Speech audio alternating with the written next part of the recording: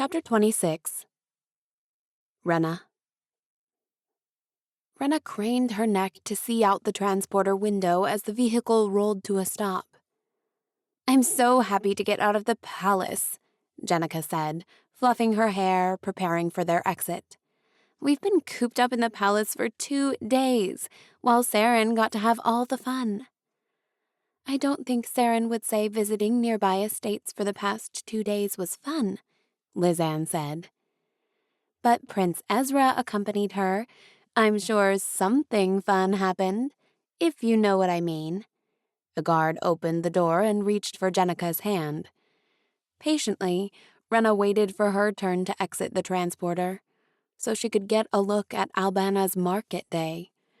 Dying grass crunched below her shoes as she stepped out of the vehicle. Tables and stands were set up in rows, with products skillfully displayed, enticing prospective customers over. Market peddlers lined the edges, their pushcarts full of goods and supplies. The sounds of buyers haggling over prices filled the square, adding to Renna's eagerness. As a young girl, she'd loved going to market day in Vassal with her father. She would help him set up their booth and attractively align their crops so customers could see what they offered. Today's market was different. Renna had arrived in a transporter with the royal entourage, flanked by palace guards. There were no goods to sell or trade, no bottom line that her father had to earn to keep their household running through the winter. Instead, Renna would spend a few hours shopping at the market, just for the fun of it. The stark contrast with her old life sent a wave of guilt over her.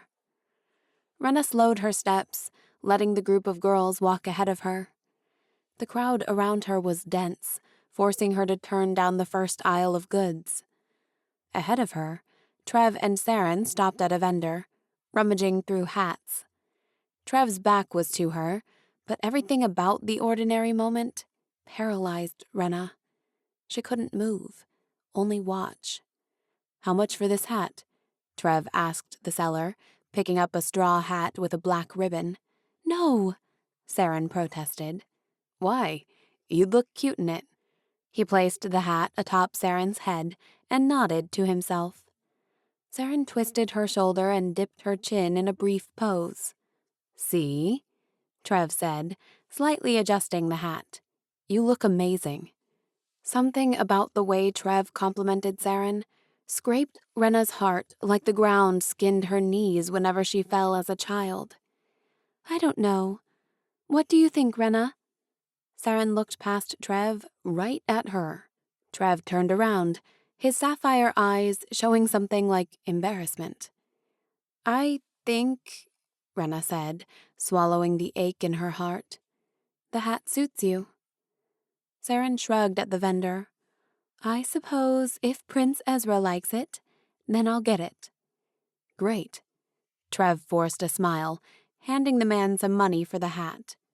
"What about you, Renna?" Saren pointed to the table. "Would you like a hat? I'm sure Ezra won't mind." Renna shook her head. "You don't need to buy me anything." "I would love to buy you something," Trev said, with intense eyes that awakened butterflies in Renna's stomach. "What about a bracelet?" Saren offered, pointing to the table next to them. She backed away from them. "Really, I'm good." "I know what Renna needs." Trev's eyes lit up with excitement. "Follow me." Renna followed hesitantly after him, partly to avoid being rude and partly out of curiosity. They stopped in front of trays of rolls and frosted bread lining a table. The sweet scent of fresh-baked dough wafted around her. "Which one do you want?" Trev gestured to the table with a knowing smile. "You really don't need to buy me anything." Renna hated how he knew her so well. Hated and loved it. "Pick one," Trev snapped playfully. "Cinnamon," Renna snapped, biting back her smile. "See, that wasn't so hard." He turned to Saren. "Which one would you like?" "Raisin, please," Saren said with perfect politeness. The three of them continued down the row of vendors, Trev in the middle of the two women. They ate their rolls in a silence that nearly choked Renna. She needed to escape the royal couple before the anguish of her situation swallowed her whole. A pair of men walked toward them on the opposite side of the aisle, making it impossible for Renna to break away. A shove pushed her toward the men, putting her directly in their way. The men stumbled to a halt, visibly surprised by the woman who had so clumsily bumped into them. Renna awkwardly shuffled around them. "I'm so sorry," she said through a mouthful of bread as the men walked away, shaking their heads at her. She looked at Trev, trying to figure out how she had ended up in front of the men in the first place. "Wow," Trev said with a serious face. "You really need to watch where you're going." Renna's face turned red with embarrassment. She wanted to slug him in the shoulder or push him back, but she was keenly aware of Saren standing next to him with a stunned expression. Trev looked at the princess, a playful glimmer in his eyes. "Man, you can't take Renna anywhere. Is she always like this?" Saren released a small laugh, almost too small to even be heard. She wrapped her fingers around Trev's forearm as she walked. "Poor Renna. You really shouldn't tease her like that." "I don't know what you're talking about," Trev replied innocently. Renna may not be able to punch him, but that didn't mean she couldn't get even another way. "You know, Saren, it's a shame your father didn't form an alliance with Appa," Renna said casually, hoping Saren picked up on her cues. "You could have been engaged to King Reddick instead." "Yes, I hear he's very handsome," Saren said with a serious tone. Trev scoffed. "Not more handsome than me." Renna looked at him pointedly. "Definitely more handsome than you." Trev's brows bent together in offense. "What about King Davin in Enderlin?" Saren added, leaning around Trev to speak to Renna. "He's very attractive." "He's like 15 years older than you," Trev whined. "And married." "Ah, yes," Renna teased. "He's old, wise, and good-looking. A triple threat." "I can't believe you guys," Trev pouted, throwing his hands into the air. "I'm clearly the best choice for a husband." Renna pretended to look Trev over. He stopped walking and slowly spun around in a circle, giving them a good look at every angle. "I don't know, Saren. What do you think?" Saren let out a heavy breath like she was disappointed. "I suppose he'll have to do." "No way." He shook his head. "I'm the most eligible bachelor." Then Trev started dancing in between them, moving his hips back and forth, waving his arms in the air. Renna glanced at the people around them, eyeing their prince like he was insane. Even Saren looked like she thought he was crazy. "I bet King Reddick can't dance like this." He shimmied his shoulders in front of Renna. "We know King Davin can't dance like this." "Because he's too old?"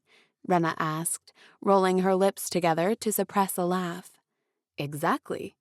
Trev stepped in front of a stranger, an older woman with a scarf tied on her head. He bowed in front of her, then grabbed her hands, swinging her in and out, like they were dancing in a ballroom.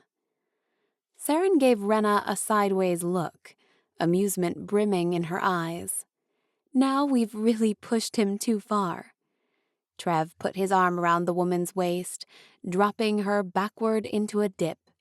His free arm went into the air above his head, forming a dramatic final pose.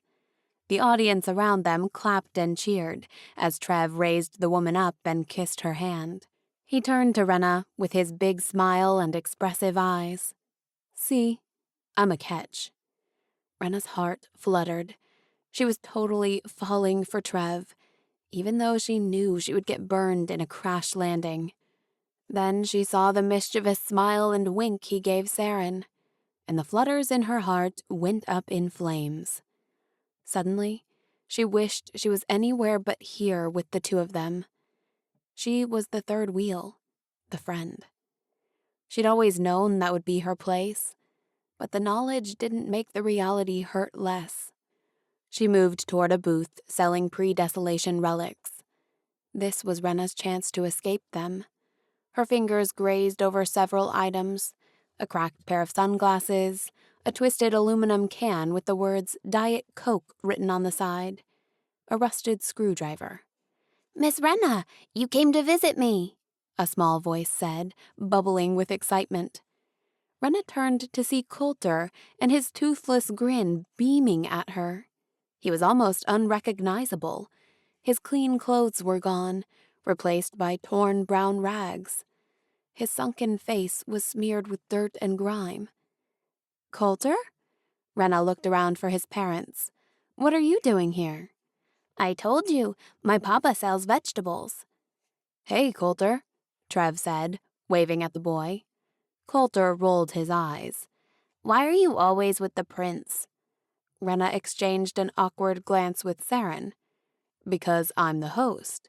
Trev's answer eased the tension in Renna's chest. "Have you met Princess Saren?" Renna noticed the way his hand went to the small of Saren's back as he introduced her. A small gesture that left a big hole in her already aching heart. Coulter gazed at Saren. "You're pretty." Even a 7-year-old was taken by Saren's beauty. Saren smiled. "You're very handsome yourself." Coulter's eyes lit up at the compliment. "Do you want to see our booth?" His dirty hand grabbed Renna's. "Come on." Renna let the boy weave them in and out of the crowd. At the end of the far row was a broken-down wood table with a stack of rotting vegetables scattered on top. Vegetables that only a desperate person would eat. "See?" Coulter said proudly. "Here's our booth." A short man with hollow cheekbones came out from behind a tattered curtain. "This is my papa," Coulter said. "Hello." Trev gave a warm smile to the man. "What's this about, boy?" "Miss Renna came to see us, Papa. I told you she was like us. Her papa used to sell vegetables, too." Coulter smiled up at his father with childlike innocence. The man looked Renna up and down with disgust. Her clean mint green dress suddenly felt overdone and out of place.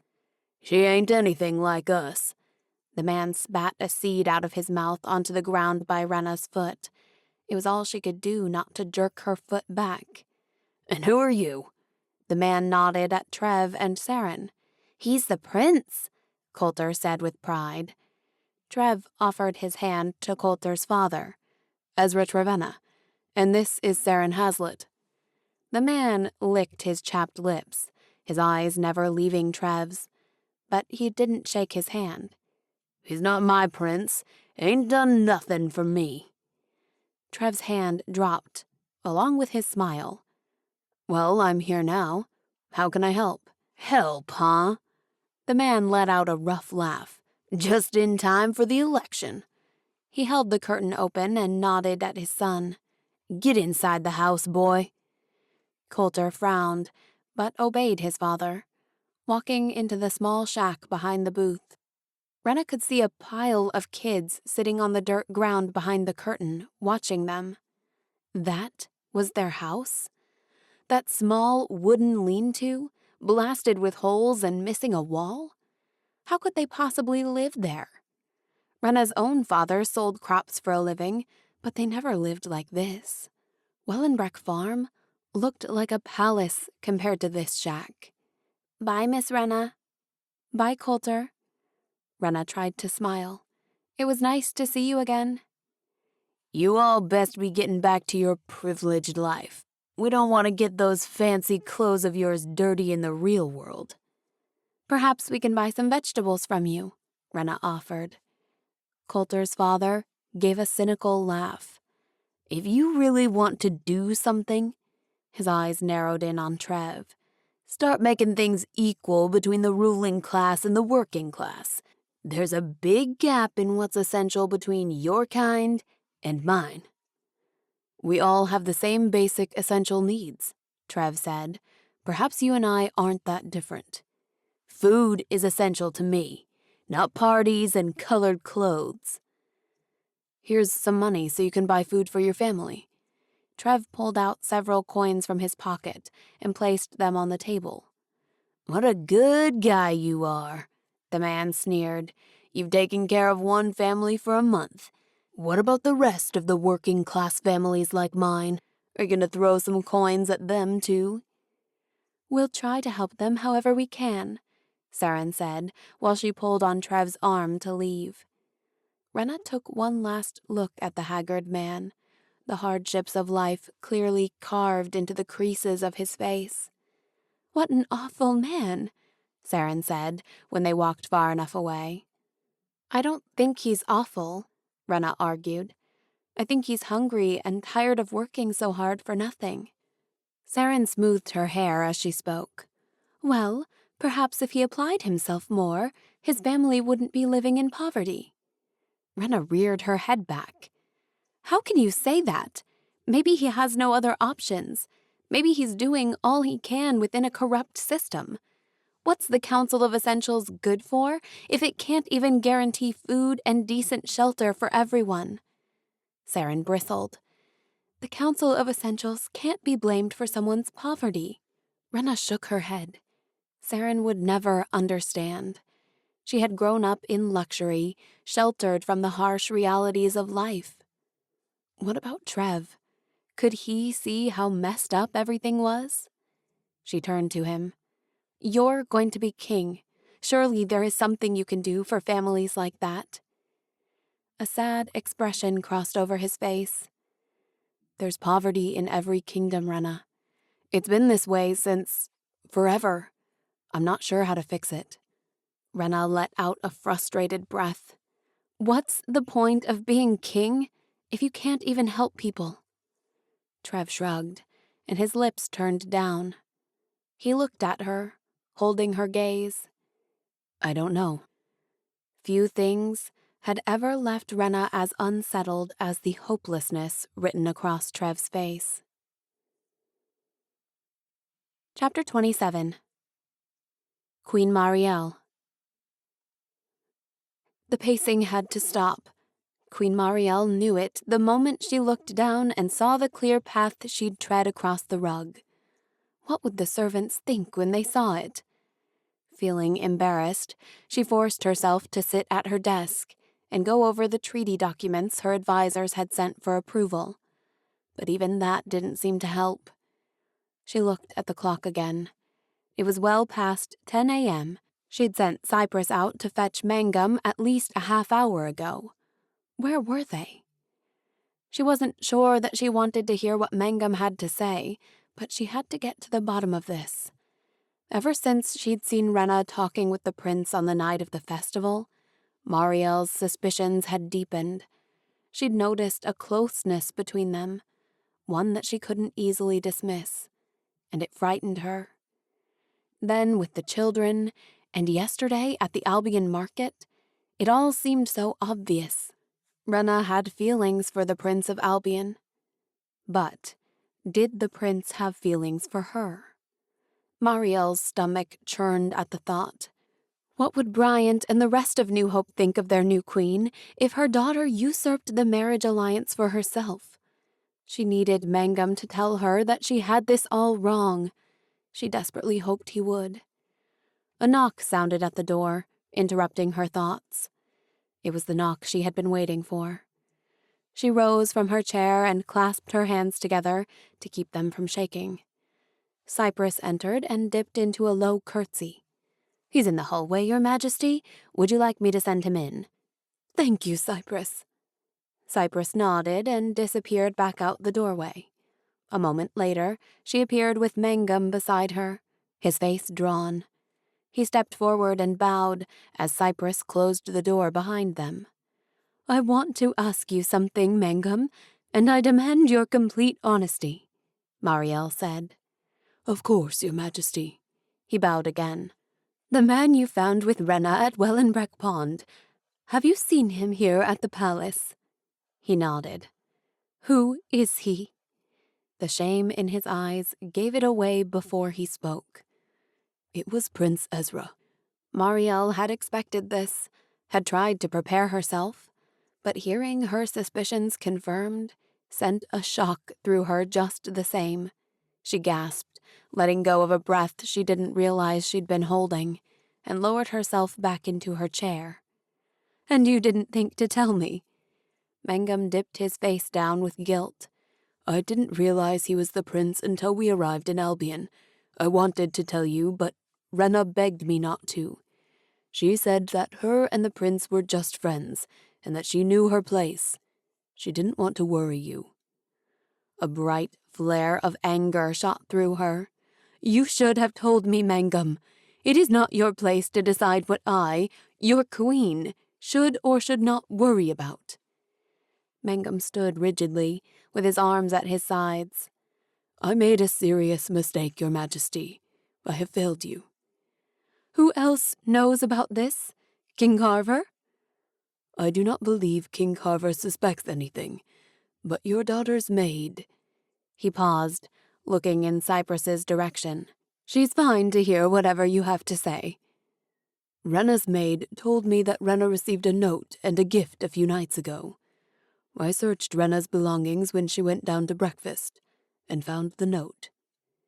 Mangum pulled a small folded piece of paper from the inside of his jacket and handed it to Queen Marielle. Shooting Cypress a worried look, Marielle unfolded the letter and began to read.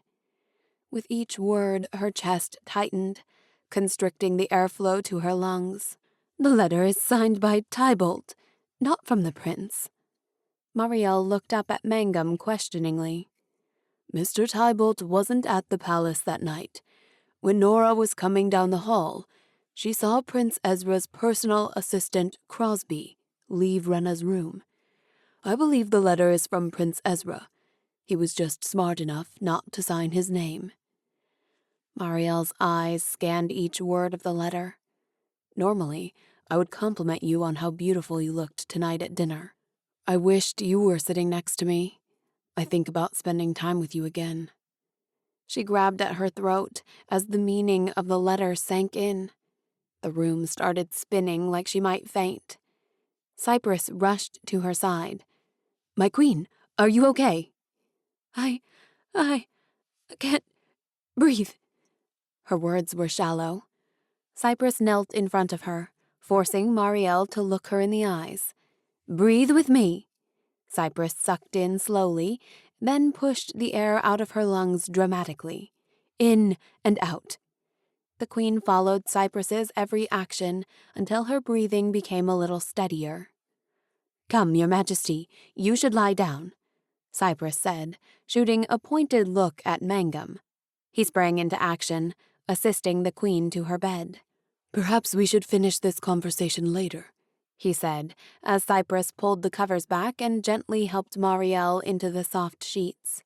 "No, I need to speak to Renna." Each word was surrounded by deliberate, heavy breaths. Mangum and Cypress exchanged a glance. "I think you should rest a while, Your Majesty," Cypress said softly. "Renna, get Renna." There was no time. Renna was going to ruin the marriage alliance for New Hope. Bryant would never forgive her. She would lose him again. Didn't Cypress understand that? No, she needed to talk to Renna now, even if she could barely find the breath to get the words out. Marielle closed her eyes, trying to shut out her worry. It only felt like a few seconds, but when she opened her eyes again, Renna was there. She must have dozed off. "Mother, are you ill?" Renna's face was full of concern as she knelt by the side of her bed. Marielle brought her hands up from her sides and wrung them together distractedly. "I've had devastating news." "What is it? Is everything all right?" Marielle glanced at her nightstand where the letter sat, unfolded and crumpled. Renna's eyes followed. Recognition washed over her face as she picked up the letter. "You went through my things?" Renna's voice was small, sadness falling from every word. Marielle propped herself up on her elbows, waving away Cypress's murmured protests. She needed strength to say this. She needed Renna to understand. Prince Ezra will marry Saren. Renna didn't reply, her eyes focused on the letter in her lap. This has to stop, Mariel said, with all the authority she could muster. There's nothing to stop. That's what you said at Wellenbreck. She shook her head with frustration. But now I find out you've spent time with him since we've been at the palace. Do you deny that? Her eyes flicked to the ground. No. Mariel let out a whimper as she collapsed back against the pillows. This is bad, Renna. What if King Carver finds out? What if Saren finds out?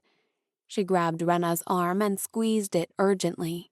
Saren will tell Bryant. They'll throw me out again. I can't face it. I can't do it again. What do you mean they'll throw you out again? Renna questioned. Mariel clamped her mouth shut. She had already said too much, more than she'd ever planned to. Mom, what do you mean they'll throw you out again? Who will throw you out? Perhaps it was time to tell Renna the truth. How else could she understand the consequences of falling for a prince? Renna. The words were hanging on the tip of her mother's lips, but still, the queen didn't speak. Renna placed her hand on her mother's arm, as though she could prod the words out of her. Mom, tell me what you're talking about. Tell me who threw you out. Mariel gave a shuddered sigh. My father was in government, and my family took up residence in the capital so that he could work under King Dayton. Renna found herself leaning in, her interest piqued. She didn't know that her mother had once lived at the government center. I was only 15, and I was in awe of the New Hope Government Center. The wealth, the parties, and especially, her eyes dropped, especially the prince. Bryant was 18 at the time. We were young, stupid, and after 2 years of sneaking around, wildly in love. Renna swallowed hard. Why had her mother never told her this before? Bryant was the younger brother. He wasn't supposed to be elected king. I was all that mattered to him. Renna bit her lip, her nerves rising.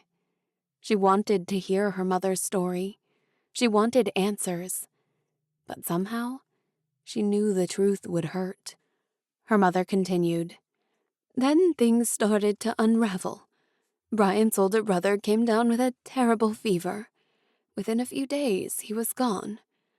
King Dayton's 30-year reign would be ending in the next few years, and Bryant was now the only choice in their family to go after the crown. To help Bryant win the election, King Dayton entered into a marriage contract with the Kingdom of Northland. Bryant was to marry Princess Isadora. The walls were closing in on us and we were desperate. So we made our move and ran away together. She shook her head, scoffing. We were so foolish. We had no money, nowhere to go, and no feasible plan. So many questions gnawed at Renna, but she let her mother keep talking. We didn't get very far, of course. We didn't even make it out of the city before a group of guards found us and dragged us back to the government center. Mariel paused, then spoke again in a quiet voice, as though the memory frightened her. The king was furious. Bryant had almost ruined his chances in the election and had jeopardized the marriage contract between New Hope and Northland. We told the king how much we loved each other, begged him to let us be together. But he refused. Within a week, he fired my father from his government position and married me off to one of his soldiers. Kimball Degray, Renna said softly. Mariel nodded. To save the prince's reputation, King Dayton ordered us as far away from New Hope, and Bryant, as possible. The Degrays owned a small farm property on the east edge of the kingdom, and we were sent to live there, at Wellenbreck. Her eyes pooled with tears. A couple of months later, Bryant married Isadora. I was devastated. 3 years later, he was elected king. This was a lot to take in, to process. Her mind spun, but Renna settled on a safe question. Did you ever hear from Bryant again? Yes. There were letters. What letters? Cypress helped Bryant get letters to me. She flashed a small, grateful look at Cypress, standing at the foot of the bed. Bryant still loved me, but his brother had died. His family wanted him to be the next king, whether he liked it or not. We couldn't run away together. We were both married, and he was about to have a child. Saren, Renna thought. So we wrote to each other year after year, and hoped that one day we would be together again. Did Dad know about the letters? Renna asked curtly. I believe he did, Marielle admitted, but he never said anything to me about it. Why him? Renna asked, her words clipped. Did King Dayton just choose my father randomly from a regiment of soldiers? Your father volunteered. Kimball insisted that it was an honor to serve his country this way. I don't understand. Renna shook her head, her voice rising slightly. Why would he do that? Why would he sacrifice his entire life for you?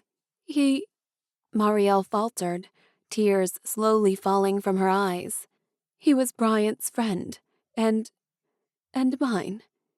He wanted to help us. Renna's thoughts whirled.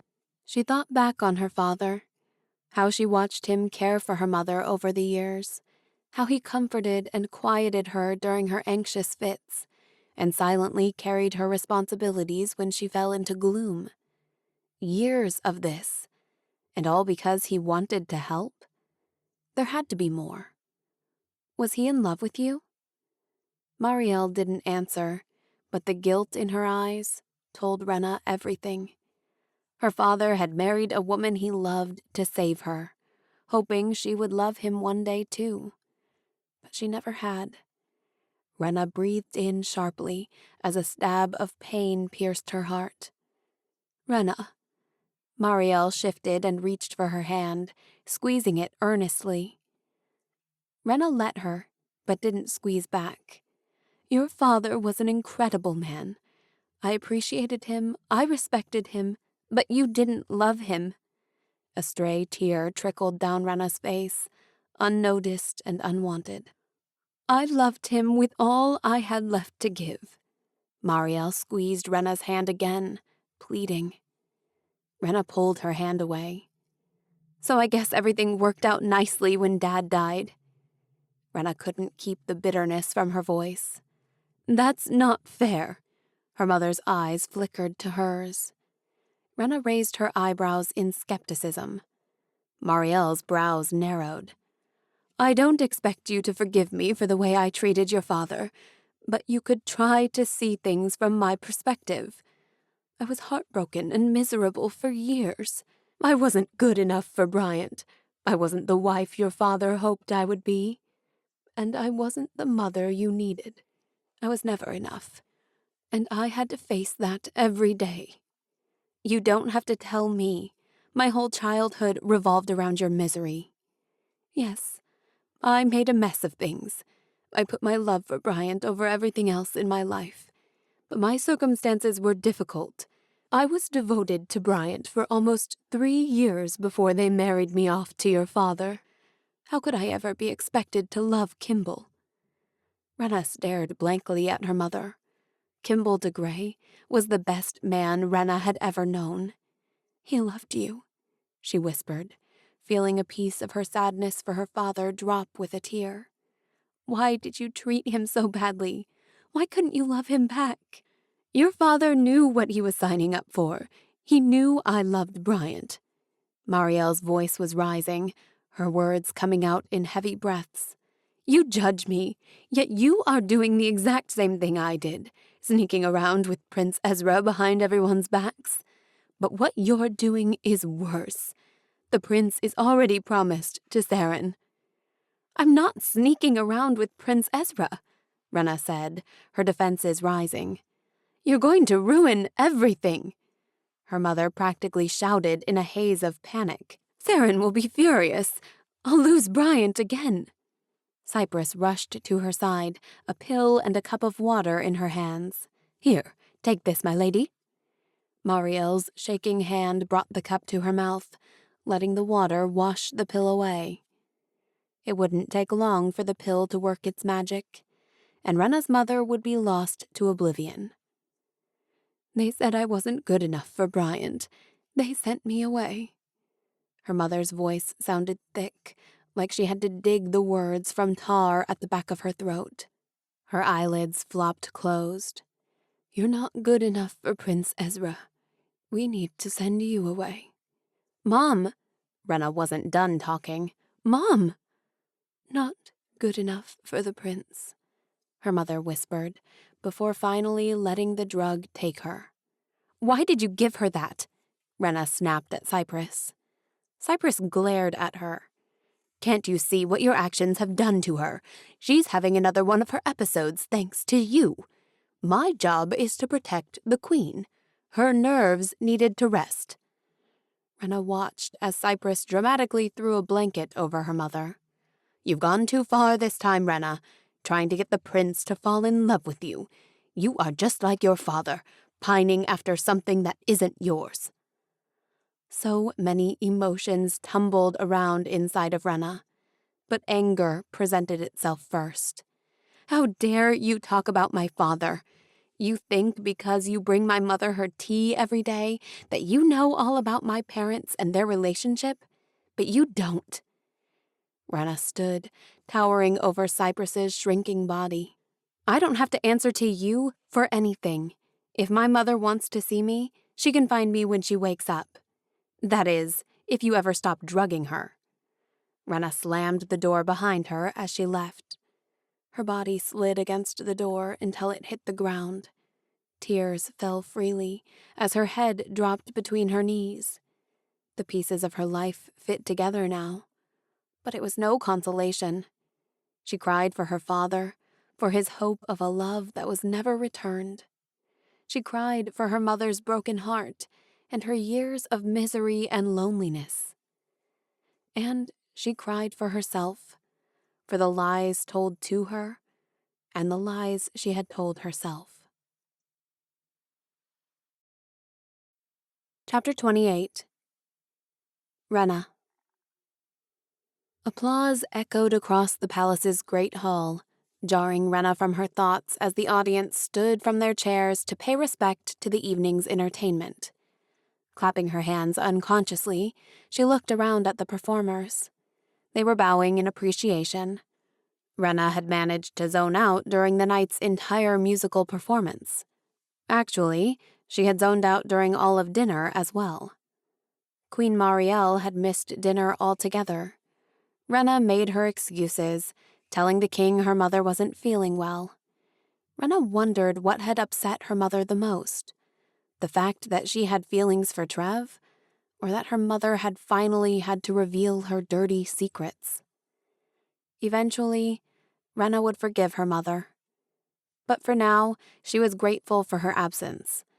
She needed space and time to sort through her own feelings of betrayal and anger. Renna's gaze wandered to Trev, the way it always did. But she only saw the side of his face and the strong outline of his jaw. He was turned toward Saren, giving her all of his attention. Things between her and Trev were changing, shifting, and it stabbed Renna in the heart. Earlier, King Carver had proudly announced to the royal table that the final negotiations of the marriage treaty were finished. The contract was done, ready to be signed. The wedding was 2 weeks away. None of that should have been a surprise. It had been the plan all along. For the longest time, Renna held on to the hope that she and Trev would somehow work out.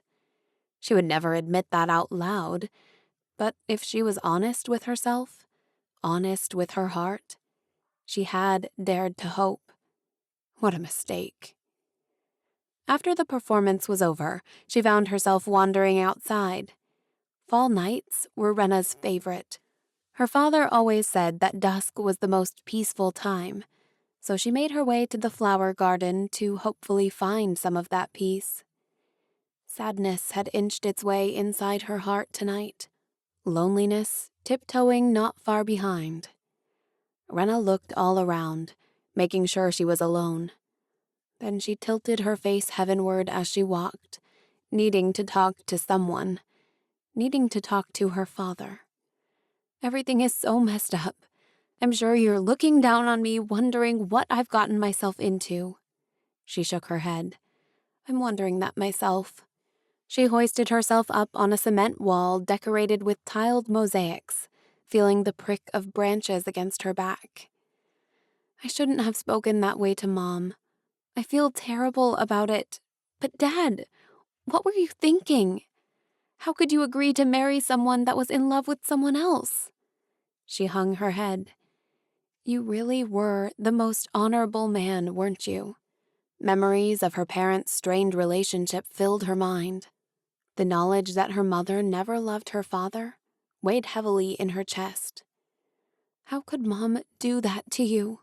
Renna whispered out loud. I'd never do that to anyone. Tears burned at the corner of her eyes. I was stupid to hold on to some make-believe relationship with Trev. She bit the side of her cheek, trying to keep her emotions under control. He's just so... She let out a breath. Great. He's fun, happy, kind, smart, witty, caring. Her words quieted, and so unavailable. The moon's light glowed more powerfully, illuminating the sky as the last bits of sunlight faded behind the mountains. Faint stars appeared against the navy night sky. If she tried hard, she could almost feel her father's presence. Please help me, Dad. Help me find a way to forgive Mom, and help me get over Trev. The sound of crickets mixed with the trickling of water from a nearby fountain lulled her into a comfortable silence. She sat listening, letting the calmness wash over her. Well, aren't you a nice surprise? Trev's voice startled her. The outline of his body walked toward her until he came close enough for her to make out the features of his face. His tie was undone, lazily slung around his neck, and the top buttons of his plaid shirt were loosened. How did you find me? She asked. Mirth filled his eyes. I wasn't looking for you. She was glad he couldn't see her blush. Of course not, Don't get me wrong. I'm happy to stumble upon you, but I was really just taking a walk. I do that sometimes when I need to think. He gracefully lifted his body next to hers on the ledge. What about you? What brings you out here?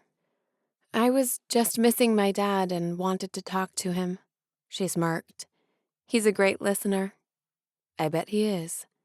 Trev's expression was kind. What was he like? She found herself wanting Trev to understand who her father was. He was the best, hardworking, honest, loyal, funny. He would do anything to make me laugh. Her mood lightened as she spoke about him. I used to love the silly things he did. He would take a bite out of a banana when it wasn't even peeled yet. When he cooked spaghetti squash, he put the vegetable strands on top of his head like it was his hair. He had a ridiculous song for every occasion, and he told the same stupid jokes over and over. But I loved it. He used to dance with me in the kitchen, read me fairy tales late into the night, explore Desolation ruins with me. He was my best friend. He sounds pretty amazing. He was. Renna looked into Trev's eyes, and it suddenly hit her why her heart hung on to him so tightly. You're a lot like him. Me? He shook his head. Probably not, but I'll take the compliment. His mouth raised into a half smile. How did he die? She shrugged her shoulders. He just got sick. It happened so fast that I barely noticed I was losing him, and then he was gone. I bet you miss him a lot. Renna looked up at the sky and took a deep breath. At first, the pain was suffocating, But I guess after so many years, I've just gotten used to it. Grief sticks with you. It changes and shifts as you grow, but it never leaves you. He nodded his head slowly. I like that description. Do you ever miss your mother? I never knew her, but I miss the idea of her. What about Queen Avina? She died when you were young, right? Yeah, I was only 7. I don't remember much. Sometimes I think I remember things, or maybe that's just my mind playing tricks on me, because how could I really remember? I was so little when she died. What do you remember? Trev looked past her, as if far away for a moment. Flying a kite in the palace courtyard, sitting with her on a horse, her tousling my hair, simple things, flashes of memories. But mostly, I just remember the feeling of being loved and how happy that made me. I haven't felt loved since the day Queen Avina died. Renna's heart broke for him, and without thinking, she placed her hand over his. His face turned to hers, his blue eyes looking deep into her soul. They sat there silently, the air circulating so much between them. Trev broke the silence. I've been thinking a lot about what you said, about the purpose of being the king if I can't help anybody. Renna sighed. I shouldn't have said that. I was frustrated about Coulter and his family. I'm sure you'll help a lot of people. No, you were right. I want to help people like Coulter. I want to be better than my father. You make me want to be better. Sometimes... He paused as if he was unsure of what he was about to say. Sometimes I think about how things might have been different between us if I wasn't the prince. Or marrying Saren? Renna raised her eyebrow, reminding him of the obvious. Yes, or marrying Saren. He said it in a respectful way. Aren't there any loopholes in this arranged marriage thing? Renna laughed, trying to cover up how vulnerable that question made her feel. I mean, if you're elected to royalty and it's not a bloodline thing, why does marrying a princess even matter? Trev rubbed the top of her skin with his thumb. It's more about who Saren is, not what. She's the daughter of the King of New Hope. She's the link to a powerful alliance. The marriage isn't about a prince marrying a princess. It's about 2 powerful families and kingdoms coming together through marriage. The marriage will secure my future as king. It will help me win the election. It will protect Albion from Tolston. She nodded, already knowing why the arrangement had been made long ago. They sat in silence until she admitted, I've thought about it too. How things would have been if we were just 2 regular people. The honesty about their situation felt good, natural even. What would have happened if we could have just continued what we started at Wellenbreck? He said, his voice low. We probably would have gotten married and had a bunch of children, Renna said, her voice playful, belying the serious mood. They would run around, be too loud, and be covered in mud. I would yell at them. He cut into her make-believe story. And then I would yell at you for yelling at our children. She laughed. We'd fight all the time. You'd tell me I was acting crazy, and I'd throw a book at you. No, I would never say that. I like you best when you're crazy. He leaned in closer, and Renna could feel the warmth of his breath against her hair. I would tell you every day how beautiful you were, and how much I loved being with you. It was all pretend, but she couldn't help but notice how he had said, I loved being with you, and not, I love you. His words were quiet again, breaching her thoughts.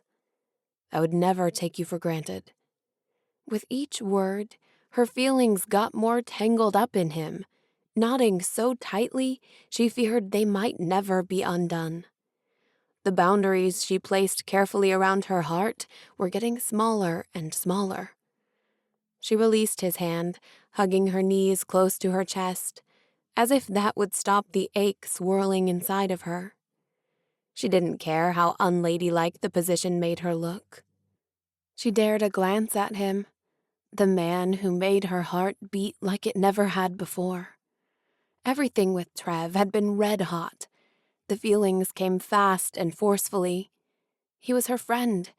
He was the man that constantly made her laugh. The man that said honest things to her. We would have been pretty amazing, she mused, with a longing she couldn't hide. I think so. Sadness hung on his words. I guess we'll never really know. They stood at a crossroad, with Trev choosing to honor a promise made long ago, choosing a future of duty and righteous intentions. And Renna had to let him. He was never meant to be hers. He was meant to be king, meant to be Saren's. That had already been decided. There was a new understanding between them. It was really over. Their relationship would no longer hide behind the guise of friendship. I guess I'll let you get back to your conversation with your dad. He scooted down to the ground. Tell him I said hi. He smiled, but it didn't reach his eyes. Renna watched until the darkness absorbed him, leaving her alone with her thoughts, her loneliness, and the quiet aching of her desperate heart. Chapter 29. Trev. Trev lay awake, eyes wide as he stared up into the darkness of his room. He should be asleep, but he kept seeing Renna's face, seeing their future, their happiness, their love. Love. It was true. Trev hadn't felt loved since the day Queen Avina had died. His father had always shown him the opposite of love. Their entire relationship was based on how Trev could help him advance politically. His marriage to Saren would be based on the same thing. Was it wrong to want love in his life? To want to love and be loved in return? He couldn't lose the last person in his life that made him feel loved. His own words kept running through his mind. The marriage isn't about a prince marrying a princess. It's about two powerful families and kingdoms coming together through marriage. The marriage will secure my future as king. It will help me win the election. That was the reasoning behind marrying Saren. But couldn't all that be done with Renna, too? After all, Renna's mother was the Queen of New Hope. Renna was a part of the royal family. New Hope had two princesses, two royal daughters. Saren was the only one with royal blood, of course, but did that really matter? The marriage was a physical representation of a political union. He just had to marry someone who represented New Hope. Couldn't that someone be Renna? It all made sense in his mind. Perhaps there was a way they could be together. He just needed to convince his father. Trev passed a hand over his face, groaning. It wouldn't be easy, but he had to try. He had never requested a private audience with the king, and could see the shock on Gaines's face the next morning when he asked for one. Sweat gathered all over his body as he waited in his father's office. Was it hot, or was it just his nerves? He brought a hand to his mouth, fidgeting with his lower lip. He closed his eyes and let out a deep breath. The pressure of what he was about to ask weighed him down like a boulder in his heart. It was the conversation of his life. His father entered the room, barely acknowledging him with a brusque glance. Make this quick. I only have a few minutes. Trev stood as Gaines shut the door, leaving him alone with his father. He didn't want anyone to overhear what he needed to say. The king sat at his desk and looked down at a stack of papers, giving him no attention. Trev cleared his throat. I don't want to marry Princess Saren. His father calmly raised his eyes, keeping his chin down toward the desk. You don't have a choice. I want to marry Renna, he said boldly. His father's eye twitched, and Trev could tell he was starting to get annoyed. Who? Renna Degray, Queen Marielle's daughter. He shouldn't have to remind his father who Renna was. The king laughed once, though clearly was not amused. You're joking. No, I'm not joking. I want you to talk with Queen Marielle and tell her we still want to honor the marriage alliance, but with her daughter, not Princess Saren. Carver leaned back in his chair, his hands resting behind his head. If Trev didn't know the seriousness of the conversation, he would have guessed by his father's relaxed posture that they were talking about the weather. This alliance was devised between King Bryant and me. Queen Marielle is here on Bryant's behalf to approve the treaty, not to rewrite it. Then talk to King Bryant. King Carver spoke slowly. You want me to tell King Bryant that his daughter, his only daughter, who happens to be a beautiful princess, isn't good enough for my son? She is good enough, Trev said firmly, but I want Renna. His father stared at him for a long, silent moment. Then he waved his hand casually. Then have the girl. Just don't let anyone know. We can set her up with a house in the city. He looked satisfied, like he had just solved all the world's problems. No. Keep Renna as a mistress? Sickness stirred in his stomach. He could never do that to her. No, I want to marry Renna. Her mother is the queen. She's part of the royal family, too. She has the same connections as Saren, and the alliance with New Hope can stay the same. Just talk to Bryant. I'm sure he won't mind. Renna is his stepdaughter. He must have fond feelings for her, too. His father lowered his voice to a disgusted whisper. The entire future of this country, not to mention your future as King of Albion, depends on the protection and connections that this alliance with New Hope provides. His voice grew louder.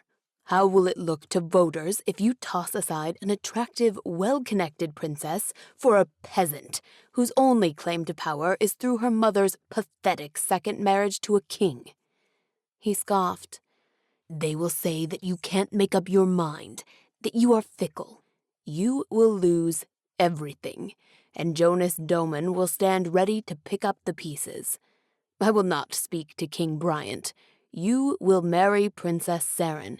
End of discussion. No, we're not done here. Trev's heart beat faster, determination racing like fire through his veins. He'd never spoken to his father like this. A part of him wanted to shy away, afraid of his anger. But Trev refused to retreat. Not this time. Renna was worth it. I'm not going to marry Saren. Talk to your advisors, come up with a plan, a new way to spin it. There's no new way to spin it. She's completely unsuitable to be queen. She's a liability. The king yelled. You're wrong about her. A loud knock sounded at the door just before Gaines pushed it open. Your 10 o'clock meeting is here. Gaines held the door open as a group of 3 men entered the king's office. The king lowered his voice so only Trev could hear. I refuse to hear anything more about this. If you do anything to jeopardize this alliance or the election, I will see to it that both you and Miss Degray pay the price. Then he dismissed Trev with a flippant wave of his hand.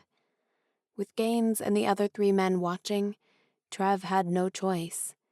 He gave his father a stiff nod, then turned and stormed out the door. This wasn't over. He'd show his father that he could win the election and keep Renna. He had to. Chapter 30. Renna. Renna fidgeted with her peach dress under the dinner table, wishing she hadn't chosen a seat at the royal table. She thought she was a good daughter by sitting by her mother's side at dinner, even if they still weren't speaking. But her mother never showed up. Still sick, or at least that's what Renna told everyone when she didn't come down. Now Renna was alone, watching a room full of conversations take place around her. "Miss Degray." Renna's arm jerked, hitting the table with a loud thud.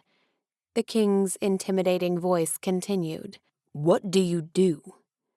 Renna looked to the other dinner guests at the royal table. Drake was in the middle of telling a story to Liz Ann and Sheridan, but paused when the king addressed Renna.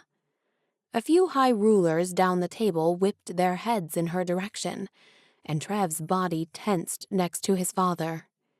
It was as if everyone at the table was as surprised as she was that the king addressed her. He hadn't spoken a word to her since her arrival in Albion, almost 2 weeks ago.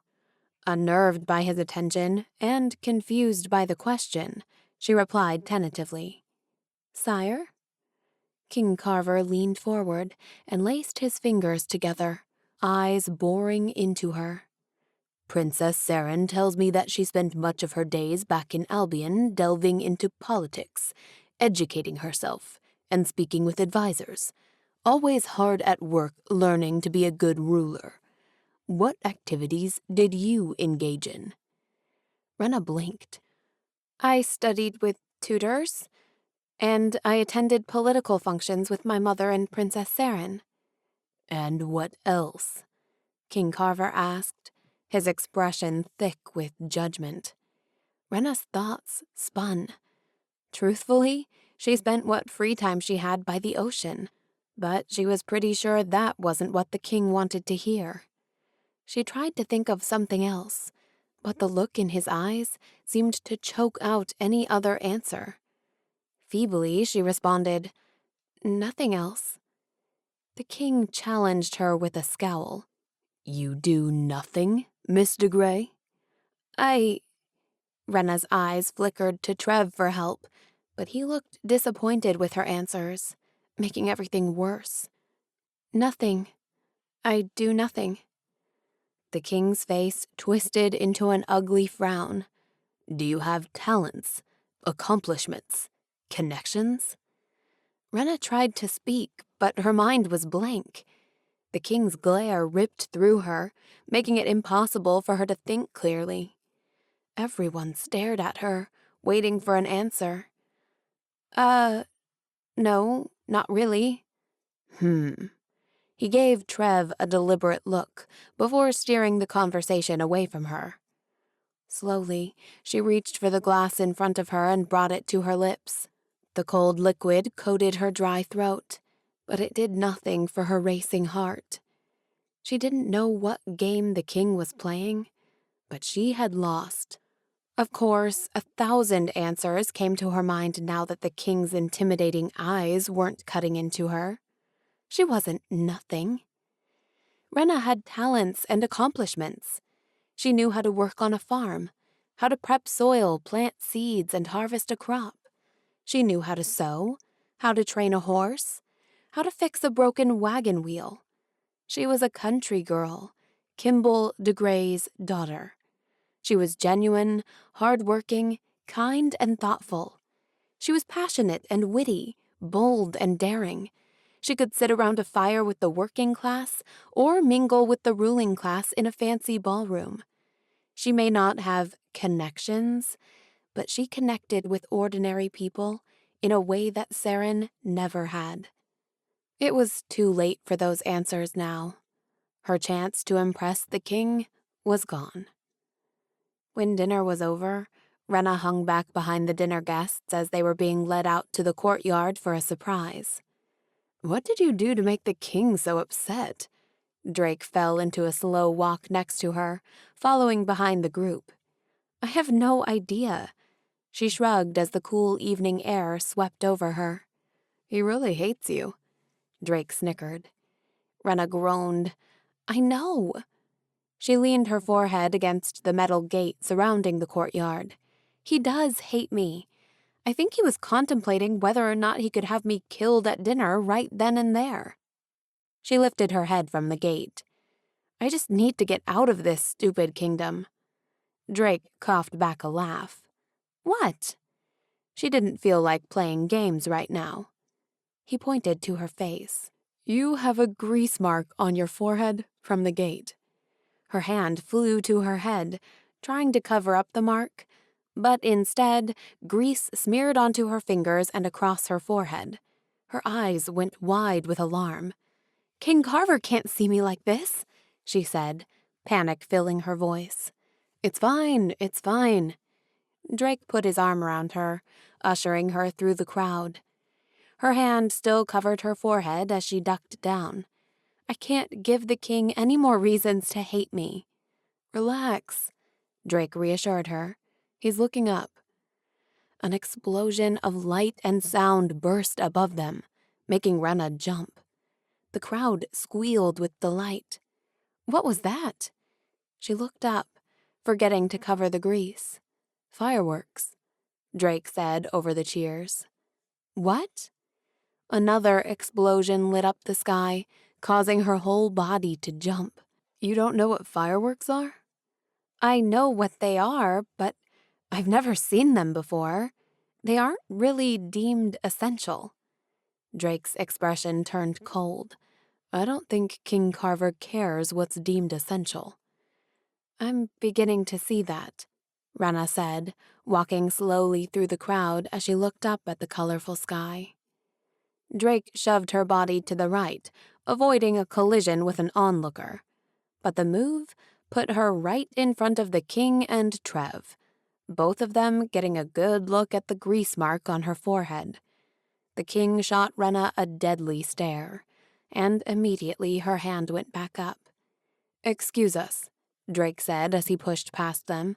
She's not feeling well. Inside the palace, they made their way to a side bathroom and locked the door. Renna gasped at the dark line across her skin. It's not that bad, Drake laughed. Not that bad. It's humiliating. She grabbed a towel and started scrubbing. Drake laughed harder as the black substance spread all over her skin with each scrub. Who else in the world would lean against a gate and get grease all over their forehead? Only me, Renna thought. It was an incredibly Renna thing to do. Stop laughing, she pleaded. It's not funny. She hit him with her towel, but was already starting to laugh herself. What is this stuff? It's not coming off. Leave it. It looks good. He shrugged his shoulders like he was trying to convince himself. Grease marks look good. No. He shook his head. I was just trying to be nice. Renna hit him with the towel again. Here, let me help. He dipped the corner of the towel in some water and then added soap and handed it back to her. It took several rounds of scrubbing, but eventually the grease was gone. There, everything's perfect again, Drake said, inspecting her face. Renna looked back at him. Why are you being so nice to me? I thought you hated me too. His brows bent together. Why would you think that? You've been avoiding me ever since the first night I arrived, and whenever Trev is by me, you look like you want to punch some sense into him. Am I that obvious? He grimaced. Yes, she said. She leaned her back against the door and slid to the ground, letting out a deep breath. Drake sat down on the floor across from her, stretching his legs out next to hers. You really like Trev, don't you? She should lie to him again, tell him that he was wrong. But somewhere deep inside, the answer begged it to be let out. I like him a lot, more than I've ever liked anyone in my whole life. And it's not because he's the prince. He constantly makes me laugh. He's not afraid to be silly just to make me smile. And in case you were wondering, I can't wipe the smile off my face when I'm with him. But it's more than just a good time. He's my friend. He's thoughtful. He actually tries to get to know me, to find out the things that make up who I am. I can't explain it. How do you explain love? Drake said knowingly. Her face dropped into her hands, partly from embarrassment and partly from agony. I hate this. I hate acting like Trev's relationship with Saren isn't killing me when it is. I hate that I can't touch him or look at him or openly laugh at things he says. I hate that I can't be with him all the time. She dropped her voice. Because I want to be with him all the time. Her complete honesty left her feeling bare and exposed. I shouldn't have told you all of that. Her head shook furiously. I'm mortified that I told you all of that. I'm glad you did. Drake's eyes were kind, easing her embarrassment. The thing is, I want Trev to be the king of Albion for a lot of reasons. Some of them honorable and some of them selfish. If my best friend becomes king, he will appoint me as commander of the Albion army, which I am more than qualified for. If Jonas becomes king, my future is uncertain. But the truth is, Trev would be an amazing king. The kind of king that inspires people to band together and be united in a great purpose. The kind of king who puts his people first and fights for them. And you think I stand in the way of him being elected king? Yes. Drake sighed. Renna's stomach dropped and she had to look away. I want him to be king, but I also want him to be happy. And if he loses you, I don't think he will ever truly be happy again. Drake paused, then added, maybe you should tell him how you feel, so he has a choice. No, I couldn't do that to Saren. Besides, he told me the first day I met him that he doesn't believe in a one and only true love. She shrugged. He doesn't even believe in love. Drake shook his head. What else would you say if you had known since childhood that you would have to marry a stranger someday? Sometimes it's easier to pretend that love doesn't exist than to acknowledge that it does exist, but you aren't permitted to experience it. Renna thought about the truth that might be lingering in his words. Tell him how you feel, Drake urged. What will he do? She didn't want to end up even more hurt than she already was. He'll either choose you and lose everything, or, if he's the man and leader that I think he is, he'll figure out a way to have you and still be elected king. What about King Carver? He'll hate you even more than he does now. There will be no chance for reconciliation with him. Renna took a deep breath. Drake made it sound so simple. Tell Trev how she felt, and trust he would figure out a way to be with her and not ruin his life, or the future of Albion. But what about her mother and Saren? Could Trev figure out a way that wouldn't destroy their lives in the process? Outside, the sound of fireworks snapped and popped more furiously. You know, I've never been in a bathroom with a man before. She looked at the golden swirled tile beneath them. That's probably a good thing. Drake furrowed his brow. Probably, she smiled. He rubbed the smooth surface of the ornate tile with his fingers. I've never sat on a bathroom floor before. Really? I do it all the time, she confessed, not ashamed of how weird it sounded. All the time? He clarified. Not all the time, but sometimes it's the best place to be alone. Her eyes wandered as she recalled the times the bathroom floor had comforted her in her life, especially after her father had died. Some nights, she had escaped to the downstairs bathroom so she could cry as loud as she wanted without waking her mother. Shaking herself out of her memories with a self-conscious laugh, Renna continued. No one bothers you when you're in the bathroom. Thanks for the tip. I'll have to remember that the next time I'm trying to avoid Trev. She wasn't sure if he was being sarcastic or not. You're welcome. The sound of fireworks faded into cheers. The show must be over. She stood, straightening her dress. I better let you get back out there. Renna. His call stopped her. I hope it all works out for you guys. She hoped so too, but she didn't dare say it out loud. Not yet. Chapter 31. Trev. His father's office was empty, but the king would be there any minute. His father always stopped by his office before retiring to his room for the night. Trev walked the edges anxiously. How was he going to handle his father? What would he say to convince him that being with Renna wouldn't ruin his chances of being elected king? What if he couldn't convince him? Was he prepared to go against his father? He had always been a loyal son, a loyal subject of Albion, adhering to what was right. But none of this felt right. His fingers grazed the back of his father's brown leather chair. Trev could smell the richness of the leather from where he stood behind his father's desk. He'd always thought this chair would be his someday. This mantle. This responsibility. Being the future king had governed his every move as far back as he could remember. He sat down in his father's chair and tried to picture himself as the leader of Albion. The thought was overwhelming, but the rightness of it sank deep into his soul. Could loving Renna really take all of that away from him? Trev didn't want to see it. He refused to consider it. But in the farthest corners of his mind, his father's words gnawed at him. He picked up a stack of papers on the desk in front of him. His thumb flipped through a few of the pages, until one paper in particular stopped him. One word. Confidential. Wildly, his eyes scanned the document. He couldn't read it fast enough.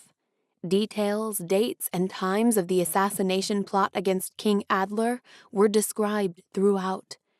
The words pelted his mind one by one, as if he was caught in a massive hailstorm. No wonder his father hadn't fought back during the High Rulers' meeting. He was going to go ahead with the assassination without their approval. Secretly. The answer is no. King Carver breezed through the door, heading straight for the side table where his liquor was stored.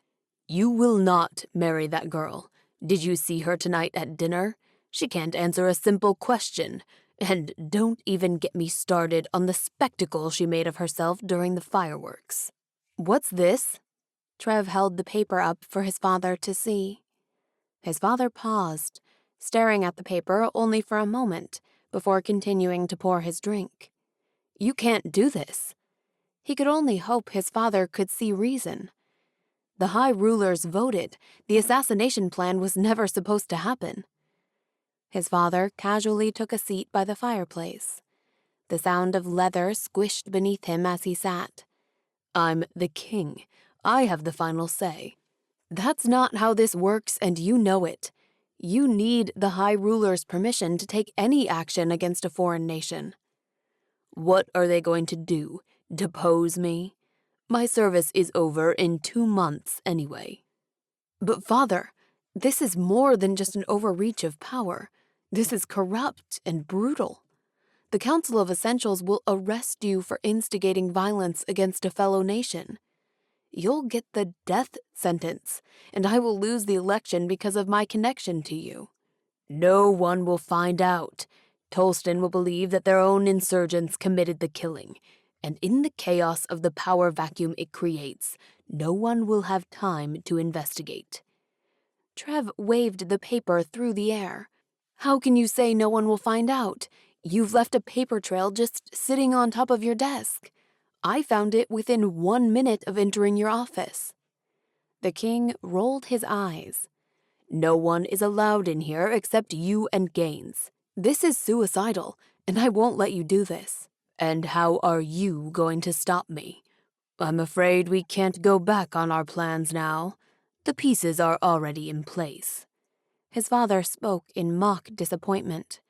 I'll expose you and your plan to everyone, Trev threatened, waving his finger accusingly at the king. I'll tell everyone you knew about it too. If I go down, you go down with me. You would never do that, Trev argued. You want me elected king. His father sighed. The order has already been given. Men have already left to carry it out. I'm the only one who can stop it now. Then I demand you stop it. Trev stood, thrusting his hands on the desk in front of him. You demand I stop it. His father's devilish smile had returned. And what will you do for me in return? What do you want? Trev straightened his back. A small smirk formed on his father's lips. I want you to marry Princess Seren. I hate Tolston and King Adler, but I can put those feelings aside as long as you are elected king. That princess is your ticket to winning the election. The marriage was the only thing Trev could bargain with, and his father knew it. It was the only thing that could stop the assassination and the unimaginable consequences of what it would bring. I want the assassination of King Adler called off, Trev said, his voice full of determination. I wish everyone could see the value in my plan. Killing Adler would open up an enormous amount of power for us. But if you're king, we can revisit this topic again later. As if Trev would ever consider killing King Adler. It would set the standard that anybody could kill any leader for no reason or wage war on any kingdom for no reason. How did his father not see this? I have my reasons. Carver's face turned red with anger. Trev remained calm. Your reasons aren't good enough. No reason is good enough for murder. You'll never make a good king if you aren't willing to get your hands dirty. But that'll be on you. The situation with Tolston will be on you, as long as you are elected king. His father swirled the last bits of liquid in his cup.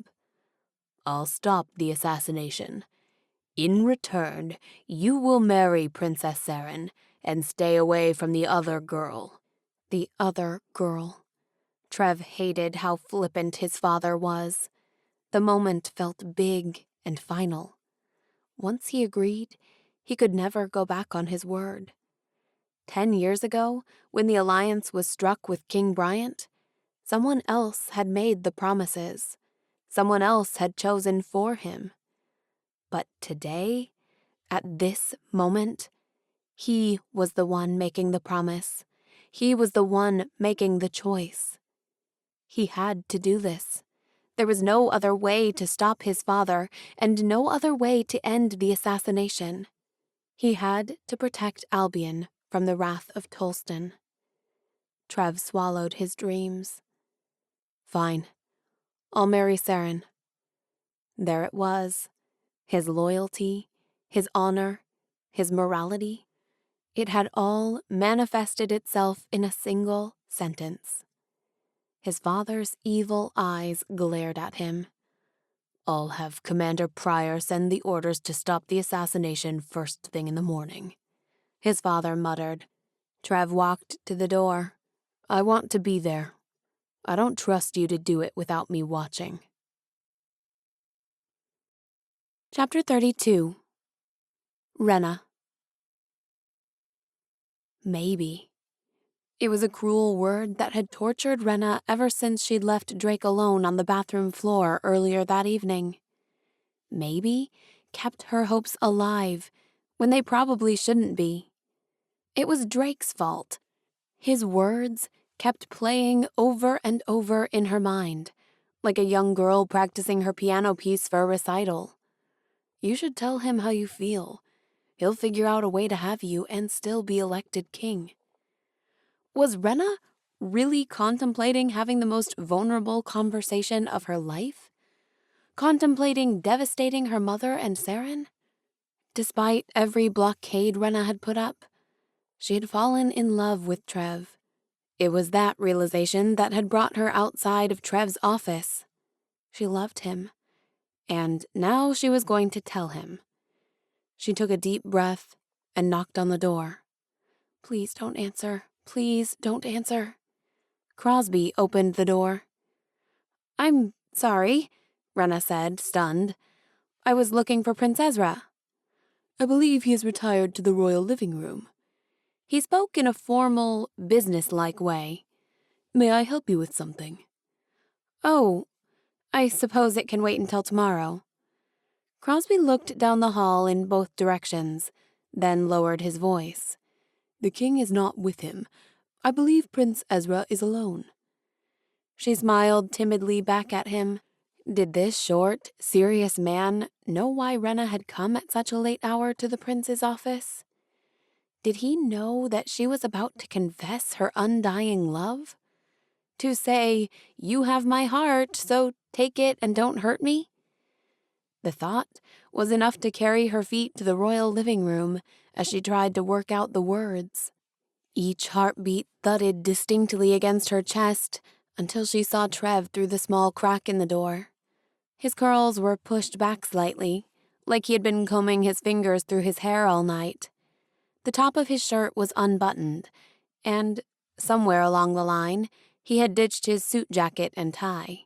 He looked ridiculously appealing as he leaned against the open balcony door, hands in his pockets.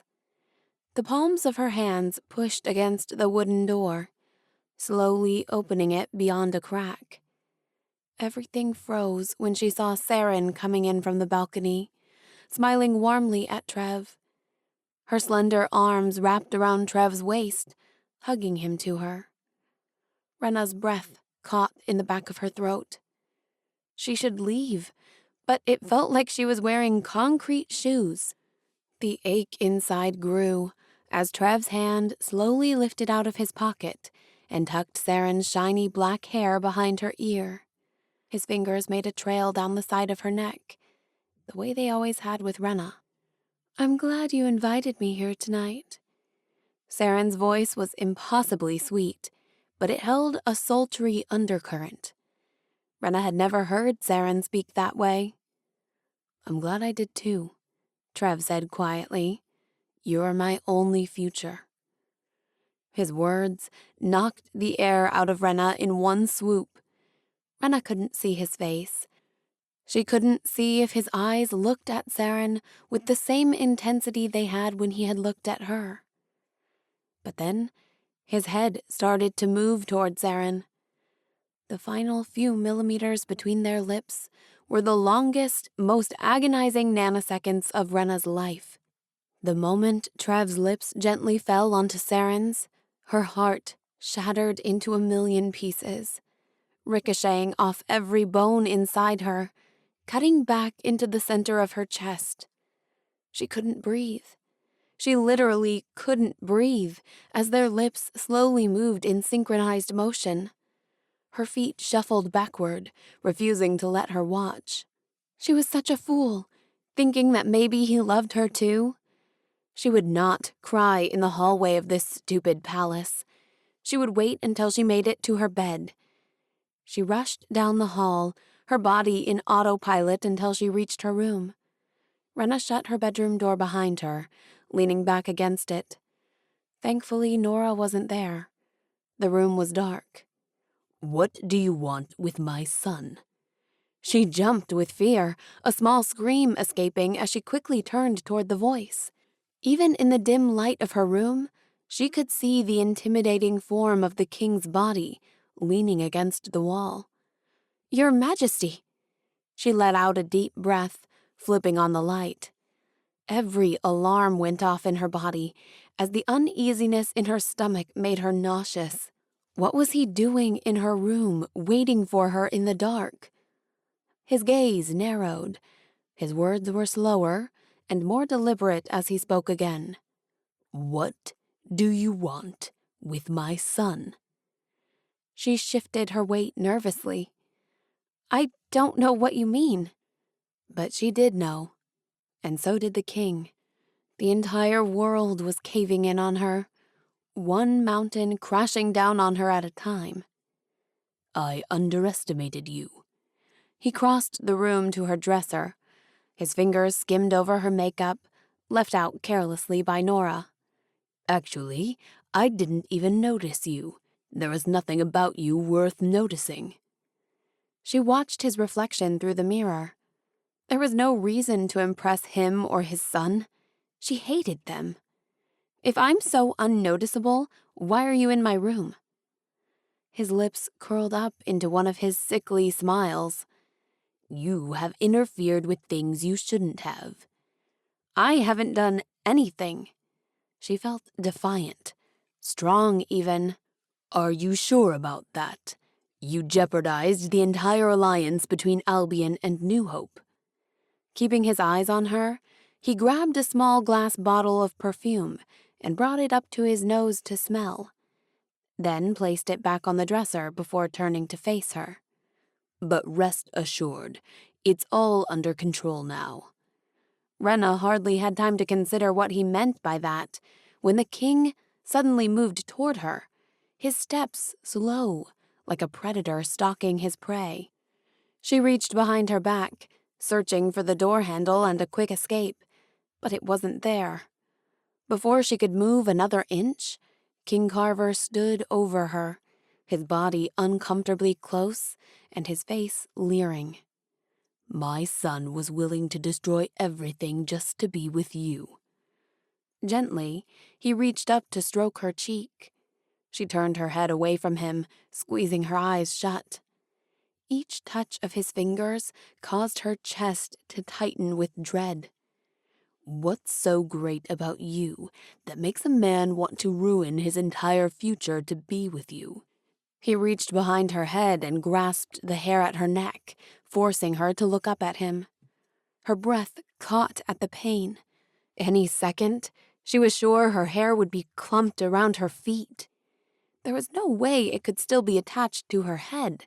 He was pulling too hard. He breathed. Maybe you need to show me what you've shown him, so I won't feel so upset about what I lost tonight, what I had to give up. Terror raced through Renna, forcing bile to the back of her throat. She had no idea what King Carver was capable of, and she didn't want to find out. Tell me, what was your aim when you targeted my son? The Alliance? Or was it something more? A vendetta against King Bryant and his daughter, perhaps? His face was close, but she didn't let her eyes drop from his. I didn't target your son. You would have me believe you're just so charming he couldn't help himself? I don't believe that. He tightened his hold on her hair. She let out a small yelp of pain, letting him know he was winning. You're just like your mother. Did she tell you how to entrap a prince? Did she tell you how you could someday become queen? His tone mocked her. Moisture gathered at the corners of her eyes. Leave my mother out of this. Yes, she's much too fragile for a scandal like this. He leaned in closer. Renna wasn't sure how it was even possible. The scent of alcohol burned her nostrils. Stay away from him, he said, his voice dark and nasty. He may believe he would have been happy with you. You may even believe it too. But I know the truth. I know that you would have ruined his future. He will never become king with you by his side, and one day he would have resented you for it. He released her hair, thrusting her head back into the door with a loud thud. It took all her strength not to rub the back of her scalp furiously. You're an embarrassment. His insult came with a touch of laughter. A rogue tear dropped from her eye. The king towered over her, sinking her back into the wall. She was sure his next words rumbled through the walls the way they rumbled through her. You're a liability. He flung open her door and slammed it behind him. She stared at the door for a moment, frozen in fear. But his words hung in the air. How could one sentence hurt so much? They were just words, after all. Renna locked her bedroom door and then walked across the room. She checked under the bed, as if somehow the king could still be lurking in the shadows, tormenting her. She kicked off her shoes and reached for the zipper on the back of her dress. But suddenly, she didn't feel safe enough to be without the extra fabric. She didn't feel safe anywhere. Her body folded into the soft bed and pillows. She pulled the blanket up over her head and let the sobs come freely. Chapter 33. Trev. The memory of the kiss with Saren tasted bland on Trev's lips. There was no excitement, no heat, no longing, no tension. Those weren't the feelings he wanted to feel. Even the delicious food at breakfast the next morning couldn't get rid of the aftertaste of disappointment. But he'd made a deal with his father and couldn't go back on it. 1 hour ago, he had watched his father write the letter to call off the assassination, then watched him give it to the messenger, an officer that Trev had chosen. He watched the man drive away, finally satisfied that the plans were going to be stopped. He had done the noble thing, but that didn't prevent him from feeling depressed. Renna appeared in front of him on the stairs, and his mood immediately lifted. Somehow, everything seemed better when she was around. He couldn't control his smile or the racing in his heart as he stopped to greet her in the middle of the giant staircase. "You missed the fireworks last night." "I saw them." Her words were clipped, full of an emotion he didn't understand. Her curtness took him by surprise. "Oh, I thought I saw you leave with Drake." He wanted to see the different shades of color in her green eyes, but she refused to look at him. Something was wrong. "I did leave the fireworks display." She folded her arms tightly across her chest, finally letting her eyes rest on him. "But I saw the ones later that night." The coldness in her voice confused him. "What fireworks? I don't understand." "You know, the ones between you and Saren in the royal living room." "What are you talking about?" Tension filled his shoulders as he furrowed his brow. "Your kiss with Saren," Renna clarified. Heat rushed to his face in embarrassment. "You saw that?" "I wasn't spying. I just wanted to tell you something, but you were busy." A tight smile spread across her lips. "I didn't want to interrupt your intimate moment." It wasn't an intimate moment. Not to Trev, at least. "It looked pretty intimate to me," she said, hurt evident in her eyes. But then she looked up, the hurt replaced with a coldness that pierced Trev's heart. "Anyways, I'm happy for you both." She slipped past him and continued down the stairs. "Renna." He tried to reach for her, but she pulled away. "I'm really busy. I have to go." His fingers scraped through the curls at his forehead, pushing them back. "I'm trying here. I'm trying to be what everyone wants and needs. I'm trying to be with Saren. You know I have to be with her, but yet you accuse me like I've intentionally hurt you." "I'm not hurt," she said, with a smile that looked too big to be real. "Like I said, I'm happy for you." She took the stairs 2 at a time, distancing herself from him. How was it even possible that she made him feel everything? Trev couldn't help but think about how much he missed seeing the playful sparkle in her eyes. How he wanted to know what she thought about the fireworks show. How he was dying to find out about how the grease had gotten on her forehead so he could tease her about it. How her skin glowed with a touch of yesterday's sun. How the citrus of her scent would stay with him the rest of the day. Why did his heart have to betray him so completely? Why couldn't he just let her go? Chapter 34. Renna. "I don't think you should do this, my lady. It will be social suicide." Nora shook her head vigorously as she sat on the edge of Renna's bed, looking at the drawing Renna had made of the strapless dress she saw in the magazine. "But could you do it?" Renna asked. "Make you a new dress?" Nora looked over at the already finished piece hanging in Renna's closet, fresh from the palace seamstress. The blue gown was conservative and flowing, perfectly befitting of a young woman, or, rather, What everyone said was befitting of a young woman. But Renna didn't want to fit in tonight. Yes, she nodded at her maid. The ball is in 12 hours, Nora said anxiously, and this dress doesn't exactly fit the modesty rules. But can you do it? Renna pressed. Nora started shaking her head again. Please, Renna begged. I'll even help if you need me. Nora folded her hands in her lap. Not until you tell me why you want to do this. Of course, Nora would want to know why. Renna was asking her to do something risky, to do something that could get her fired. Renna sat next to her on the bed, still towering over her, even while sitting. She started speaking, the words coming out fast and full of condemnation.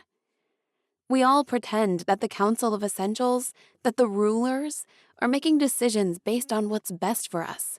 But they're not. They only do what's best for them. Working-class people are starving. They don't even have the basic essentials in life. But the Council isn't worried about that. No, they're worried about rules. Why do a few people get to decide what everyone else can and can't do, huh? It's stupid. I'm sick of them telling me who I have to be, how to behave, what I can wear, how much skin I can show, what color my clothes need to be. Before Desolation, women used to be in charge of things. They ran huge corporations, even countries. There hasn't been a woman elected queen for more than 100 years. The Council is slowly removing us. Women are inessential unless we are lucky enough to have the right connections. She hesitated, unsure how much she wanted to reveal, but decided to continue anyway. I'm sick of the Council telling me who I can or can't love. I'm sick of arranged marriages and negotiations. She looked at Nora. When did we all lose so much control of our own lives? Nora shrugged her tiny shoulders. And what does any of that have to do with a new dress? It's about taking control. I'm wearing what I want to wear. It's only a dress, I know. It won't solve starvation or elect a queen. But things will never change if someone doesn't do something. That's why I want a new dress. Renna didn't know if it was a good enough reason, but it was all she had. That and an unyielding certainty that if she had to walk away from Trev forever, she would do it on her own terms. And she wouldn't be forgotten. That's what my father always says, Nora said, sitting up a little taller. Things will never change if someone doesn't do something. So you'll help me? Renna smiled. I promise I'll tell everybody that I did it on my own. I'll leave you out of it so you won't get in trouble. Renna must have said something right, because Nora nodded. Okay, I'll help you. She leaned over, hugging the girl's small body to her chest. Changing her dress was just one of the many crazy things Renna had thought of since witnessing Trev's kiss with Saren, since King Carver's visit, since running into Trev on the stairs. The memories were vicious, every cutting word, every heartbreaking moment. None of it had been lost. Instead, the memories had taken up residence in the front of her mind. It was all there, the highlights on repeat, wreaking havoc on her self-esteem. You're just like your mother. You're an embarrassment. And her favorite, you're a liability. There was no way to escape the diseased thoughts. Instead, she let them become her excuse, her reasoning for wanting to change societal rules. Renna spent the rest of the day working on her new dress with Nora. It was a good distraction from her broken heart. At 7 p.m., Cypress opened the door in a rush. Renna glanced at her through the mirror as Nora worked on her makeup. Renna, why aren't you ready? The Queen is waiting for you in the hall. Her words were filled with displeasure. Tell my mother not to wait for me. She smiled sweetly. Too sweetly. I lost track of time. I'll be down to the ball in a minute. Her mother would be fine going ahead without her. They still weren't speaking. Renna's dress wasn't going to help their strained situation, but the dress had nothing to do with the queen. Eventually, her mother would get over it. Eventually, when they were back in New Hope and no one knew about it.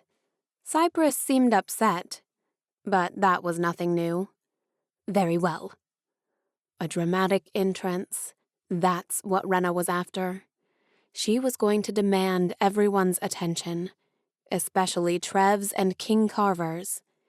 Nora finished arranging Renna's hair exactly how she had asked. She had even shown her the picture of how it was supposed to look. It was twisted in a pile on top of her head, with wispy bangs sweeping across her forehead. Her makeup was done a bit thicker than usual, with bright red lipstick as the finishing touch. Renna didn't want to miss a single detail. Now it was time for the dress. What Renna stepped into was anything but conservative. She and Nora had worked for hours recreating the red dress from the magazine, the one Trev had shown her during the tour of the palace. Nora and Renna had even run back to the artifact room several times to figure out how to replicate it. After hours of measuring, cutting, and sewing, the dress looked exactly like the one pictured. They'd had to get creative with Renna's undergarments, unsure how women used to keep their breasts in place in dresses like these. She'd also had to practice sitting down carefully, because the slit came up so high on her thigh. Wearing the dress, Renna would show more skin than she ever had in her life. More skin than she had ever seen anyone else show either. A dress like this was borderline criminal in conservative New Hope. It was even pushing the limits in Albion. But the modesty rules were stupid. The Council of Essentials didn't follow their own rules. So why should Renna follow the modesty one? That was the whole point, wasn't it? To remind the Council they weren't the only ones who could exercise a little bit of willpower. She took a deep breath as she looked at herself in the mirror. This was what crazy looked like, but she liked knowing she was doing something for herself. "Are you sure you want to do this?" Nora had a worried look on her face, making her look older than her 21 years. "We could still put you in the blue dress, and no one would ever have to know." This was the first step Renna needed to take to prove to herself she was in control of her own life. "I'm sure." "Well, the dress is stunning." Nora squeezed Renna's shoulders from behind, the way an adoring mother would. "You look stunning." "Thanks, Nora. And thank you for all your hard work today. I couldn't have done it without you." Music floated upward from the great hall below. Renna steadied herself on the railing at the top of the stairs, her confidence going head-to-head with her self-doubt. A hard swallow. A countdown. 1, 2, 3. Renna's red high-heeled shoe took the first step down the stairs. No one noticed her. Another step, then another. One head turned, a couple more, until a sea of eyes took in her dress and her body. All the pleasant party sounds muted into hushed whispers. Renna even swore the musicians faltered for a moment. She scanned the crowd as she slowly moved down the last few steps, not missing her mother's shocked expression, Saren's embarrassed grimace, King Carver's angry glare, and the gaze she anticipated the most, the jaw-dropped expression on Prince Ezra's face. She had stopped him mid-sentence. Saren and Jenica got to her first at the bottom of the stairs. "Your dress is outrageous!" Jenica's words came out in a high-pitched whisper. "I thought I would try out a new style," Renna said innocently. "Do you like it?" "No, I don't like it. Go upstairs and change this instant." Jenica's face contorted into a pout. Renna raised her eyebrows at the obnoxious girl. Oh, I'm sorry. Am I taking too much attention away from you? Jenica's eyes went wide as she stuck out her bottom lip. I'm not worried about me. This night is supposed to be about Saren. How could you do this to her? Renna looked at Saren as guilt expanded in her chest. She had guessed Saren would be upset, and rightfully so. But Saren was a gorgeous princess. Nothing would ever take the attention away from her completely. Renna braced herself for Saren's anger. But whatever the princess felt, she masked. She raised her chin. There are modesty rules in place for a reason, Renna. I think it's important to obey the rules. Not every rule should be obeyed. Renna shrugged and pushed past Jenica and Saren, and nearly collided with the queen. Her mother's tight grip stopped her feet. The queen's long, painted nails dug into her forearm like the claws of an eagle. She looked like she was going to have a heart attack, probably fall dead on the floor. Renna wouldn't even be able to help her, with the way the tight fabric of her dress trapped her legs and torso, keeping them from bending. The dress was that ridiculous. Her mobility was a complete hostage to it. Renna, what has gotten into you? Her voice was laced with panic. Go upstairs and put something appropriate on. Who says this dress isn't appropriate? The Council of Essentials? They don't even follow their own rules. She tried to make her voice sound kind, easing her mother off the ledge. There were too many people around for her mother to make a big scene. Renna wriggled her arm free from her mother's grasp and continued through the crowd. With each stare, look, and nod, she grew bolder and bolder, until her feet were taking her past the king. You're testing my patience, girl. The king's fangy teeth were bared. He looked like a wolf ready to devour her. Like you said, I'm a liability. She returned his gaze with a fierce look of her own. I can't help it. Was he going to rip off her dress like the evil stepsisters in the pre-Desolation Cinderella fairy tale? That would draw too much attention. But the look in his eyes suggested he was contemplating it. His bony, sharp chin jutted out, but then his body turned from her, and he walked away. The breath she had been holding escaped. There was one last person to confront.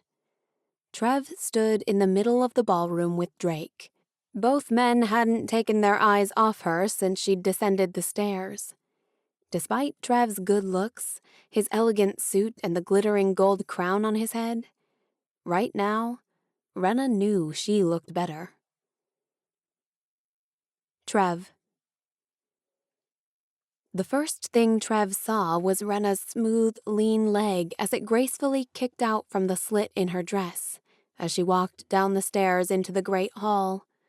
The sight rattled his insides like nothing ever had before. To say he was speechless would be an understatement. Drake was mid-drink when he saw her and practically choked. All Trev could do was stand there and stare at Renna in that red dress. It's the dress from the magazine, Drake somehow got out. Trev couldn't locate his voice. It was caught somewhere in his throat or caught up in Renna. She looks way better than the woman in the magazine. How did she... Trev's words trailed off as Renna approached, her bare skin affecting every nerve in his entire body. Good evening, gentlemen. She bent down in a slight curtsy. Trev's eyes followed a little too closely, and judging by the smug smile on her face, she knew exactly where he had looked. He hadn't done a good job hiding it this time.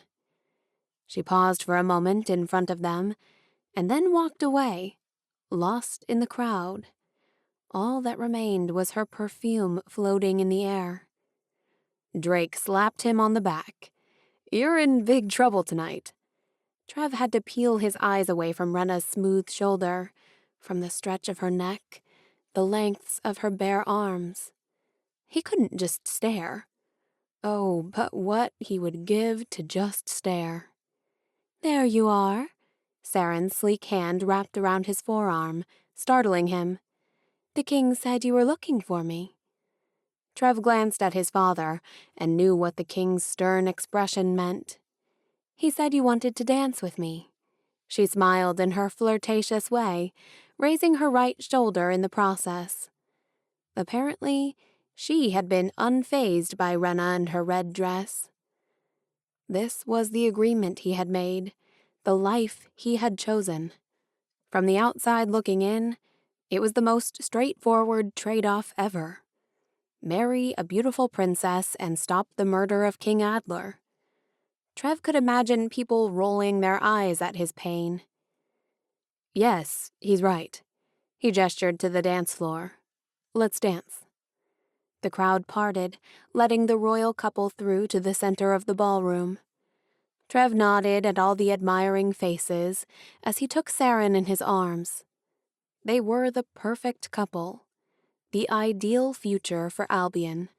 They swirled around the floor in coordinated grace until his eye caught on something he couldn't look away from. Renna. One of his officers held her close as they swayed to the music, his face nuzzling into her bare neck. Trev stumbled a bit, stepping on Saren's toes, making her squeal in pain. Their bodies awkwardly bumped into each other as they tried to get back to their graceful steps again. Everyone's eyes were on them, and his face heated with embarrassment. Did everyone in the room know he had been tripped up by Renna? The song ended, prompting him to part from Saren. "Sorry, I'm usually better at this." Saren smiled tersely, but pulled him to her as another song started. "Let's just do it better this time. Everyone's watching." Her smile widened as she looked at their audience. Trev spun them around, positioning her so that her back was to Renna, giving him the perfect angle to watch her. She was dancing with a new officer now, laughing and leaning her body into the young man's, making him pull her closer. Slow song after slow song played. Who were these musicians? They were all fired. Forever. As Trev held Saren in his arms, Renna in the arms of everyone else, he realized with sickening clarity that none of the other men could ever possibly feel as much for her as he did. Renna.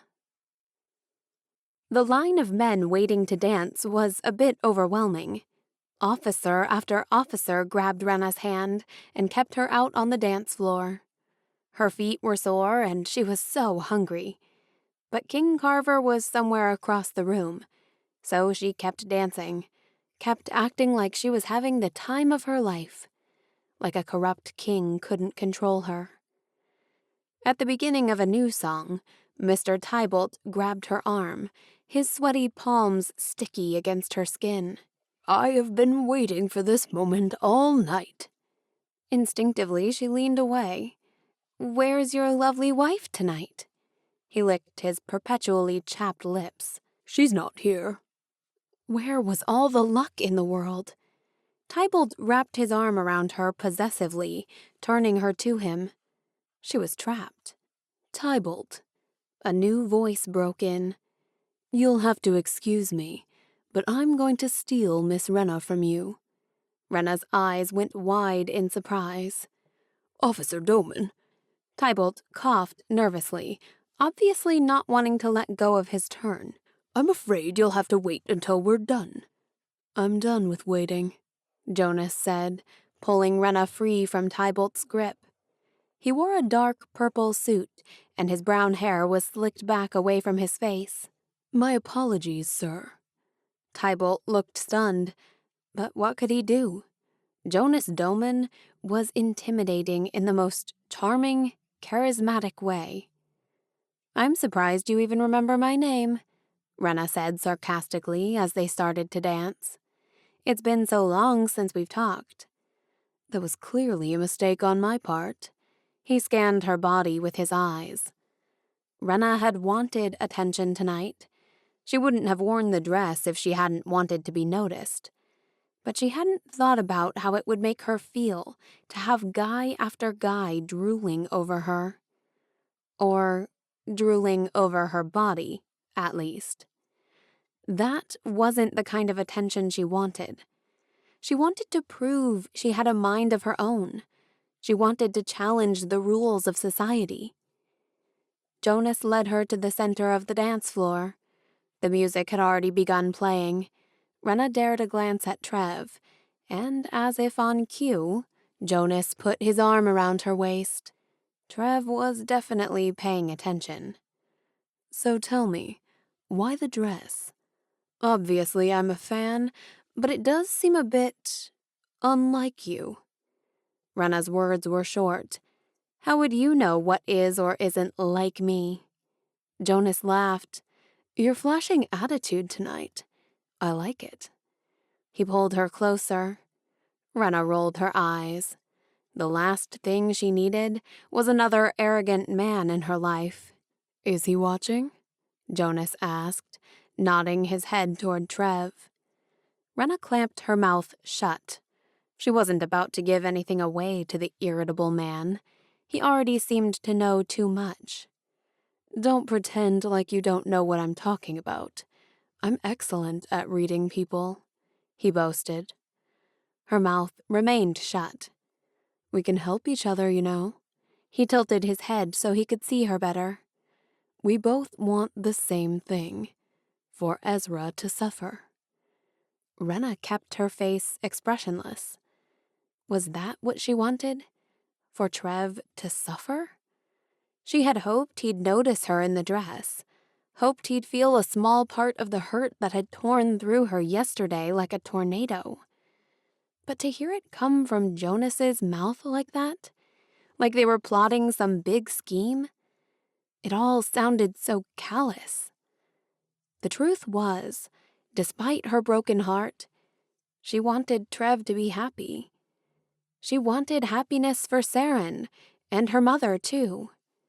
Fighting over a love that was never meant to be hers was the most foolish thing she had ever done. Renna stiffened when Jonas's hand slid farther down her back, lower than any other man had dared that night. The audacity of this guy was astonishing. She reached around her back and pulled his hand up until it was at a more respectable level. My hand placement was strictly strategic, I assure you. Jonas gave her an innocent smirk. I'm only trying to help you with Ezra. How considerate of you. She gave him a warning look, but it didn't seem to faze him. But I don't need any help with Prince Ezra. I'm afraid you're not as good at reading people as you think. Nothing is going on between Prince Ezra and me. The song ended and Renna stepped back. I'm going to need proof that I'm wrong about you two. Proof that I'm not good at reading people, Jonas said. What? Prove it, he challenged. Before Renna could say anything else, Jonas grabbed her hand and led her through the crowd toward Trev. Trev.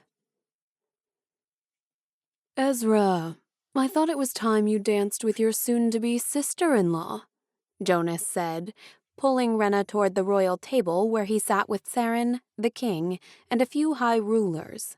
Hate was a strong word, but after tonight, Trev could definitely say he hated Jonas. Renna shook her head in protest. I think he should dance with Saren. Her pleading eyes looked back at Jonas. Yes, I agree. Ezra should dance with the princess. His father weighed in on the matter a little too quickly. Trev stood. Sorry to disappoint you, Jonas, but I promised Saren we would dance again. Trev stretched his hand out in front of Saren, willing her to take him up on it. I'm actually a little tired. Saren's expression was guarded. Trev felt desperate. He couldn't dance with Renna. Not tonight. Perfect. Renna can keep Ezra company while you rest. You don't mind, princess, do you? Jonas raised one cunning eyebrow. Of course not. Why would I mind? Saren flashed a calculated smile at Jonas. Trev remembered Saren's words. She'd said Renna was harmless, but he wasn't sure Saren genuinely believed that. Was this a test? Actually, Ezra should be getting ready for the signing of the treaty. His father stood abruptly. The desperation in his father's voice added to Trev's panic.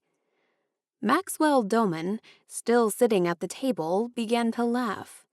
What are you going to do, Your Majesty? Go fetch the pens. I'm sure Gaines has everything prepared already. He's right, Levi Carta added. Let the boy enjoy himself. I apologize. Renna looked to the king and the group of men around the table. Pretty much anywhere but at Trev. I'm a little thirsty. I think I'll sit this next song out. Renna, it's just a dance.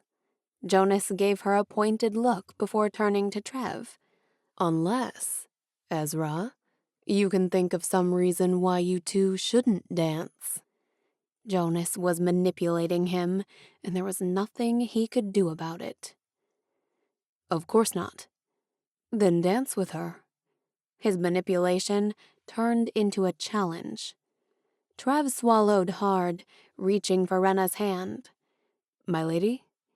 She nodded, cautiously putting her feather-like fingers on his. They walked across the swirled marble in silence, bodies tense. The song had already begun. Another slow song, of course. Trev swung her around to face him, their eyes meeting. She looked as scared as he felt. He placed his arm around her, his hand on her bare back.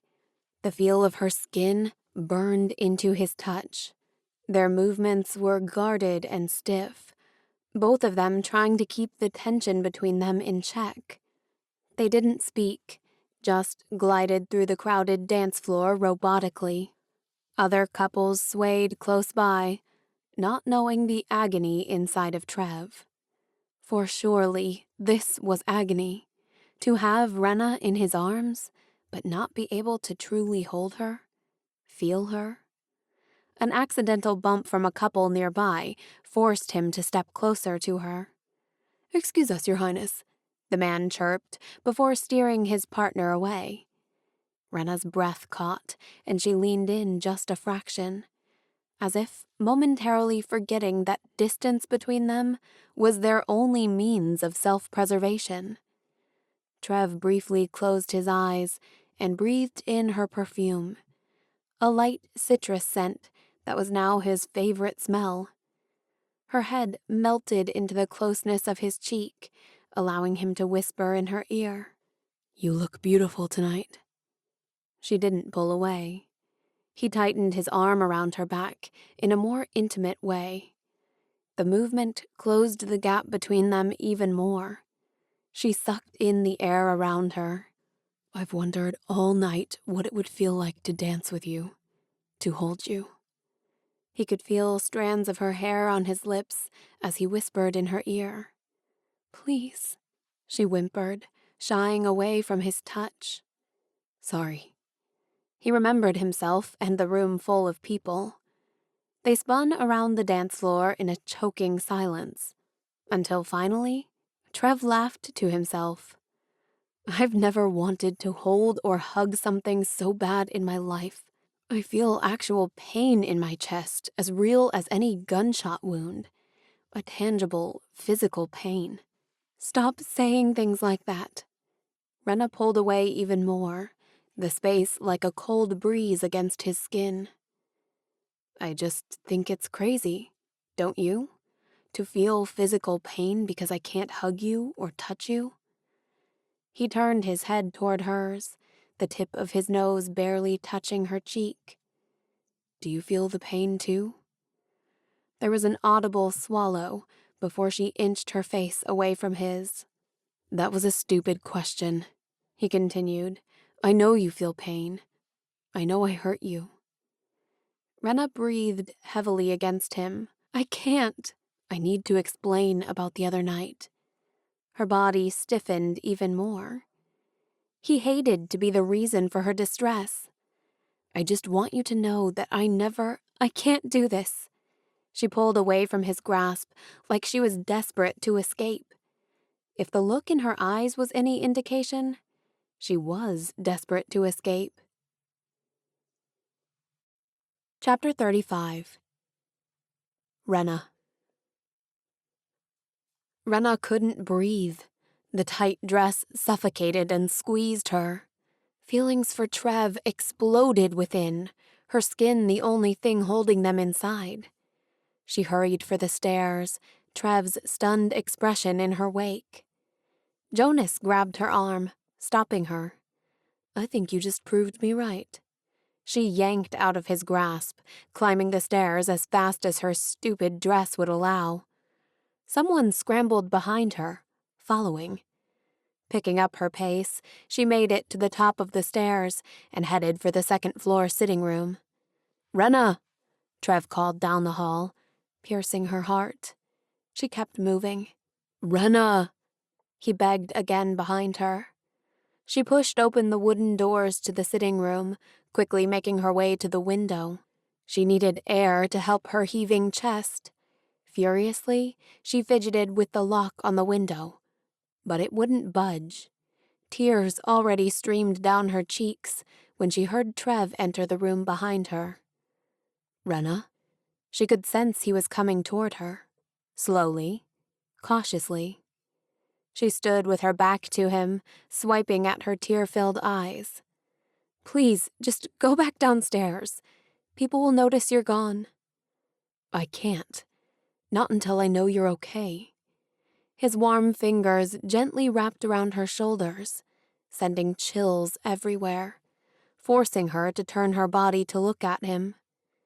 His blue eyes were stormy with sadness and regret. She wanted nothing more than to sink into his arms and let him console her broken heart, even though he was the one who had broken it. "I'm so sorry. I'm sorry that I've hurt you." His voice was low and genuine. "I never wanted to hurt you." His sincerity prompted the fall of another one of her tears. His hands sweetly cupped her face, allowing his thumb to wipe the tear away. The intimate touch all but completely melted her willpower. "You mean too much to me. I hate myself for hurting you." His eyes were so concerned, twisting her heart like a wet rag. "Last night, with Saren, you don't have to explain." Renna tried to be brave. She stepped back from him, trying to wiggle out of his perfect grasp. The wall and the velvet curtains were against her back, but somehow he was still just as close. Too close. "I need to explain." He reached out, his fingers gently playing with the tips of her own fingers. "Saren and I have never—" Renna placed her hand on his chest to stop his talking, to stop him from getting closer, which he seemed to be doing effortlessly. His chest moved up and down, and his heart raced against her palm. "It's none of my business," she said weakly. "You need to know." His voice was as soft as the velvety fabric behind her.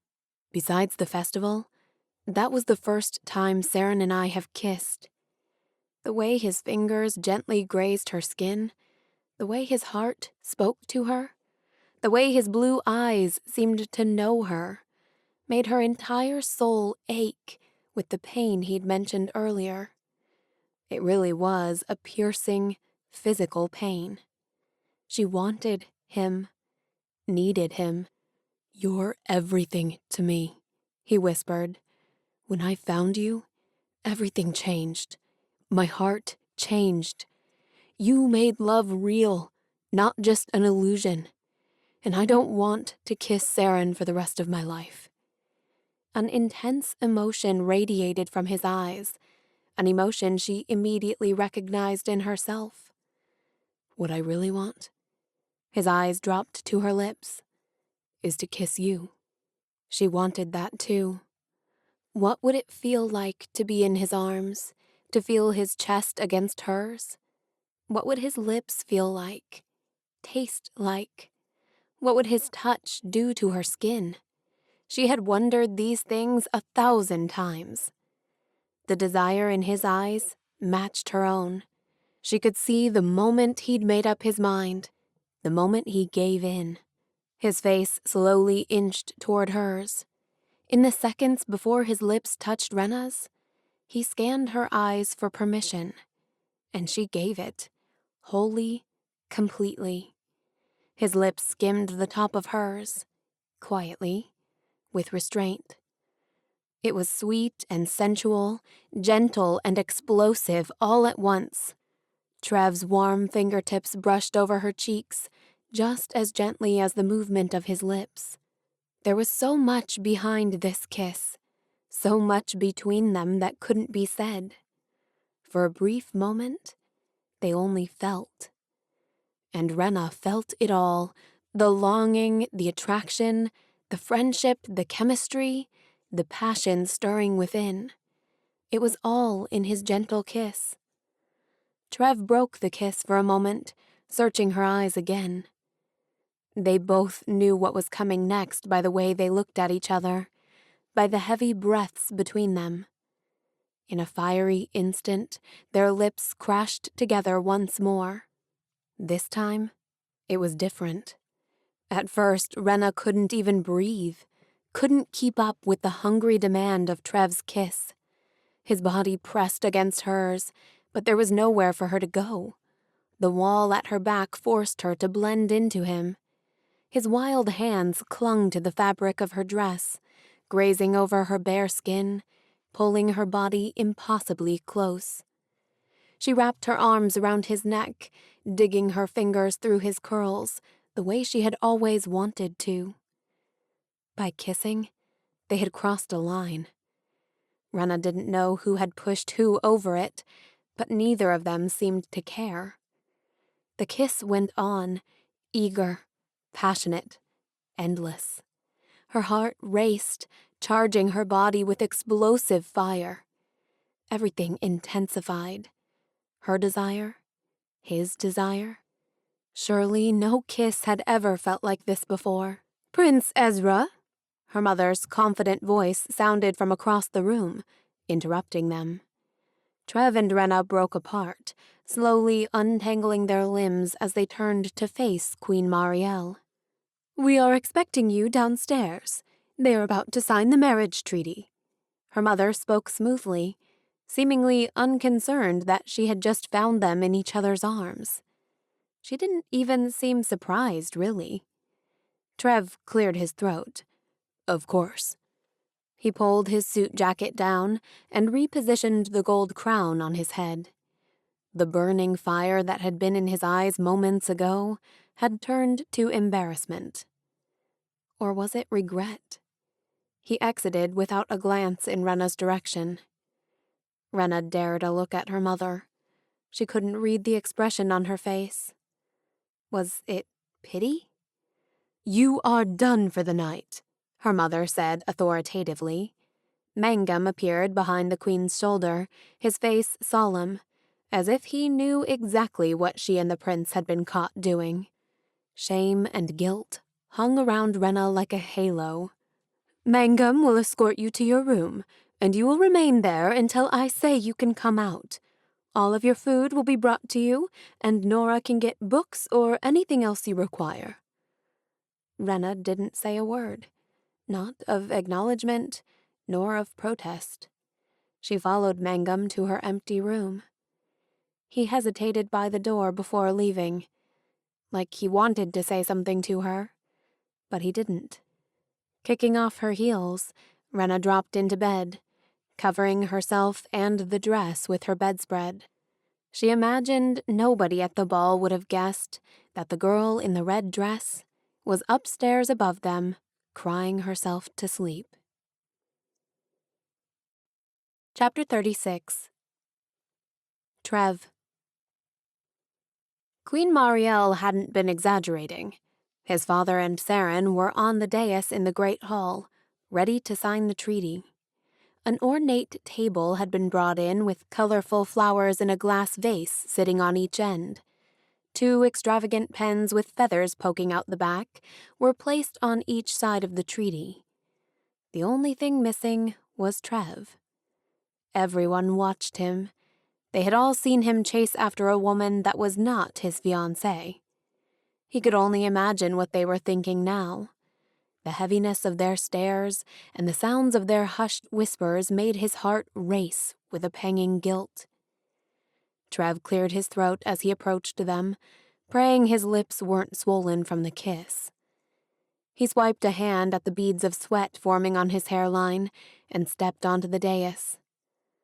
"Ezra," Jonas sneered behind him, "you've kept an entire ballroom waiting, chasing after Renna like that?" Saren came to him with a smile, and all the blood drained from his face and rushed to his beating heart. She clasped her hands around his, dropping something inside his palm, then pulled back. "Did you find my engagement ring?" Saren asked, raising her eyebrows as if prompting him. She turned to the guests gathered around the dais, smiling in her calm way. "I asked Miss Degray to hold my engagement ring, and then she left the ball not feeling well."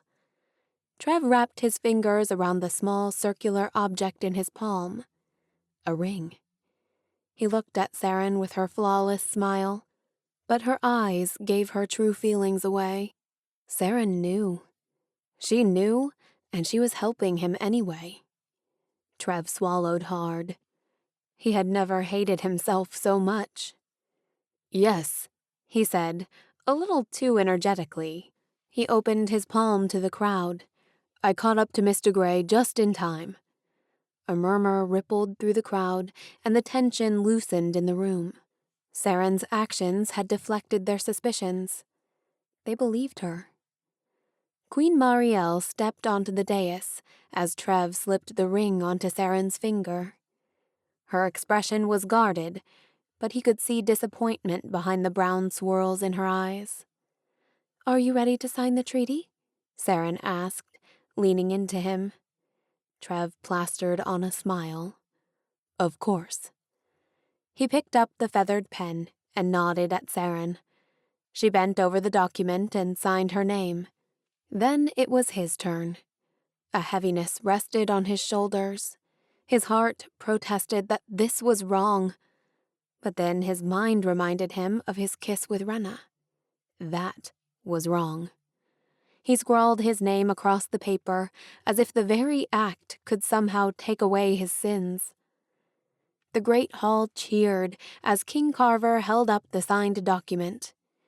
Then a procession of people came to shake his hand, congratulating him on a job well done. Trev didn't deserve their respect. He didn't deserve anything.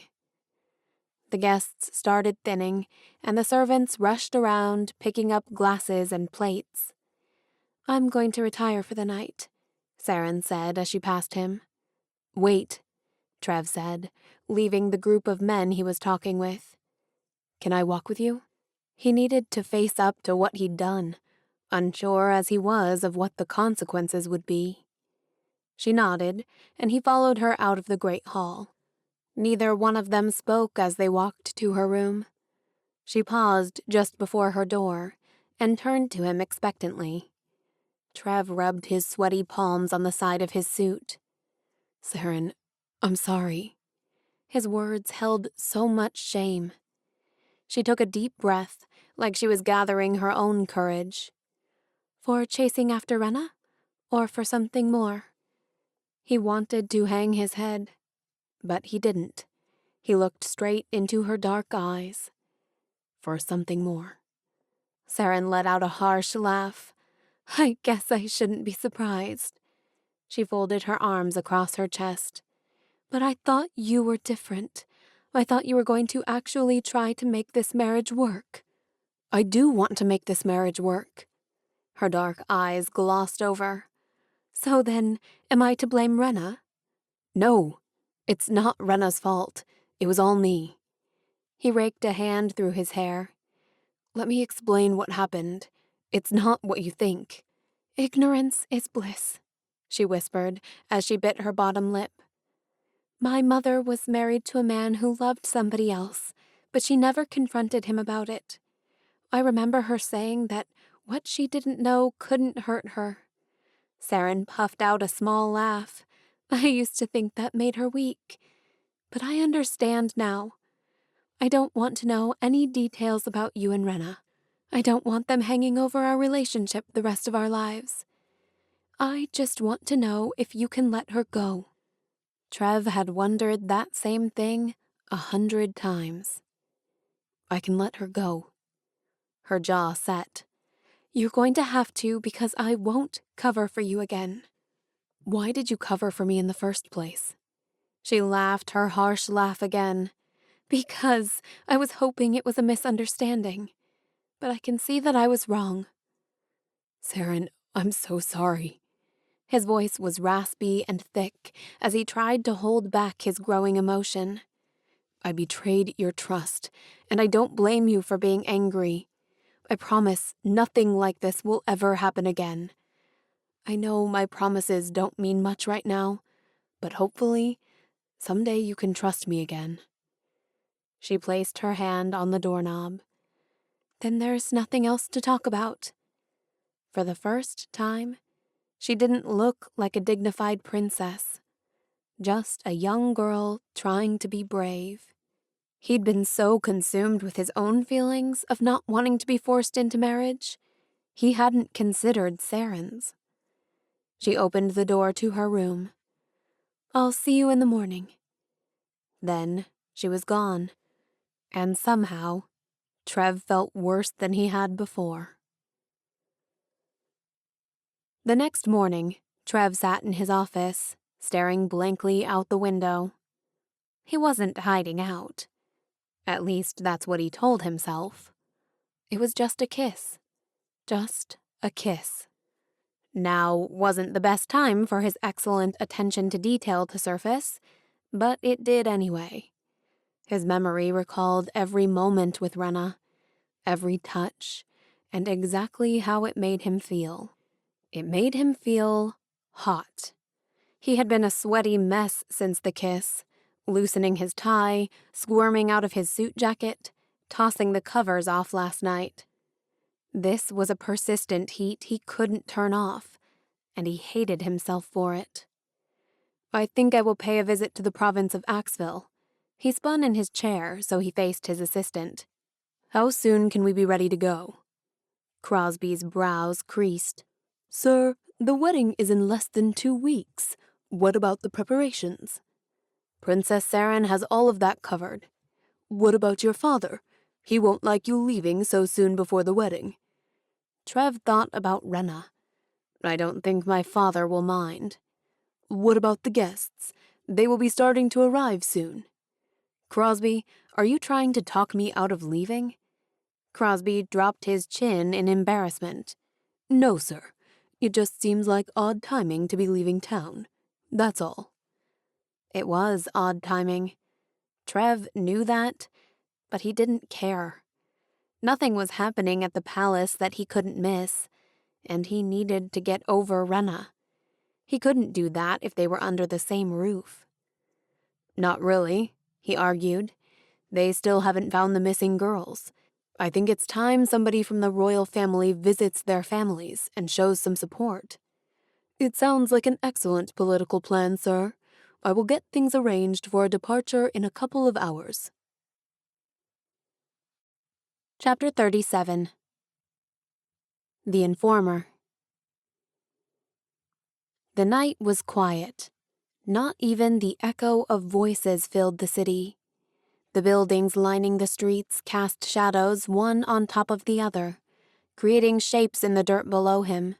He studied them for a minute, lost in thought as he waited in the secluded alley. A shadow emerged from the shapes. The skunk had finally come. You're late, the informer said, pushing his body off the wall he leaned against. So? The skunk replied sharply. So I don't like waiting. His eyes flicked over the brusque man and his white streak of hair. He wasn't intimidated by the skunk or his brooding eyes. No, he was repulsed by his filth. Are you scared of the dark or something? The skunk asked. He lifted his nose in disgust. No, I just don't enjoy fraternizing with the riffraff. He waved the man closer. Do you have what I asked for? The skunk shoved an envelope into his hand. He eyed him as he flipped through the stack of money inside. It's all there, the skunk sneered. Or don't you trust me? He gave the skunk a wry smile. I don't trust you at all, but I do trust King Adler. Here. He opened his suit jacket, pulled out a file, glanced over his shoulder and made sure no one was around before passing it to the man. I'm sure this will make for some very interesting reading. All the information is there, everything that Adler needs to do and say to pull this scheme off. If he does his job right, the plan will succeed. He couldn't help but be proud of the plot he had come up with against King Carver and Ezra. And in return, Adler better turn those pretty little missiles away from Albion when I'm king. The skunk grabbed the file and turned to go. Hey. He grabbed the skunk by the shirt collar and pulled him close, whispering into his dirty face. This plan puts the Trevenna family on a platter. Tell Adler not to screw this up. My entire future depends on it. He released his grasp and roughly shoved him away. The man glared back at him, but didn't comment before disappearing around the corner. Jonas crossed the street, making his way to the waiting transporter. Is it done? Maxwell Doman asked, once Jonas had climbed inside. Have I ever let you down? Jonas raised an eyebrow at his father, then motioned to the driver to pull away. Are you sure everyone believes you were strongly against the assassination plan? I wouldn't want anything to be linked to us because you didn't do your part. Yes, I'm sure. I've said it to Carda, Folly, Pryor, everyone. I said it during the High Rulers meeting to the king himself. I may have planted the seed, but I made sure everyone knew I was wrong for suggesting it, and was against it. This can't be traced back to us. Jonas pulled out the envelope from his suit jacket and flung it at his father. That was the final piece in bringing down the Trevenna family, Maxwell said, showing a satisfied smile as he peeked inside at the money. Not entirely, Jonas smirked. There's one more thing I need to do to secure the throne. Every future king needs to save the day. Chapter 38. Renna. Renna had been lying in bed for 2 days. Hours passed in a blur. The sting of loss had taken over her entire soul, seeping into every crack and crevice. Occasionally, she drowned herself in memories of Trev, memories of his lips on hers, his gentle touch, his playful banter. It all invaded her weak heart. She read his note about not flirting, tracing over the curves of his handwriting. It was a terrible game to play, but she'd always had a flair for the dramatics. Renna lay half asleep. An autumn breeze floated through the open window, wrapping around her, cradling her in her depression. Her eyes opened to listen as voices got louder and louder, until her door flung open. She looks awful. Cypress twisted her face into an ugly grimace, then looked at Nora. Bathe her and take her downstairs to Mangum. He's waiting by the transporter for her. A transporter? Where are we going? Renna was annoyed by Cypress's intrusion. Mangum wants to take you to explore some ruins. She could tell Cypress didn't approve. And for some reason, your mother said yes. Nora is going to try and make you look presentable. Cypress nodded at Nora, then quickly left as fast as she had come. Once Renna was dressed, the anxiety of possibly seeing Trev plagued her as she looked down both directions of the hall. Nora must have read her thoughts. Don't worry, miss. The prince is not here. He left yesterday afternoon to Axville for a few days. Renna's heart squeezed. He left? Without saying anything to her? I only say that because I heard the Queen and Mangum talking, Nora added. It sounded like his absence was a big deal. Did Nora know about her and the prince? He's checking on the girls taken by those awful Tolston soldiers. It's so thoughtful of him to think of those poor girls. I'm sure their families will be delighted to see him and his kind eyes after such a terrible ordeal. It's mighty good of the prince. He's just such a sweet... Nora clamped her mouth shut when Renna rolled her eyes. Sorry, miss, she said. I won't talk about the prince anymore. Oh, Nora definitely knew something. Outside, Renna found Mangum waiting by an open transporter door. It's good to see you out of your room, Miss Renna. She climbed past him into the soft leather seat. I was only allowed out of my room because Prince Ezra is gone. Mangum climbed in after her. That may be true, but it's still good to see you out. Where are you taking me? Cypress said something about ruins. I know how much you enjoy things from pre-Desolation. There are a few acres of ruins about an hour away. His lips curved into a half-smile. I thought it might cheer you up. Mangum had thought about her? Planned something for her? His kindness prompted a cautious smile, the first one in days. The drive was a much-needed change from the last few days. They were headed east of the palace, a direction she hadn't been yet. At first, there were towns with houses and shops that zoomed by her window, but the scenery eventually changed to open green fields, with the occasional farmhouse. The mountains surrounding them had changed too. In some places, there weren't any mountains at all. In other places, the mountains were brown and desert-looking, instead of stacked with pine trees. Eventually, Renna could see the ruins off in the distance. A few dilapidated buildings scattered the skyline beyond. It must have been a city, she said, as she slammed the transporter door behind her. Mangum looked around at the scene. Yes, a small one, I think.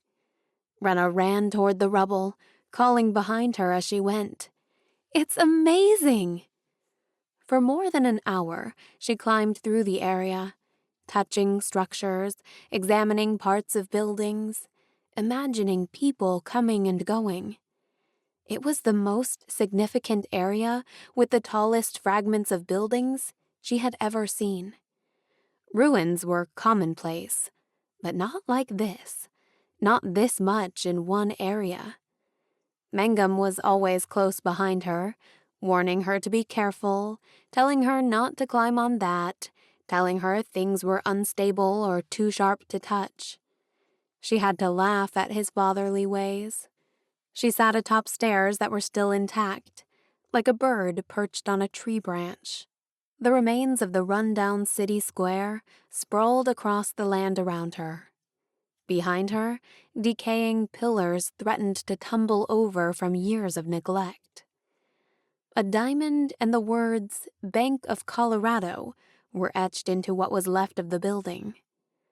Desolation. So much emptiness and destruction. The last few days had been her own personal desolation. She was empty, hollow, and ruined everywhere. She thought about the pre-Desolation world and its people. They'd had it all, and then everything had come crumbling down. They'd lost everything. Renna had been like that pre-Desolation world. She'd had everything she could ever want with Trev. Then, he had been ripped away by external forces, and there was nothing she could do about it. She wondered about the Desolation survivors. Would she ever be able to rebuild again like they did? To start completely over with nothing? There would always be fragments of Trev that remained, cutting into her mind and heart, like the jagged pieces of metal and concrete that jutted out of the ground before her. He was a part of her story now, But he wouldn't be the only chapter. She knew, sitting there, that she couldn't let this experience cripple her. She was a survivor. She had already lost somebody she loved once before. Nothing would ever hurt as much as losing her father had. And she had survived that. She would survive this, too. She would rebuild again. Her unconquerable spirit would see her through. A soft breeze blew through her hair, cool enough to remind her that summer was over. The warmth would soon fade, allowing room for something new. She would miss Trev, like she missed summertime when in the depths of winter. But winter ice eventually thawed into a beautiful spring, a new beginning. She just needed to figure out what her new beginning would be. "Miss Renna, are you ready to go?" Mangum asked from the steps below. She looked at Mangum.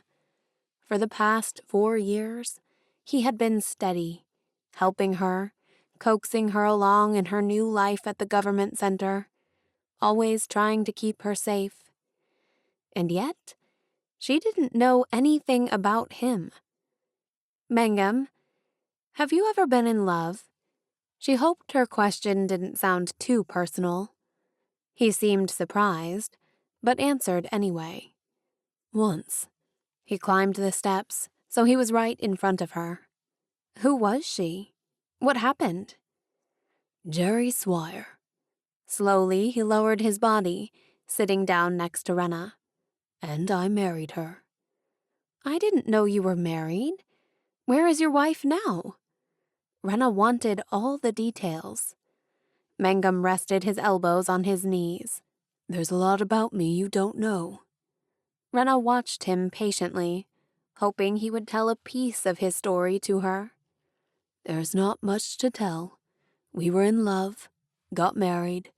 I left King Bryant's service to go and work on the Swire farm.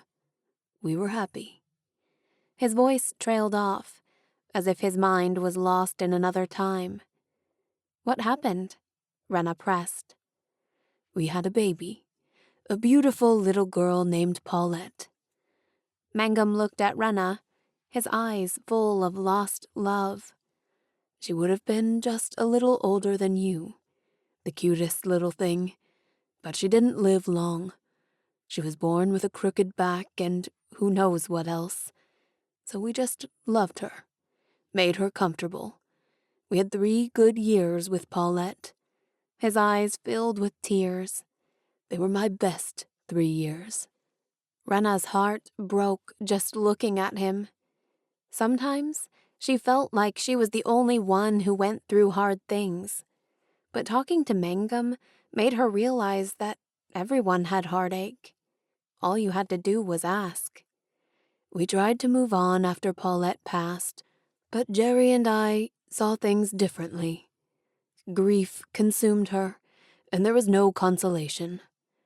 After a few years, we decided it would be best if I left and went back to King Bryant's guard. She stayed at the farm." "Is she still there?" "Yes." His voice grew stronger, like he was over the worst part of the story. "I visited her a year ago. We're still married, but it's not the same." Renna put her hand on his arm. "I'm sorry." Mangum shrugged. "Sometimes life comes from behind and scares you so badly that it takes your breath away." He patted her hand, leaving his on top. "But don't worry. You will breathe again." Renna leaned her head against his shoulder, missing her own father more than ever. She was grateful for Mangum, grateful for his comfort and words of advice. He wasn't Kimball Degray, but he didn't need to be. He filled a void in her heart, and his assistance couldn't have come at a better time. She was ready to breathe again. Chapter 39. Trev. Smoke swirled and faded into the orange sunrise hovering above the Axeville camp. Albion soldiers circled around fires, savoring the heat against the chilly morning air. 2 miles away, At the enemy's camp, Trev could see similar patches of smoke dancing upward, most likely warming Tolston soldiers. Albion had been fighting for the last few weeks, pushing back Tolston soldiers who crossed the border, trying to take residence in Axville. The town was unrecognizable. Houses and factories were partially burned. Roofs were scorched. Windows were broken, leaving a spray of glass everywhere. But none of that even compared to the tragedy of the missing girls, taken by a group of Tolston soldiers. 8 teenage girls were missing. They had been gathered together by the riverbank, friends chatting after a long day of work in the factory. The soldiers had watched them, waiting to make a move. The girls hadn't stood a chance. And now, there were still no answers to their whereabouts. King Adler denied Tolston's involvement, claiming the girls could have been taken by anyone. But Trev knew better.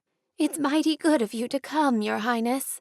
A skinny-to-the-bone woman squeezed Trev's hand, pulling him out of his own thoughts. "We've been scared out of our wits for our young girls." "I'm scared too," Trev admitted, "but we're doing everything we can to find them." A tall man spoke up.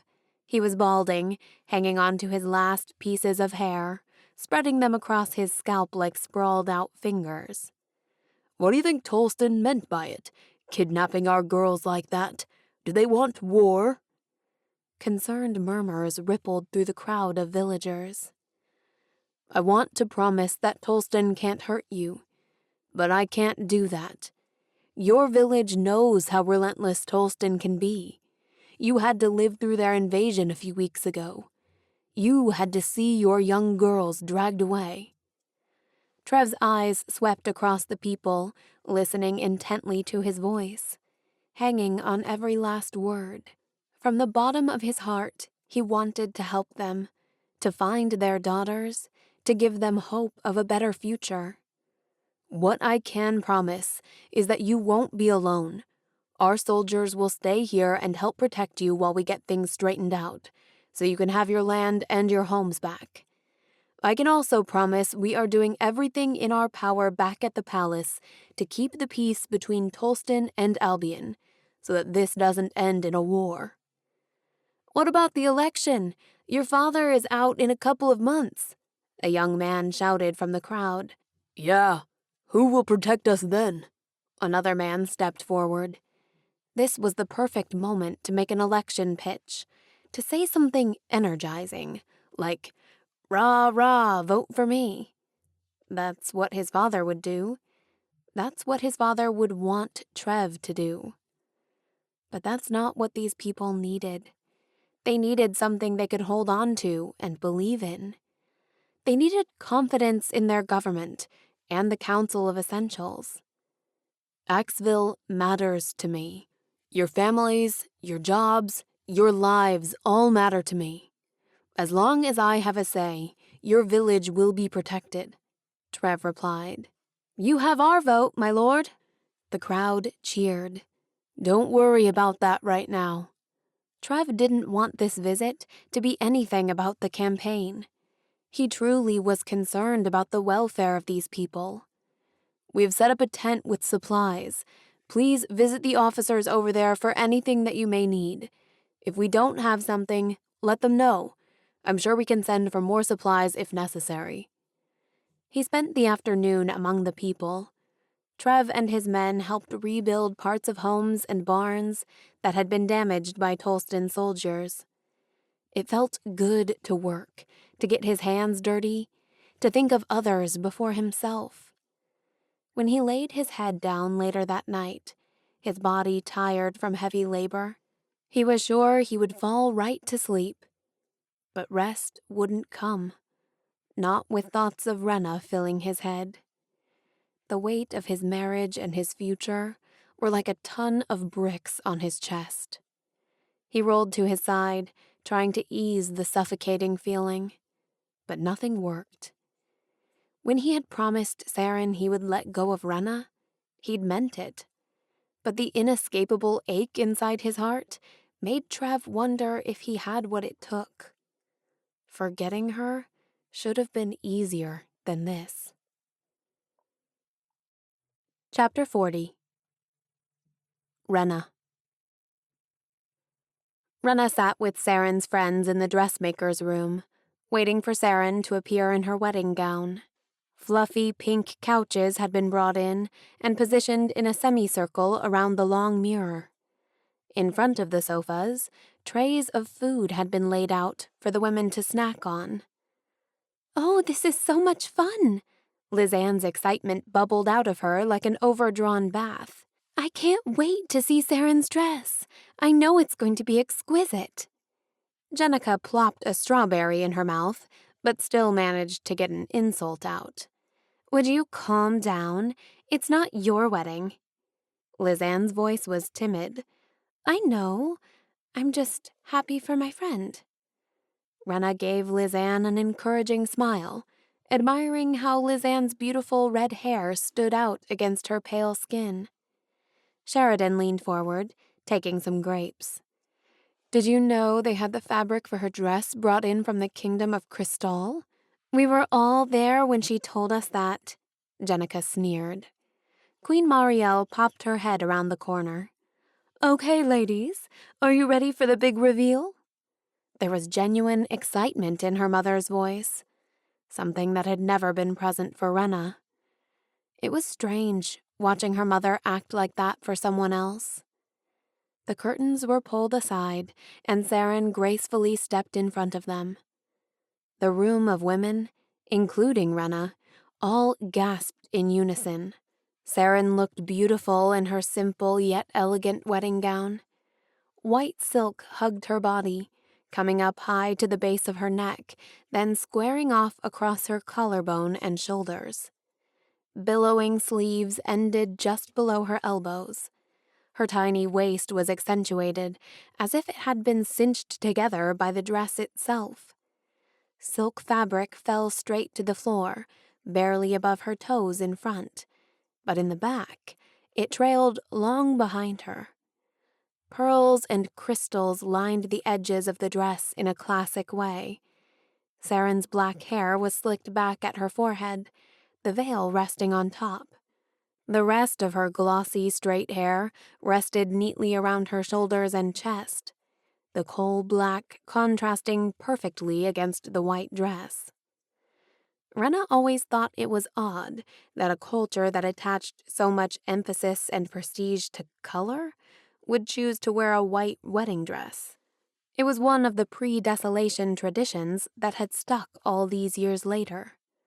Her friends jumped to their feet, gathering around her, gushing over every detail. Renna slowly followed behind.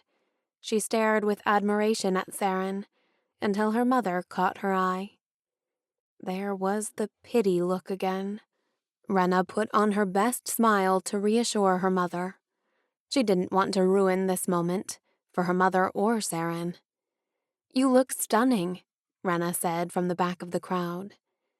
Saren glanced at Renna, a timid look in her eyes. "Do you think he'll like it?" Why was Saren asking her? How could he not? It was true. How could Trev not think she was the most beautiful woman alive when she walked down the aisle toward him? The thought of that moment flashing through her mind made Renna realize something. She didn't want to be there. There was no need for her to be at the wedding, no need for her to see how the story would end. Her father had told her enough fairy tales for her to know that they would live happily ever after. At this point, she was only a distraction, a hurdle in the way of Saren's happily ever after. The luncheon was cleaned up, the dress taken off, the room cleared out except for Renna. She remained on the fluffy couch, planning her future. "There you are. I thought you had gone to your room." Her mother walked toward the couch, sitting on the edge next to Renna. They had fallen into a polite routine since the night of the ball. They hadn't spoken of the kiss or any of the other problems between them. But here her mother was. She had come back for her. That was more than Trev had done. Renna stared at Queen Marielle, the woman who had held so many secrets and heartaches for years. Renna used to pray that her mother would let her guard down, pray that she could understand what was going on in her mind. Now she did. She was more like her mother than she had ever thought.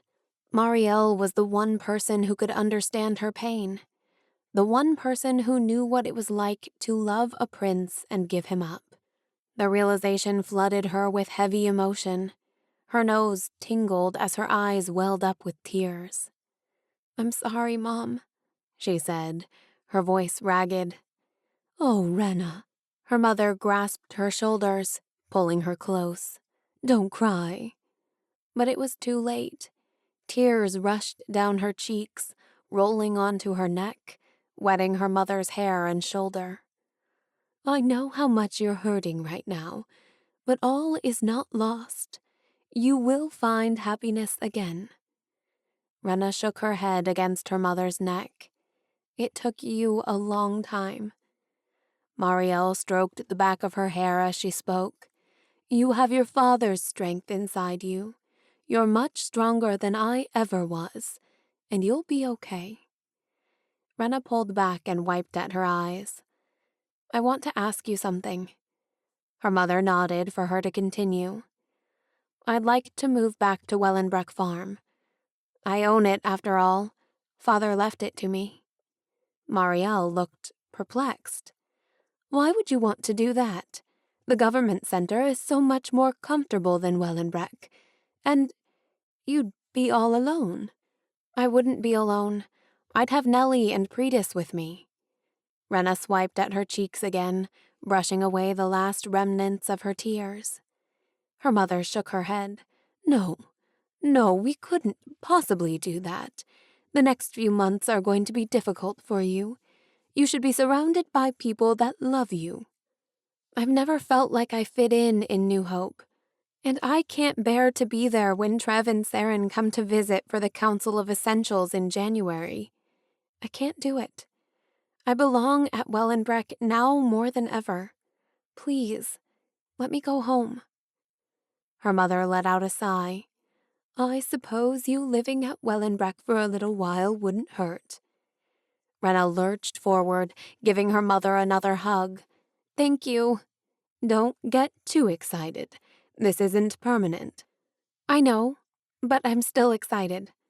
Her mother pulled away, but kept her hands resting on top of Renna's. "Would you like to leave before the wedding?" Renna bit her lip as fresh tears pooled in her eyes. Her mother swallowed back her own emotion. "I couldn't have watched Bryant marry Isadora." "I don't think I can do it either," Renna admitted, fighting to keep the tears in her eyes. "I'll arrange everything," her mother said, squeezing her hand. "Don't you worry about a thing." Chapter 41. Renna. The week of the wedding had arrived, despite the groom's absence. Renna had no complaints, though. His absence gave her the space to breathe freely and to roam around the palace. Guests were beginning to arrive. The palace staff was busy preparing rooms, decorating for the wedding, and cooking lavish meals. The feeling throughout the palace was electric. Renna even found herself getting caught up in the buzz. It was easy without Trev around. Easy to pretend this wasn't his wedding. Just Saren's. "Your Majesty." Mangum bowed excitedly before the Queen. The New Hope women were gathered in the royal sitting room after a lovely Sunday brunch with some of the wedding guests. "A New Hope rider just arrived. King Bryant will arrive shortly." Marielle clapped her hands in joy. "Oh!" She looked at Theron with the happiest of smiles. "He's here. We must go greet him." The Queen jumped to her feet. "Did you notify King Carver of his arrival?" Mangum nodded. "Yes, they are preparing for him now." "Cypress!" the Queen shouted excitedly. "Help me freshen up before he arrives. I want to look my best." "Certainly, Your Majesty." Cyprus quickly followed the queen out the door. The courtyard was lined with people, much like it had been the day Renna had arrived, so many weeks ago. So much had happened since then. It was a lifetime ago. But Renna could still remember her feelings, the shock and disappointment she'd felt when she discovered who Trev really was, when the ground had dropped out from underneath her. The New Hope transporter rolled to a stop in front of the palace steps, and Mangum rushed forward to open the door. King Bryant stepped out, and his brown eyes immediately found Marielle. His smile widened as he took her in. Then he glanced at Saren, the same happy smile touching his lips. Mangum ushered him to King Carver. Everyone watched in silence as the two kings greeted each other. Renna couldn't help but notice their differences. King Bryant was a little bit shorter and held more weight around his midsection and shoulders. His brown hair hadn't yet faded to gray like Carver's had, and his wrinkles weren't as prominent, a small sign that Bryant was a few years younger. It was all her mother could do to stand properly next to King Carver and not run to Bryant, but she stayed put through all the introductions. And so did Saren. Then Bryant turned to the queen, his hand gently caressing the side of her face. Her eyes closed as she melted into his touch. "You get more exquisite every day," Bryant said. "How is that possible?" A young Prince Bryant and a young Marielle flashed before Renna's eyes. She could picture them in love, sneaking around the government center. Her heart clenched. It was a vision all too familiar to Renna. "And you," he turned to Saren. "There's never been a more beautiful bride." Both women beamed at Bryant's attention. "Renna, it's good to see you," he said, nodding at her. Renna curtsied in front of him. "It's good to see you too, Your Majesty." "Have you been enjoying your time in Albion?" She glanced at her mother. "Of course. Thank you." Once the formal introductions were done and the crowd started to disperse, Marielle and Saren flanked both sides of the king. Bryant's arms draped across their shoulders, hugging the two women closer to his sides. Renna trailed awkwardly behind, just like she always did. Chapter 42. Trev. Saren's joyous laughter echoed from the royal sitting room. Trev hadn't seen her since the morning after the ball, and he wondered if she would be happy to see him again, or if her happy laughter would fade at the sight of him. He found her on the couch with a man twice her age, holding hands and smiling. "Ezra!" She hopped up, dragging the man up with her. Trev had never seen that kind of unrestrained movement from Saren before. "I want to introduce you to my father." She beamed from ear to ear. "King Bryant." Trev bowed. "Your Majesty, it is an honor to meet you. I'm so sorry I missed your arrival yesterday. We were desperately trying to get back." That wasn't true. Trev had desperately been trying to stall his arrival as long as he possibly could. King Bryant reached his hand out to shake Trev's. "No apologies are necessary. I understand the hectic schedule of a ruling family." He looked Trev up and down before turning to Saren. "So this is the man who will marry my daughter." Saren smiled with pride. Trev could see the similarities in them. They had the same thin nose, the same high cheekbones. But everyone that knew Queen Isadora said Saren looked exactly like her. "I trust you are good enough for her," the king said. It was like he had thrown a knife right into Trev's heart. He laughed his guilt off. "I doubt anyone is good enough for your daughter, but I will try every day to be worthy of her." "That's what I want to hear." The king slapped Trev on the back. "Besides, if you don't treat her well, I have an entire army that I'll send after you." The king laughed, But for some reason, Trev didn't feel like it was a joke. His eye caught Saren's. She looked uncomfortable. "Let's go down to dinner," Saren said, clutching her father's arm, practically dragging him out of the room. Chapter 43. Renna.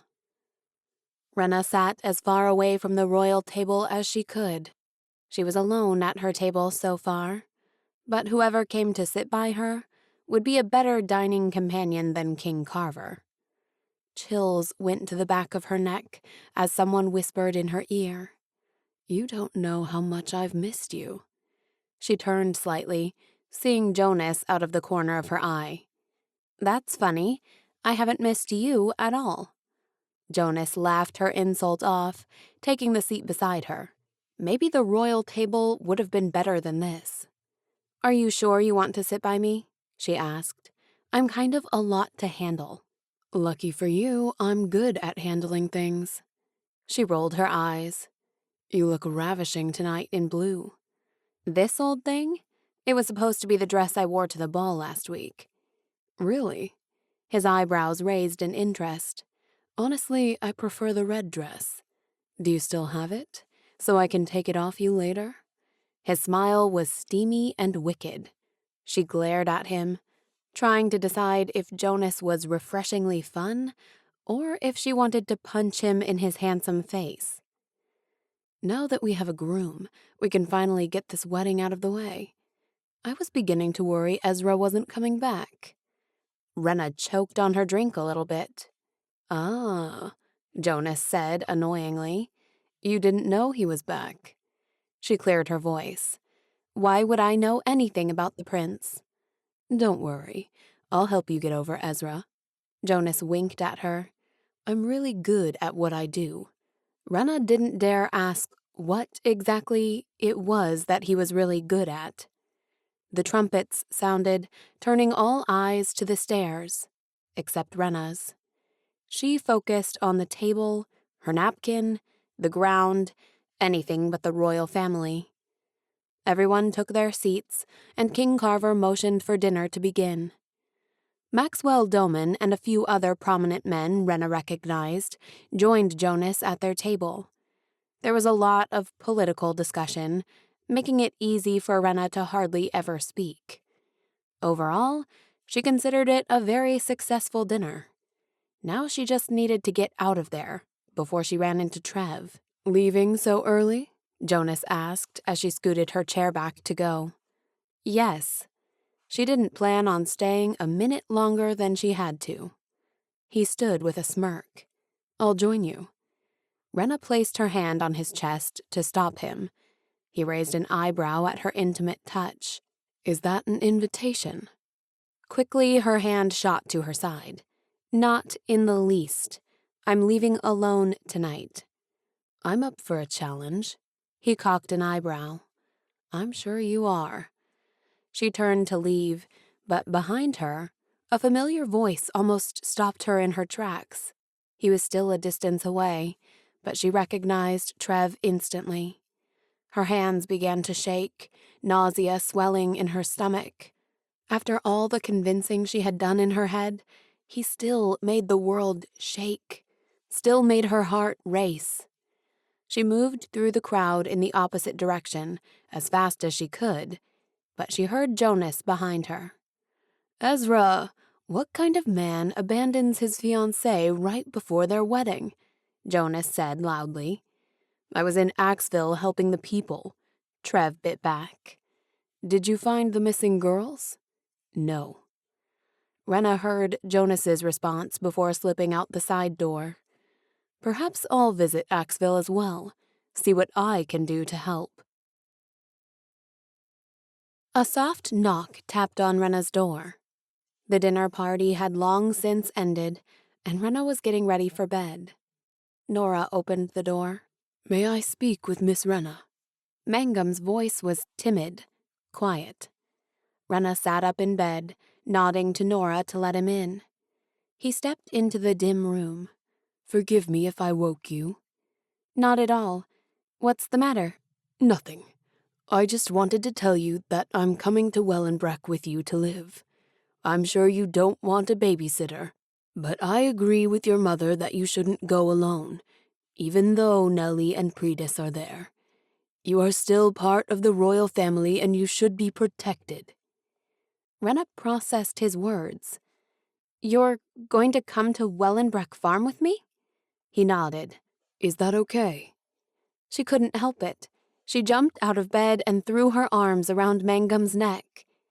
Ever since the ruins, things had been different with Mangum. There was a tenderness in the way Mangum looked at her. Renna's father used to look at her like that, like she was the most special girl in the world. I would love for you to come to Wellenbreck. Mangum laughed freely, awkwardly hugging her back. I can work too, you know. I used to work on the Swire farm. Renna stepped back to see him. Just as long as you don't tell my mother everything I do there. He laughed a full, hearty laugh. Some things are best kept just between us. Chapter 44. Trev. Every hour it seemed like another distinguished guest arrived. The Prince of Crystal, the Queen Mother of Enderlin, and now King Adler of Tolston walked toward the palace's front steps, where Trev stood with his father. Adler was tall and big, with straight black hair slicked back. His olive skin added to his already striking looks. The resemblance between him and his older sister, the late Queen Avina, was evident. Adler was 20 when Avina had moved to Albion to marry King Carver. Trev had sometimes wondered if Adler knew how much Avina's stepson loved her. If Adler knew how Trev locked himself on the roof of the palace and cried for hours after her funeral. If Adler knew all that, would he still hate Albion so much? Are you surprised to see me, Carver? King Adler spoke with an edge of anger as he greeted him. Not particularly. King Carver's brows furrowed. We invited you to the wedding, and you accepted our invitation. We've been expecting you. Adler laughed his answer off. Was that before or after you tried to have me killed? King Carver froze. Excuse me? Enough with the games, Carver. You sent someone to my room at the Dossie Inn the other night to have me killed. What did you do? Pay off the hotel staff? Adler asked. Trev looked at his father, who seemed just as confused as he was. Trev was there when his father had written the note to call off the assassination. He had personally chosen the soldier sent to deliver the letter. The man had reported back that the message had been delivered. What had gone wrong? I applaud your efforts. It was a seemingly good plan. Invite me to the wedding, then use the element of surprise to get me when I would least expect it. The only problem with your plan was that you underestimated my men. And me. Adler smiled smugly. King Adler. Carver shifted his weight nervously. If there was an attempt on your life within our kingdom, I will do everything in my power to identify and punish the guilty. And we are, of course, deeply relieved that you escaped unharmed.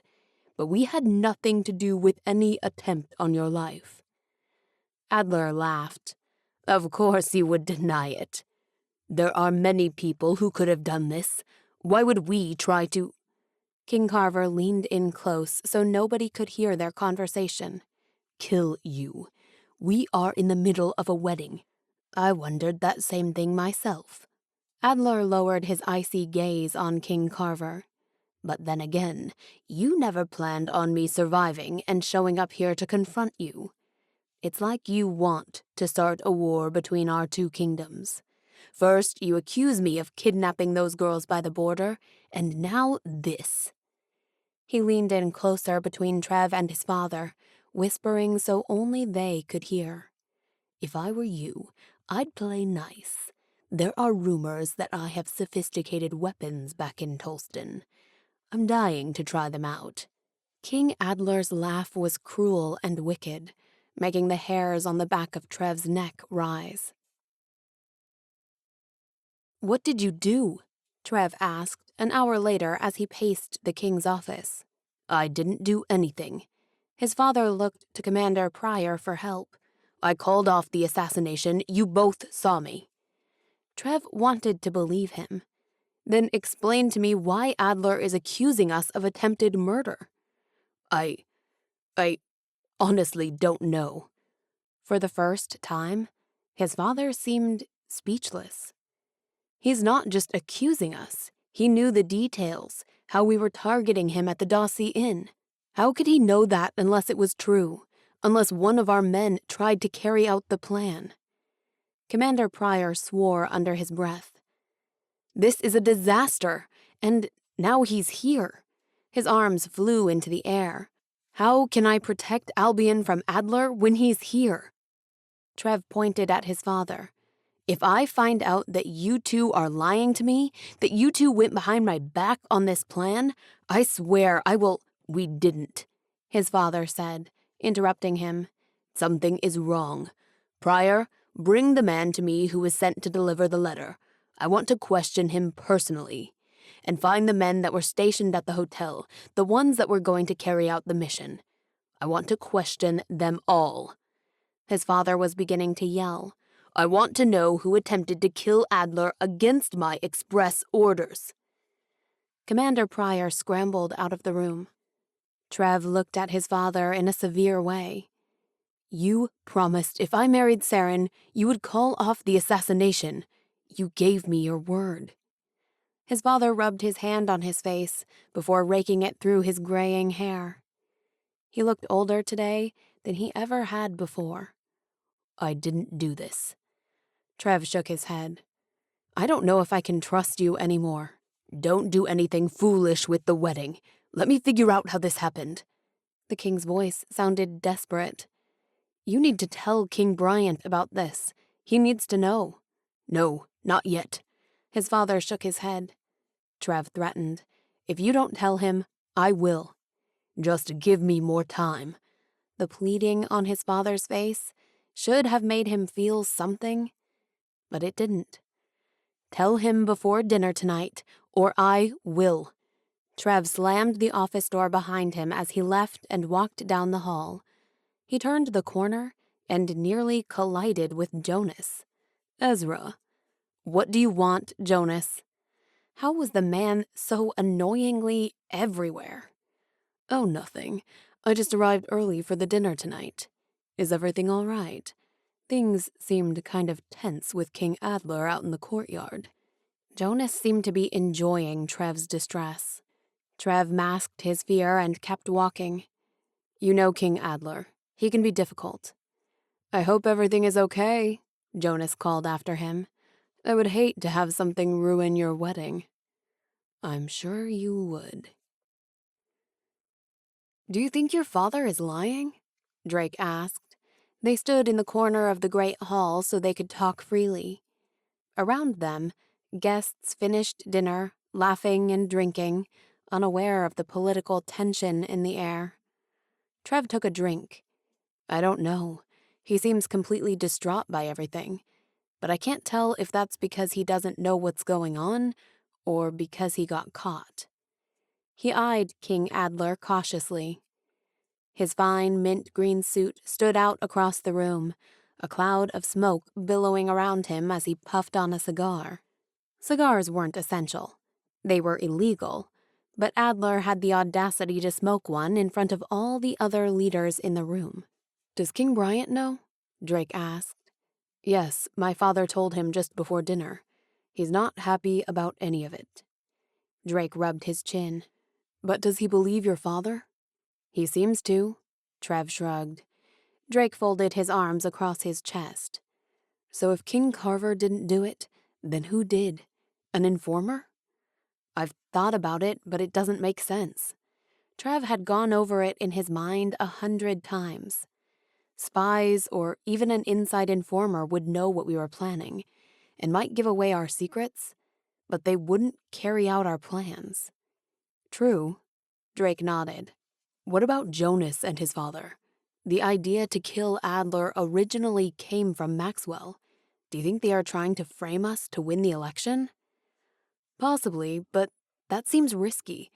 Wouldn't they be worried about Adler coming after Jonas and Albion once he was king? Trev scratched the back of his neck, trying to sort his thoughts out. Maybe. Drake lowered his voice even more. What about Commander Pryor? He was the only one who knew that the assassination plan had been put together and then called off again.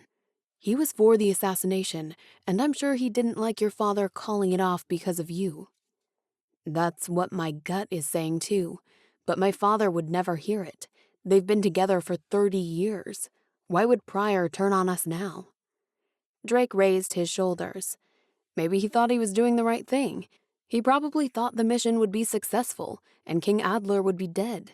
He could never have foreseen the plan not working and Adler showing up here like he did. You're right. Trev put his glass down on the table in front of him. I need to go question Pryor. Drake pulled his arm. Let me do it. It would be best if you didn't leave the party. It will look bad. Besides, Fenton Pryor doesn't like you. We might get more information if I question him. Trev agreed, letting Drake take the lead on this one. He joined his father on the dais, taking the throne seat next to him.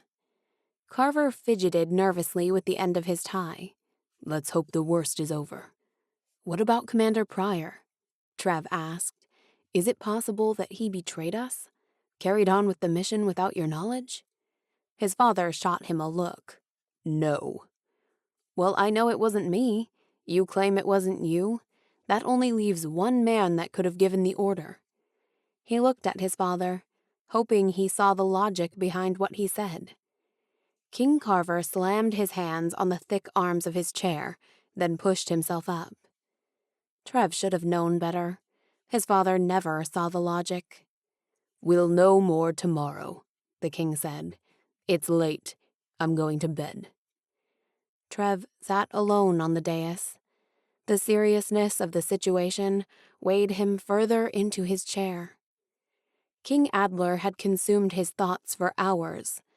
He would never say the situation was a nice distraction, but it was a distraction nonetheless. Now, in the quiet, he allowed his mind to drift.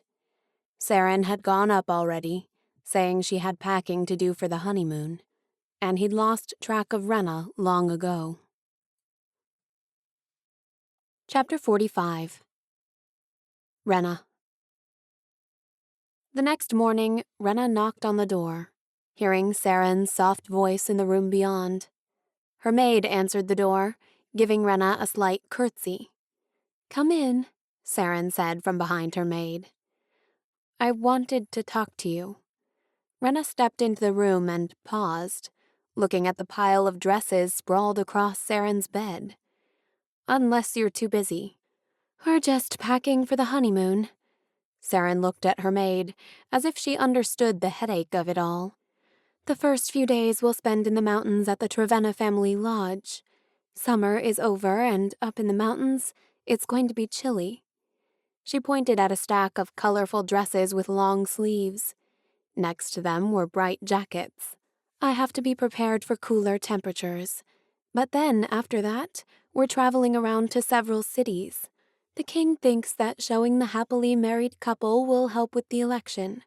So I have to have dresses that work for those occasions and temperatures. She shook her head in annoyance. There's just so much to think about. Renna tried not to let the word honeymoon bother her. It was the first time she had heard Saren speak about what would happen after the wedding. The wedding ceremony had always been the culminating event, the final moment that loomed over her like death to the terminally ill. She hadn't put much thought into Trev and Saren's immediate future, into their honeymoon. So yes, I am busy, but not with anything I can't do while talking. Saren's words pulled Renna out of her own head. What do you need? Renna took a few more steps into the room. It was exquisite. The marble floor was covered with plush, striped rugs. Deep purple sofa chairs surrounded a large marble fireplace. The mantel molded and carved on the sides into ornate designs. 3 French doors led to a spacious balcony, that overlooked the city. Saren had all 3 sets of doors open, letting in the soft morning sunlight and the first evidences of fall. "I like your room," Renna said. Saren looked around while she continued to fold clothes. "I like it too, but I won't be in it much longer. When we get back, I'll move into Ezra's chambers. And then, after the election, I suppose I'll have the Queen's suite attached to the King's." More things Renna hadn't thought about. Things she didn't want to think about. "I'm leaving tomorrow," she blurted. "I'm going to live at Wellenbreck Farm." "Oh?" Saren paused her folding, giving her full attention to Renna. "I'm leaving before the ceremony." Renna talked fast, the same way she always did when she was nervous. "I just wanted you to know so you didn't wonder where I was. Not that you would even think about me on your wedding day." Renna frowned. Why did her words sound so weird? "I just thought you should know." Saren set the dress in her hands down on the bed, then turned to her maid. "Vivian, will you give us some privacy, please?" The maid curtsied once, then left the room. "It seems strange that you're leaving before the ceremony," Saren said. Renna's voice came out a little too high. "Does it?" "Well, yes." Saren seemed a bit put out. "It will look bad if you're not there. Like we had a falling out. Or like I asked you not to come. No one will even notice that I'm gone. Ezra will." Saren's lips tugged further downward.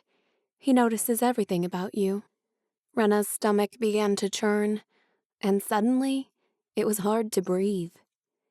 "You know, sometimes I watch him watch you." Saren gracefully sank onto the edge of her bed, squishing a pile of undergarments in the process. "His eyes always find you, but the look on his face is the most interesting part. Everything about him brightens."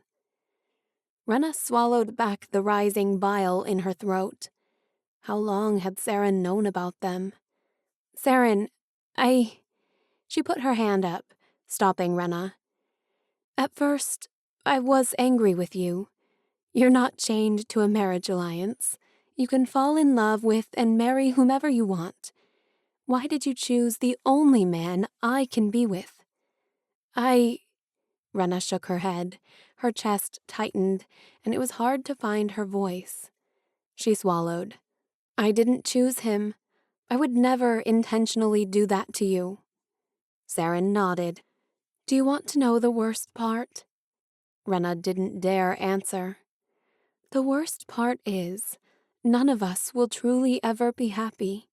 No one wins in a situation like this." Emotion crept its way up Renna's throat, but she refused to let it out, refused to let her own pain diminish the significance of Saren's. She swallowed back the lump forming in her throat, willing herself to stay strong. "I feel awful," she managed to get out. "What can I do to fix this?"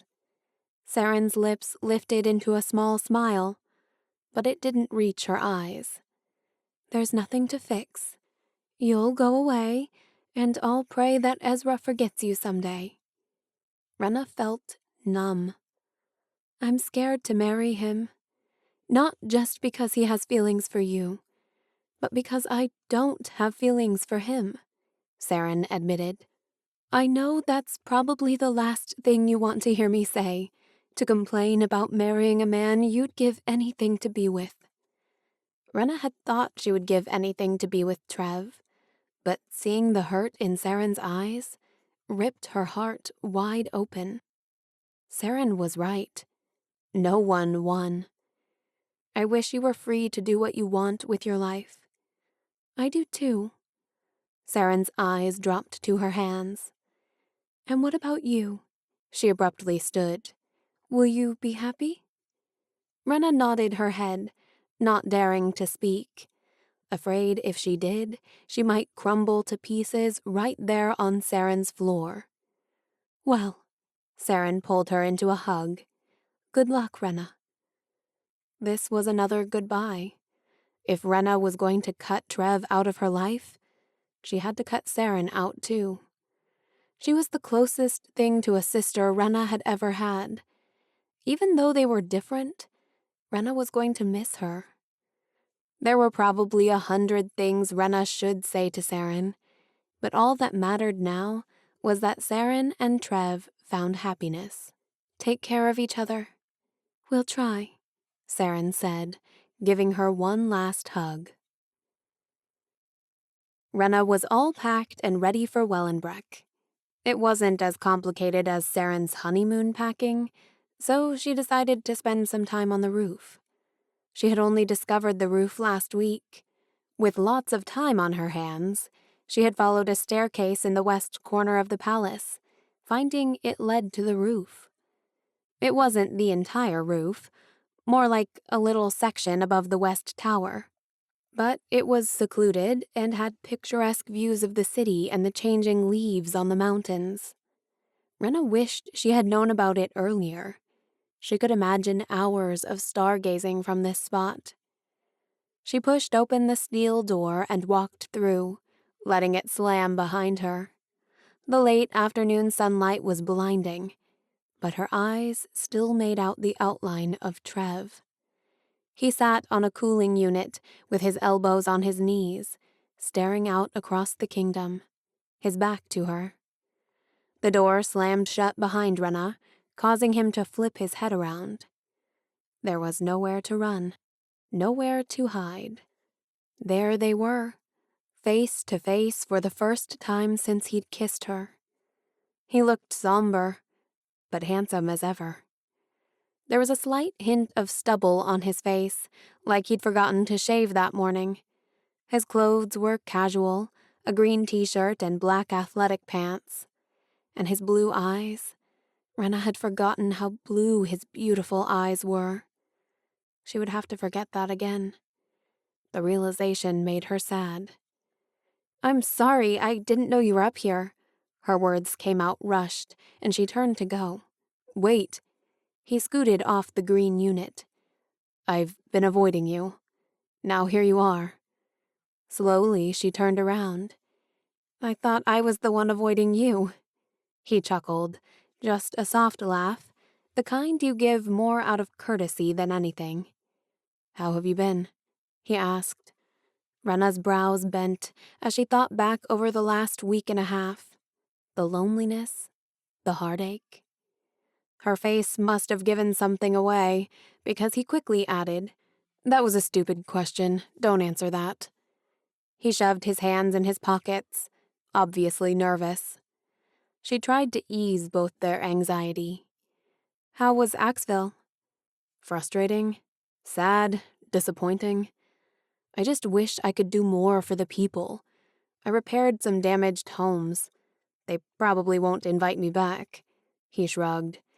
"I'm not that great with tools." Not knowing what else to do, she looked to the sky. "It's a beautiful day." He twisted his body to look upward. "Isn't it? The weather couldn't be any more perfect." "They say it's going to get cold soon," she added. "It's going to get cold soon?" He must have felt the ridiculousness of their conversation as well. "I can't believe we've resorted to talking about the weather." She smiled. "Yeah, it's pretty bad." He smiled too, the big smile that she loved, the smile that gave hints he was about to say something charming. "First of all, I'd like to apologize." "For what?" He was going to bring up the kiss. "For not locking the door behind me the night of the ball." He smiled, but it didn't hide everything. It didn't hide his shame. They make locks specifically for reasons like that. Specifically, so that your future mother-in-law doesn't walk in on you kissing somebody other than the bride. Renna raised her eyebrows. "They make locks specifically for moments like that?" "Mm-hmm," he nodded. "Can't you picture the lockmakers sitting around a table discussing the worst possible things a human can do? Things you wouldn't want anyone else to see?" His laugh was cynical. "Kissing your fiancé's stepsister has to be the top of their list." She longed to ease his guilt she was all too familiar with herself. There are probably a few other things that are worse. A hint of playfulness touched his eyes. Well, maybe a few. He took his seat back on top of the unit, casting his eyes across the land. She didn't dare sit by him. Instead, she kept close to the door. It was always good to have an exit strategy. There are so many people at the palace right now. I had to get away for a minute. Clear my mind, he explained. Me too. That wasn't entirely true. She'd come to the roof not to escape, but as a way to say goodbye to the city that had been her home for the past month. She wasn't going to tell him she was leaving. He wouldn't try to stop her, and him not stopping her would hurt more than everything else combined. So she wouldn't tell him. She wouldn't test him that way. She'd go on pretending that if he knew, he would surely make her stay. The corners of his mouth lifted into a slight smile. Actually, you came up here because you knew I was here. You've been following me, waiting for a moment when I was alone so you could. He slowed his speech dramatically. Kill me. Kill you? She balked at his choice of a storyline, but she was grateful for something light-hearted to talk about. Everything else between them felt so heavy. Yes, you came up here to push me off the roof, he said, matter-of-factly. She smirked. For not locking the door? Exactly. Renna questioned his plan. Why wouldn't I have just poisoned you at dinner? His head wiggled back and forth. Too hard. Or shot you from across the room. Too messy. His mouth contorted into a grimace. Or strangled you while you were asleep in your bed, she argued. He raised his eyebrows. Too intimate. She finally laughed, and it caught her off guard. Okay, so now what happens? Well, I overpower you, and push you off the roof instead. It's a surprise ending. Her face twisted in disgust. What a gruesome story. His hands raised out in front of him. I know, right? It took an evil turn somewhere, and I just had to go with it. They fell into an uncomfortable silence, the only sound the soft hum of the cooling unit. Neither one of them had planned on seeing the other, let alone talking to each other. Beyond make-believe, what real things could they even talk about? She decided to leave. I better go get ready for the wedding dinner. Renna? Trev hopped to his feet again, staring at her for a moment. Thank you. She shrugged her shoulders. For what? For teaching me what it feels like to have a broken heart. A familiar sorrow coiled around Renna, like an old friend keeping her company. I don't think that's a good thing, she whispered, trying to keep her emotions in check. She completely loved him, and yet he had a broken heart. They both did. I'll take anything I can get from you, even if it's only a broken heart. His eyes were defeated, adding to the canyon of heartache inside her. I've never been so miserable in my life, he said, half laughing. This misery has changed me. It has taught me about myself and... His words got quieter. About love. Renna had to look away. She couldn't handle the seriousness of it all. She couldn't handle the use of the word love, especially when he would never be hers. She swallowed hard. I'm afraid you'll never be satisfied again, she said, with an air of sarcastic haughtiness. Obviously, he whispered. Obviously, she whispered back. Renna didn't need to look at him. She knew from the sound of his voice what smile he gave.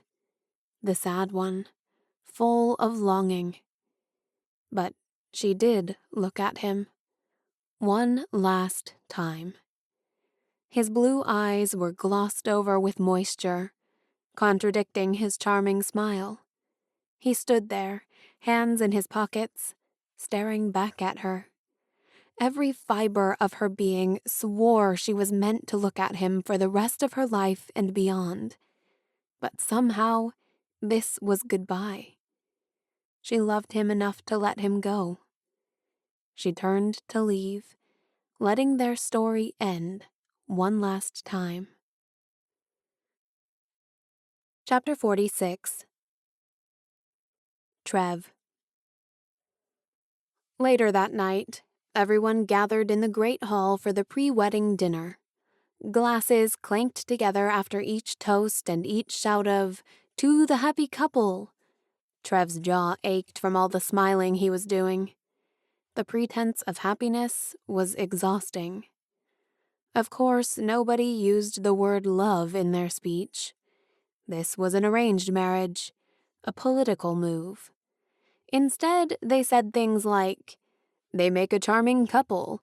Albion's future is bright with the two of them." Or Trev's personal favorite, "There's never been two people more perfect for each other." As if any of these well-wishers knew anything about what was perfect for Trev. What was perfect for Trev was sitting 8 tables away, wearing a shiny silver dress. Her hair was down and impossibly straight. Trev had never seen it that straight before. She was sitting next to a young soldier, who seemed to be leaning into her just for the fun of it. "To the happy couple," Alba Folly said, finishing his speech. Trev raised his glass to Saren's again. More cheers, more clinking glasses. King Adler stood, making tensions rise. Nothing had been solved yet. Drake had tried to question Commander Pryor, but he was already gone. He had left to find the men stationed at the Dossie Inn, to bring them back for questioning. Still, Pryor's absence seemed extremely convenient. Adler raised his glass. "To Prince Ezra, Princess Saren, and the unity of 2 great kingdoms. May their marriage lead to happiness, not war." "Hear, hear," shouted the crowd. Trev took a drink, not missing the knowing look from Drake. King Carver stood, raising his glass. "Thank you all for coming. King Bryant and I are honored that you would all travel so far to celebrate this joyous occasion with us. King Adler is right. Tomorrow marks the joining of 2 great kingdoms." Trev held his breath. He would have preferred his father not to mention Adler. "And in a few months, this happy couple will rule Albion together, uniting us all, making Albion stronger than ever." Even from where Trev was sitting, he could see the snickers pass through Jonas, Maxwell, and their friends. If they had their way, Jonas would be the one ruling Albion in a few months. "Again, thank you all for coming. We'll see you all tomorrow at the wedding ceremony." The crowd applauded. Trev and Saren stood. Hand in hand, they smiled and nodded at the crowd applauding them, until enough time had passed, and they exited the great hall together, waving like idiots. "I'm glad that's over," Trev said as they walked down the hall. Saren removed the long gloves covering her arms. "I didn't think it was that bad. Besides, any time we can be in the spotlight right now is good. It only helps with the election." She sighed. "It's all part of the job." Trev looked at the beautiful, intelligent woman walking beside him. "What would you do with your life if you weren't marrying me?" She laughed his question away. "I am marrying you, so it doesn't really matter." He stopped walking. "It matters to me." Her steps slowed, and she looked up and down the hallway, as if making sure no one else was around. "I suppose I would love to be an educator. Teach history and politics." Trev smiled. "You would be amazing at that." For the first time since he had known her, Saren got embarrassed. Her cheeks reddened and she turned away. I would ask what you would do if you weren't marrying me, but I think I already know the answer. The truth behind her words hurt. Am I that predictable? Her eyes softened as she looked at him. I guess neither of us is free to do what we want with our lives. He grabbed her hand. At least we have that in common. It's a start. Trev leaned his body into the cement railing of his balcony. City lights shone like stars below him, radiating a soft glow into the night sky. He would have considered the moment peaceful if it weren't for the anxious feelings inside him. The gravity of it all, Adler, Renna, Saren, the election, pulled him down, relentlessly sinking him, drowning him. He had been dropping into this darkness for a while, desperately trying to claw his way out. It was easier when he thought he was saving Albion, saving Adler from the assassination. But now, he didn't even have that. His grip had slipped, and he never thought he could fall so low. Chapter 47. Renna. Overnight, the palace's great hall was transformed for the wedding ceremony. Pale yellow silk billowed across the ceiling, covering the expansive roof like an airy tent, making it seem more intimate than usual. Flower garlands were strung above, decoratively stretching across the fabric. Rows and rows of yellow chairs lined each side of the room, with flowers fastened to the ends, pink ribbon dangling from the sides to the floor. Even more colorful flowers dripped from the walls, sweeping up and down like waves in the sea. The dais sat at the front of the room, with large floor vases on either side, full of the most exquisite flowers Renna had ever seen. The room smelled like a garden on a chilly spring day. Everything was colorful, bright, and happy, just the way it was supposed to be. But Renna was leaving. Her mother's shoes clicked on the marble as she walked in the room. "There you are." Renna smiled at her mother and King Bryant. "I just wanted to see the decorations before I left." "Are you sure you're going to be okay?" Her mother was asking about her heart. Would her heart be okay, since the man she loved was marrying someone else today? Renna pretended her mother was referring to Wellenbreck. "I'll be fine. Mangum will be with me. He'll keep me out of trouble. Won't you, Mangum?" Mangum stood outside the doors to the great hall. "Certainly, my lady." King Bryant took Renna by both hands. "Please know that you're always welcome at the government center if you ever want to come back." "I know," she said, not believing that she would ever want that. "And if there is anything you need, anything at all, don't hesitate to ask." "I won't," Renna said, wondering if her mother had told Bryant about her and Trev. If Bryant knew, would he still want his daughter to marry the prince? Or would he want Trev to marry her instead? She shook her head. None of that mattered, because Renna knew her mother, and knew that she would never tell Bryant about what had happened. King Bryant stepped aside, so Renna's mother had room to say goodbye. "I don't think I'm strong enough for this. My nerves can't handle it." Her mother wrung her hands together. "Your nerves will probably do better when I'm gone," Renna teased. Marielle pulled her into a hug, her heavy breathing rising and falling against Renna as she held her. "I'm so sorry, Renna," her mother whispered into her ear. "This is exactly like the day King Dayton sent me away to Wellenbreck Farm. I wish there was something I could do. I wish you could be with Ezra." Renna tightened her grip around her mother, refusing to let her see how much leaving this place, leaving Trev, was crushing her. "Nobody is sending me away. I'm choosing to go." Marielle took a deep breath and pulled away. "You're right, and you'll be better for it." They gave each other one last squeeze, and then Renna followed Mangum out to the waiting transporter. "Are you ready, Miss Renna?" Mangum said, holding the door open for her. She hesitated for just a moment, turning back for one last look. Her eyes swept over the grand palace and the balcony she knew belonged to Trev. There was no one there. She took a deep breath, got inside the transporter, and didn't look back again. Chapter 48. Jonas. Jonas watched his father put the finishing touches onto his formal wear. His father stepped in front of him, ready to go down to the waiting transporter. "This is a very big day for us."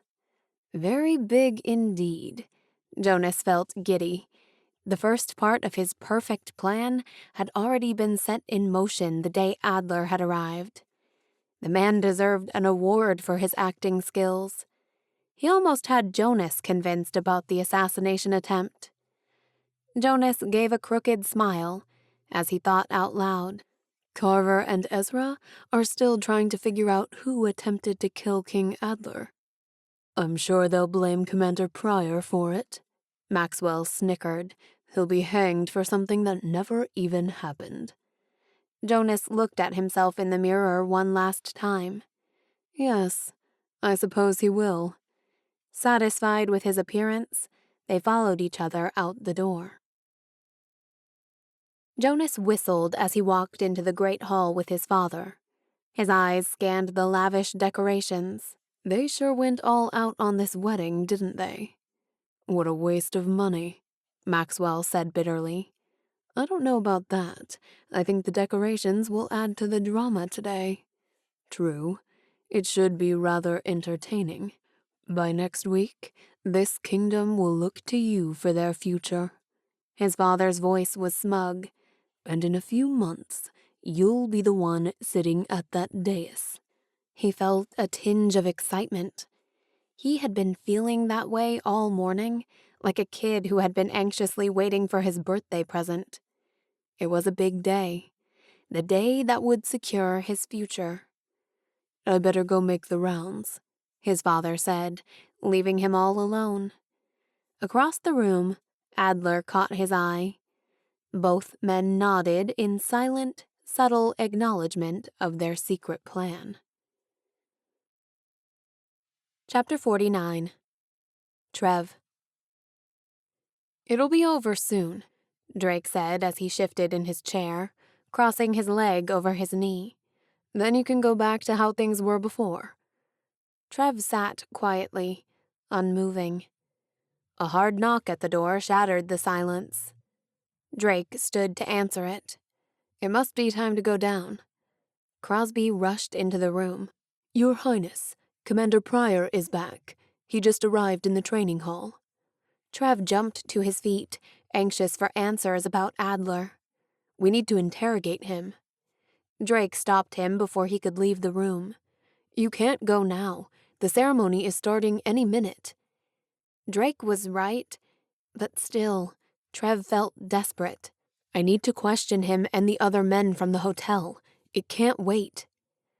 "I'm afraid there aren't any men from the hotel with him," Crosby said. "All the other men that were involved are dead." Trev and Drake exchanged looks. That's convenient. So there's nobody left to rat him out for his betrayal. Trev's words were laced with anger. "We don't know that," Drake said, trying to calm him down. "Adler's men could have killed them all." "Oh, come on. Pryor is behind all of this with Adler. This is just further proof of his guilt." "I just don't know what part my father played in it as well." He shook his head in frustration. "Your Highness, it's time." Gaines waited by the door, expectantly. Drake placed a hand on his shoulder. "We'll deal with Fenton Pryor after the ceremony. Let's get through the next hour and then we can make a plan." Trev nodded. Everything was converging all at once. He smoothed his black tie and tugged on the jacket of his black fitted suit. Drake handed him his gold crown. The last time he wore it, He'd held Renna in his arms. Trev swallowed, trying not to think about her and that night. There was nothing he could do but follow Gaines out of the room. From his place on the dais, Trev could see everyone seated in the aisles, all of them counting on him. Everyone but Renna, he noticed. He scanned the faces for hers, but came up with nothing. King Carver stood next to Trev in the middle. As the ruling king, he would be the one performing the marriage ceremony. "Did you hear Pryor was back?"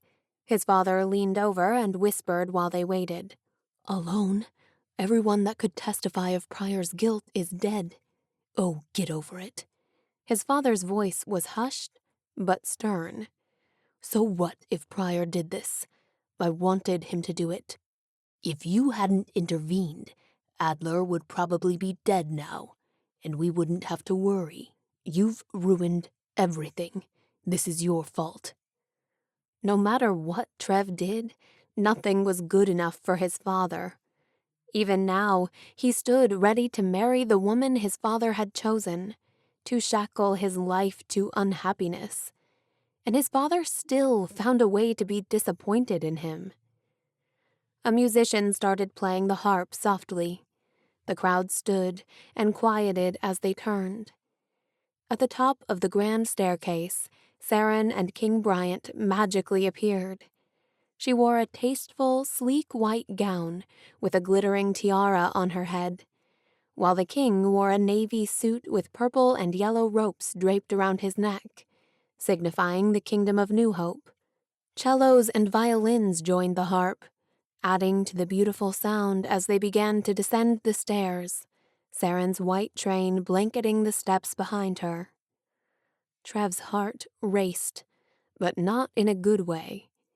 He wiped at the sweat forming above his brow. His eyes scanned the crowd again. All heads were turned to the stunning bride, but one. Queen Marielle glanced at him, sadness written across her face. Trev's eyes questioned her. Where was Renna? She shook her head slightly. She wasn't there. The music seemed to pick up intensity, matching his feelings inside. Saren was at the beginning of the aisle now, a mere 60 feet from Trev. He had 60 feet to make up his mind. 59, 58. He wiped his sweaty palms on the sides of his pants, sucked in all the air around him, and pushed it back out again. His heart continued to thump to the rhythm of the music. It was like the orchestra couldn't keep up with its furious beats. He looked at the ground, weighing the consequences in his mind. He dared to look at Saren, who had somehow made it to the dais by his side. His father already thought he had ruined everything. At this point, what did it matter if Trev ruined the alliance too? Then, Saren's own words played back in his head. Neither of us is free to do what we want with our lives. What did he want to do with his life? He pictured growing old with Renna. That's what he wanted to do with his life. He loved Renna. He always would. The music stopped. Everyone took their seats, and his father opened his mouth to speak. "There's something I'd like to say." Trev's voice sounded loud against the silence. He took Saren by the hands and whispered so only she could hear. "I'm sorry. I hope you can forgive me someday, but I want to set you free. Set us both free." Her eyes filled up with tears, but not the angry kind he'd been expecting. She looked more relieved than anything. He quickly glanced at his father, who tried to warn him through panic-stricken eyes. He glanced at Drake, who didn't seem surprised. He looked at Queen Marielle, tears streaming down her face, and the confused King Bryant next to her. "Before we start, I just wanted to say—" Trev turned his body to the audience, letting go of one of Saren's hands. They all looked stunned, waiting on the edge of their seats for the next words out of his mouth. He tried to gather his thoughts, but something caught his eye. A small movement in between the stillness of the statue-like people. The kind of movement that a trained soldier would notice. But what he couldn't understand, what he couldn't register fast enough, was the gun in the hand of the man with the white and black hair. Or why the gun was pointed directly at Saren. Trev lunged, throwing his body in front of Saren's as shots blasted off. A bullet stung his arm instantly as he and Saren tumbled to the ground. There seemed to be a lot of blood and screaming from all the guests. There was a lot of screaming. He wrangled his body on top of Saren's to protect her. Another round of shots broke out while guards surrounded them, dragging King Carver away, pulling at him and Saren. Saren choked from underneath him. Trev lifted his body enough to see the crimson blood spilling out of her chest. He tried to stem the wound with his hand, her blood spilling between his fingers. "Help us!" Her frightened eyes looked at him to save her. Strong arms tried to lift his body away. "She's hurt," he yelled. More men came and pulled him off her, filling the wound with their hands, dragging him away from her. Amidst the chaos, he remembered the man with the white and black hair. "The shooter! Get the shooter!" Trev tried to twist his body back around to see, but they continued to yank him toward the exit. "Officer Vestry has him," a guard spoke through breathless pants. They turned a corner, leaving the pandemonium of the great hall behind. The men ahead of him rushed down the hall with Saren's seemingly lifeless body. Her white train dyed a crimson red, trailing behind them. Farther ahead, his father, King Bryant, and Queen Marielle ran, surrounded by a group of guards tugging at their arms to keep them moving.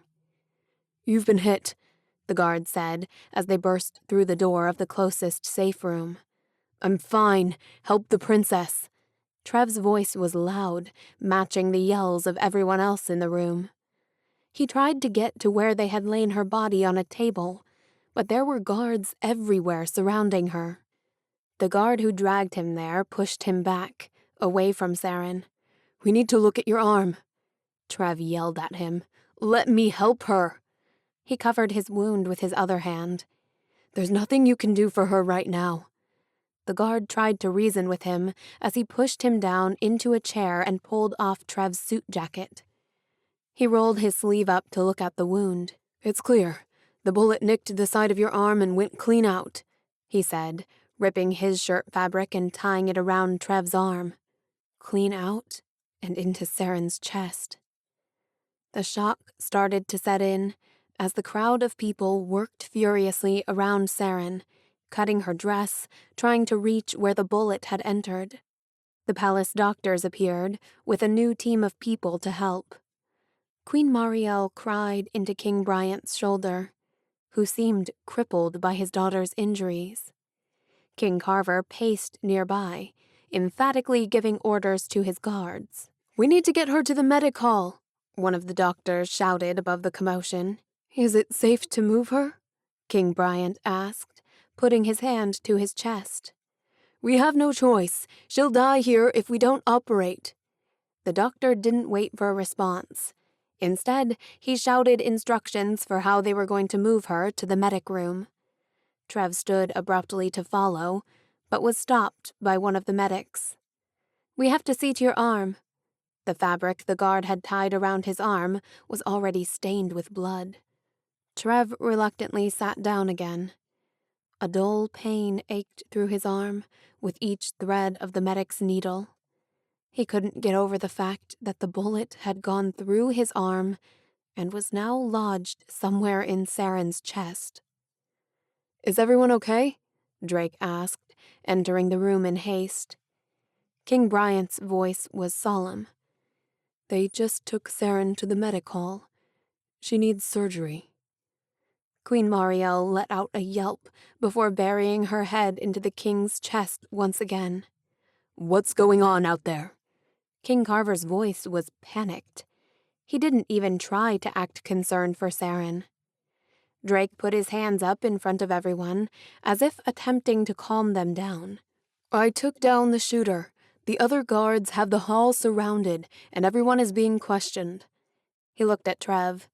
"If you hadn't noticed the shooter first, I wouldn't have known where the shots were coming from. I saw you look at him before you jumped in front of Saren. I didn't know what else to do," Trev stammered. "I didn't have my gun on me." His stomach dropped, thinking back to that moment. Why would he think to put a gun in his boot on his wedding day? "What you did was enough," Drake said reassuringly. "Is she going to be okay?" Bryant shook his head, like he was trying to keep his growing distress in check. "We don't know." "Do we know anything about the shooter and why he did this?" His father looked to Drake, wanting more answers. "I shot him, and he didn't make it. I did a quick check of his pockets, and there wasn't anything there to identify him. He isn't anyone that I recognize from the palace or city. I would have remembered hair like that." "I'm sure Adler is behind this," King Carver said, fury in his voice. "Who else would do such a thing?" Chapter 50. Jonas. Wedding guests were everywhere. After the guards released them, people ran down the halls to get to their rooms. Others were in the palace courtyard, yelling at servants for a transporter to be brought around. Servants worked hard to clean up the blood. This much Jonas had figured would happen, but what he didn't count on was something to go wrong. Which it had. Something had gone very wrong. Guards were positioned outside Adler's door. As Jonas approached, both men pointed their guns directly at him. "Step away from the door," one of them shouted. Jonas put his hands up in innocence. "Calm down. I'm unarmed. I just want to talk to King Adler." The two men looked at each other, a silent conversation between them. "I don't think he'll mind. Tell him it's Jonas Doman." One of the guards slowly backed up to the door and knocked. An assistant opened the door, and the guards spoke in hushed tones. Then the door shut again. A moment later, it was flung open. "Search him," the assistant barked. Jonas laughed. "I think we both know I am not your enemy here." But he raised his arms again, letting the guards search for weapons. "All clear," the guard said. Jonas pushed past the man and into Adler's room. Adler lay casually on his bed, legs crossed, pillows propped up around him. Nobody would have ever guessed that 30 minutes ago, Adler had been part of a shooting. "Can I help you?" Adler said coolly. "What was that downstairs?" Jonas tried not to let his anger ruin the conversation. "What do you mean?" Adler played stupid. "Your man didn't follow my plan." Jonas wasn't in the mood for any games right now. "Your plan?" Adler finally stood. "Your plan was weak and only served your interests. You wanted me to do your dirty work for you, to kill Prince Ezra so that you could easily take the crown. I didn't like that plan. But I did like the idea of a dramatic wedding shooting. That was good stuff." "Killing Ezra would have helped you. I would have won the election and would be your ally." Why couldn't Adler see that? "I don't need allies." His eyes had all the confidence of an illegal arsenal behind them. Jonas shook his head. "What was the point of targeting Princess Saren? It makes no sense." "It makes complete sense. Prince Ezra is not a threat. My biggest threat is New Hope and Albion joining forces. Their alliance is my biggest threat. That's something I can't have. Now there's no marriage treaty. King Bryant won't want anything to do with Albion once his daughter dies here. The alliance will be off." "We had a deal," Jonas said, desperation surging in his chest. "Yes, you gave me information and I paid you for it," Adler said plainly. "You were supposed to carry out my plan in exchange for that information." "Didn't I?" Adler looked around the room at his assistant and guards. "I pretended that Carver tried to kill me. I pretended to be angry about it. I had one of my men, who is dead now, stop the wedding by shooting a member of the royal family. I think I did my part." Jonas clenched his fists, grinding his teeth together. "My plan was to kill Ezra." "I don't carry out anybody's plans except for my own. Now, if you could leave me, I have to get ready for a long journey back to Tolston." The air escaped Jonas. "I can expose you, you know." "No, you can't." Adler's lips curled up. "Then everyone will know you and your father were the lying backstabbers behind it all. You'll never become the king because you'll be hanged for treason." He was right. Adler had backed him into a corner, and there was nothing he could do about it.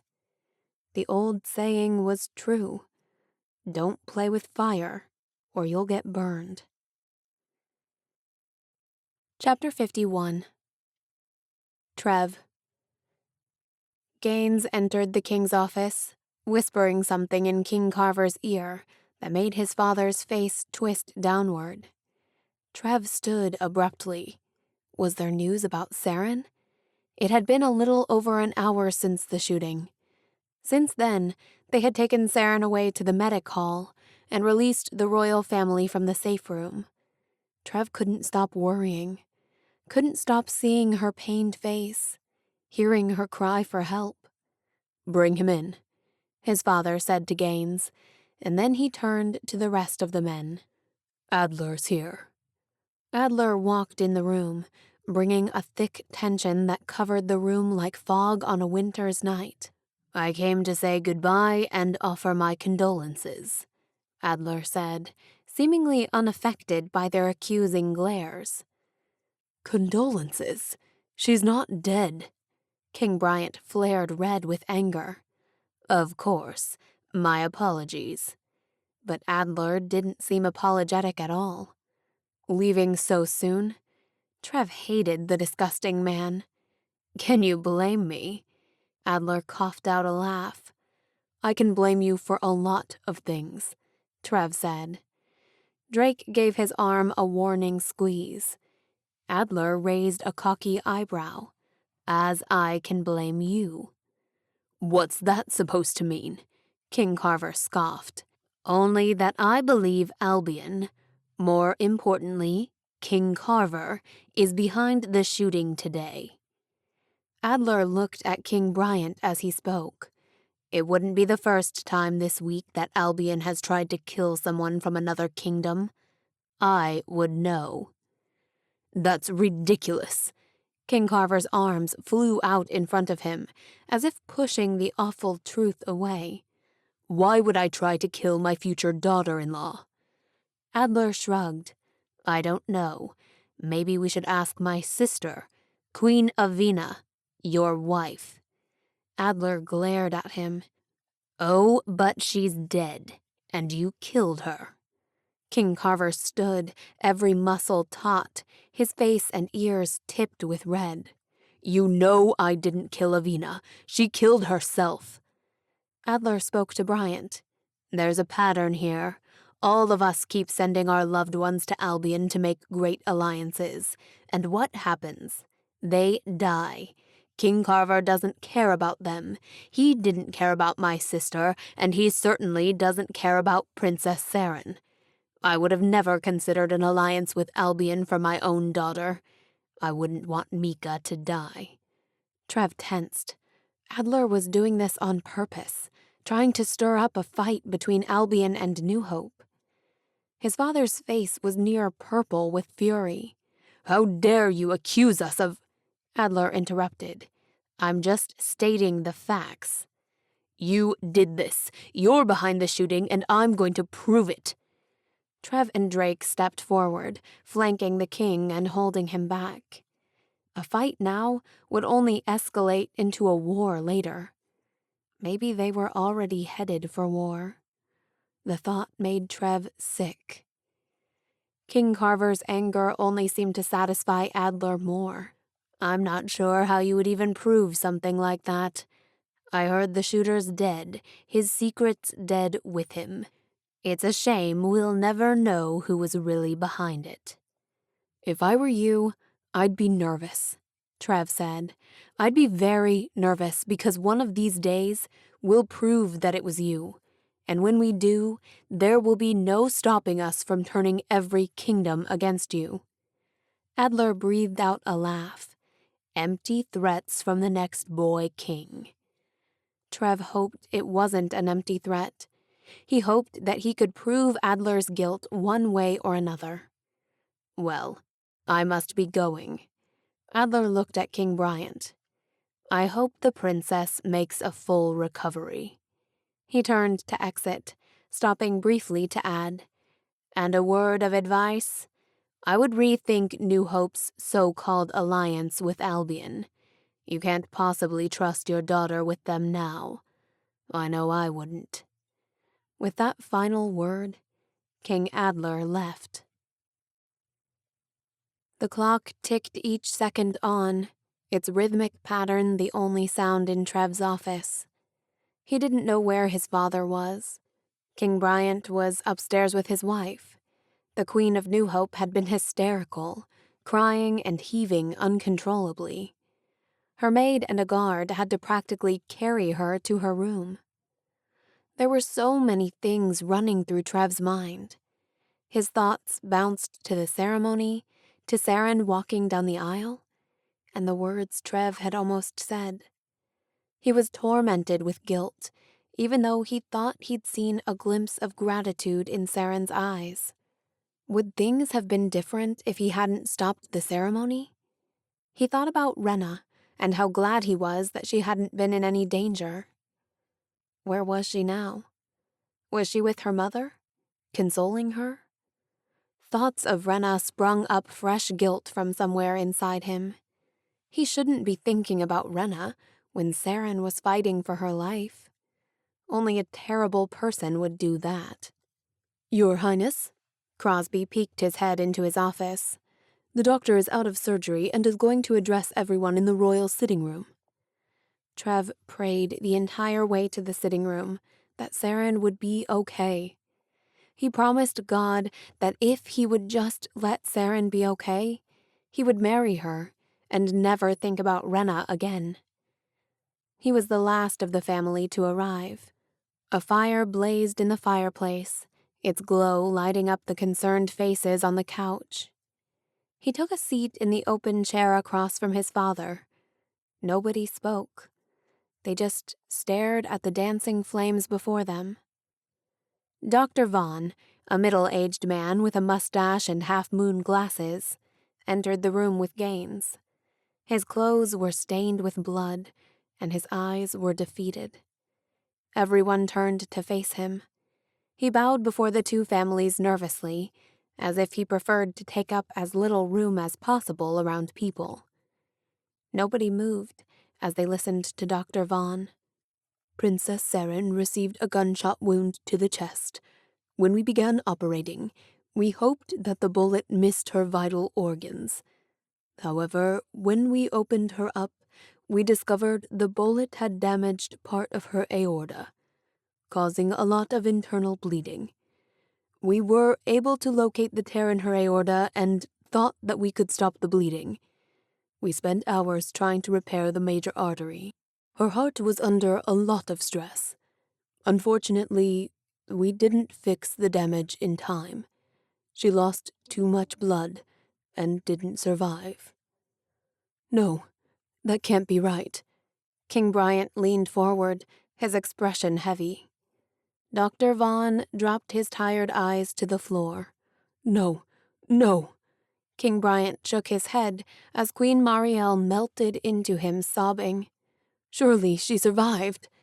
The doctor met King Bryant's tear-filled eyes. I'm sorry.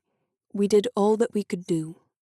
The agony on King Bryant's face dragged up a suffering in Trev he had never experienced in his whole life. The regal pair, the royalty of New Hope, hugged each other in the most intimate and sorrowful way.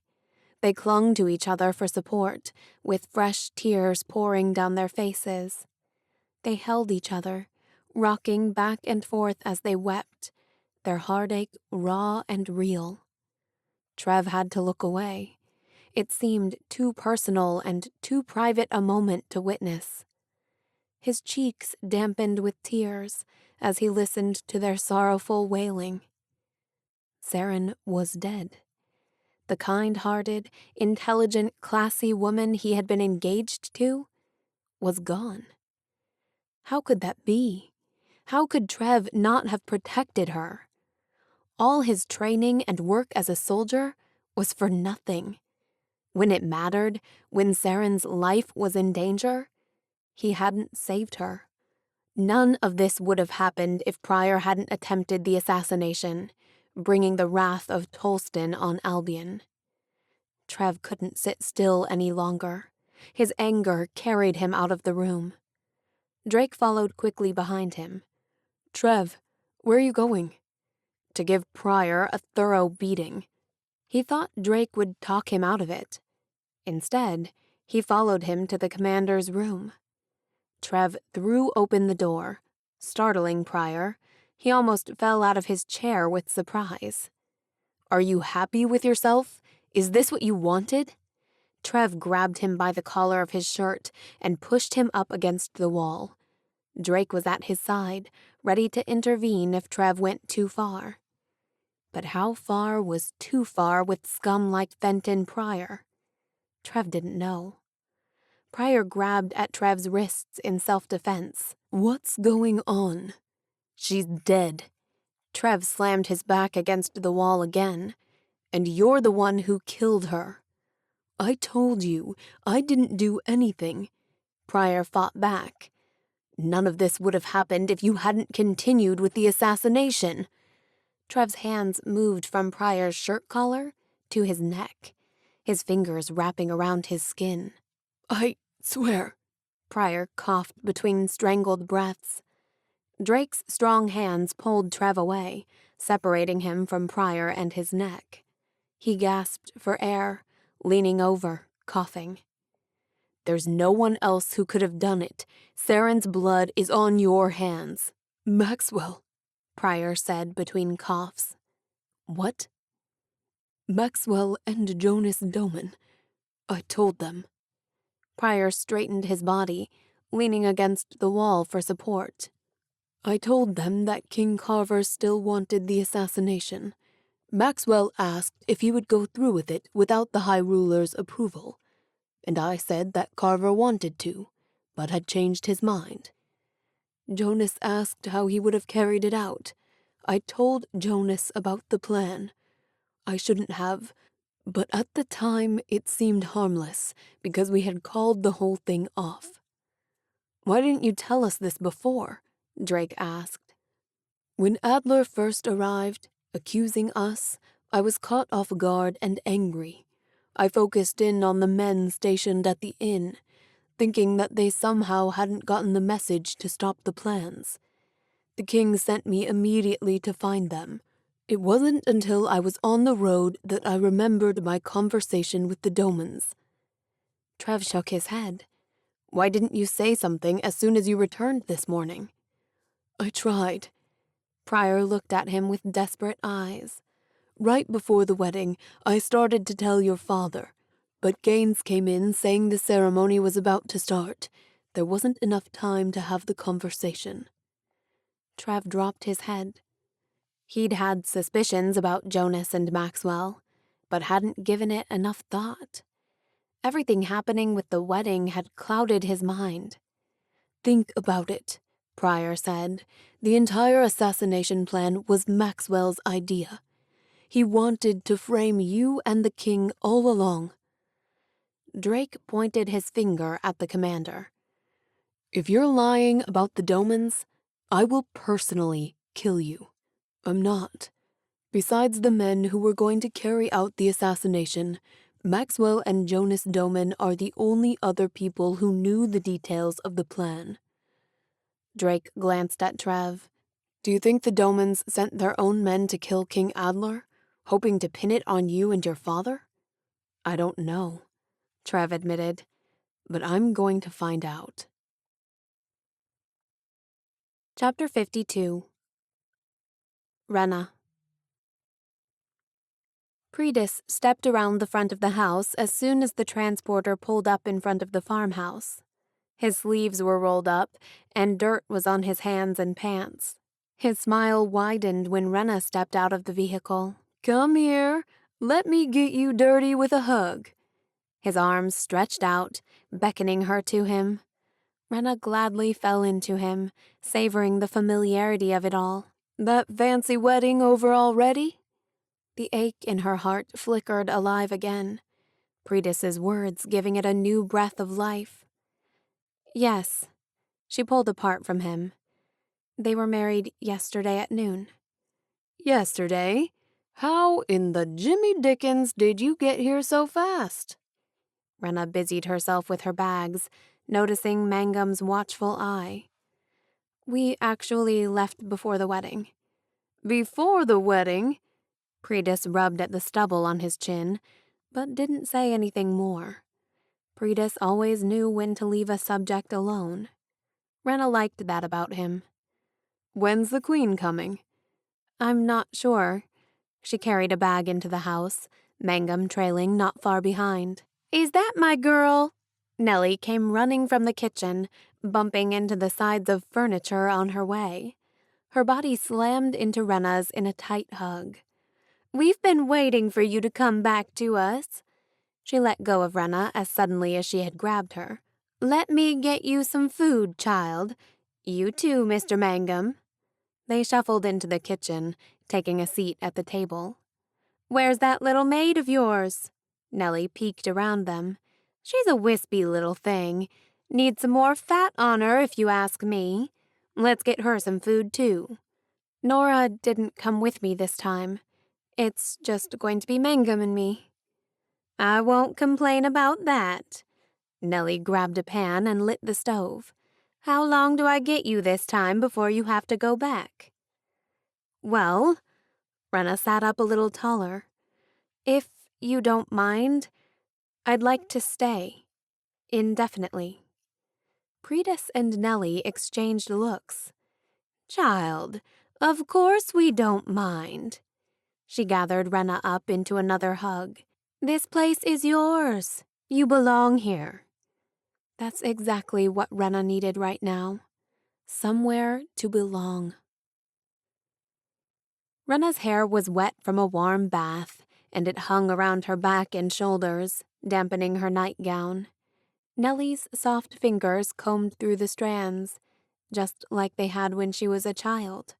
The crackling of the fire soothed Renna's soul. She lay on her side against the worn-out pillows of her old bed, feeling the comfort of home wash over her. What happened in Albion? Nellie asked quietly. Why did you leave before the wedding? Renna thought about lying. It would have been easier that way. But her heart longed to be comforted. I fell in love with the prince. That's what happened in Albion. Nellie's fingers paused for a moment, no doubt from the shock of Renna's confession. Oh, child. She patted Renna's head like a toddler, and then continued combing through her hair. Tell me all of it. Renna had held it all in until now. As soon as she started, the floodgates opened, the words pouring out of her, begging to be told. Nellie listened quietly as Renna told her about Wellenbreck Pond and the fake drowning, about meeting Trev there the next day. She told her how easily her feelings for him had come, how he made her feel light and tied up in knots all at the same time. She told her how they had almost kissed at the pond, and how he had promised to see her again in Albion. Nellie gasped at the part where Renna found out he was the prince, and endured the horrible first dinner at the palace.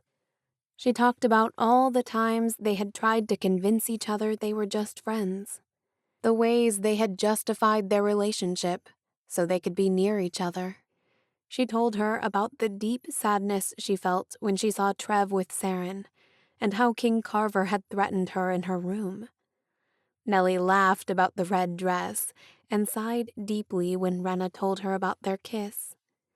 She explained how she had managed to avoid speaking to Trev until the day before the wedding, how she had wanted him to say the wedding was called off, even though he couldn't.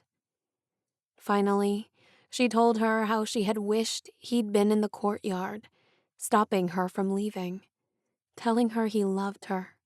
My, Nellie clucked, shaking her head. You poor dear. Nellie hugged the back of Renna's shoulders, her warm hands squeezing all the disappointment and sadness out of her, until Renna found herself sobbing uncontrollably in Nellie's soft arms. Let it go, child. Let it go.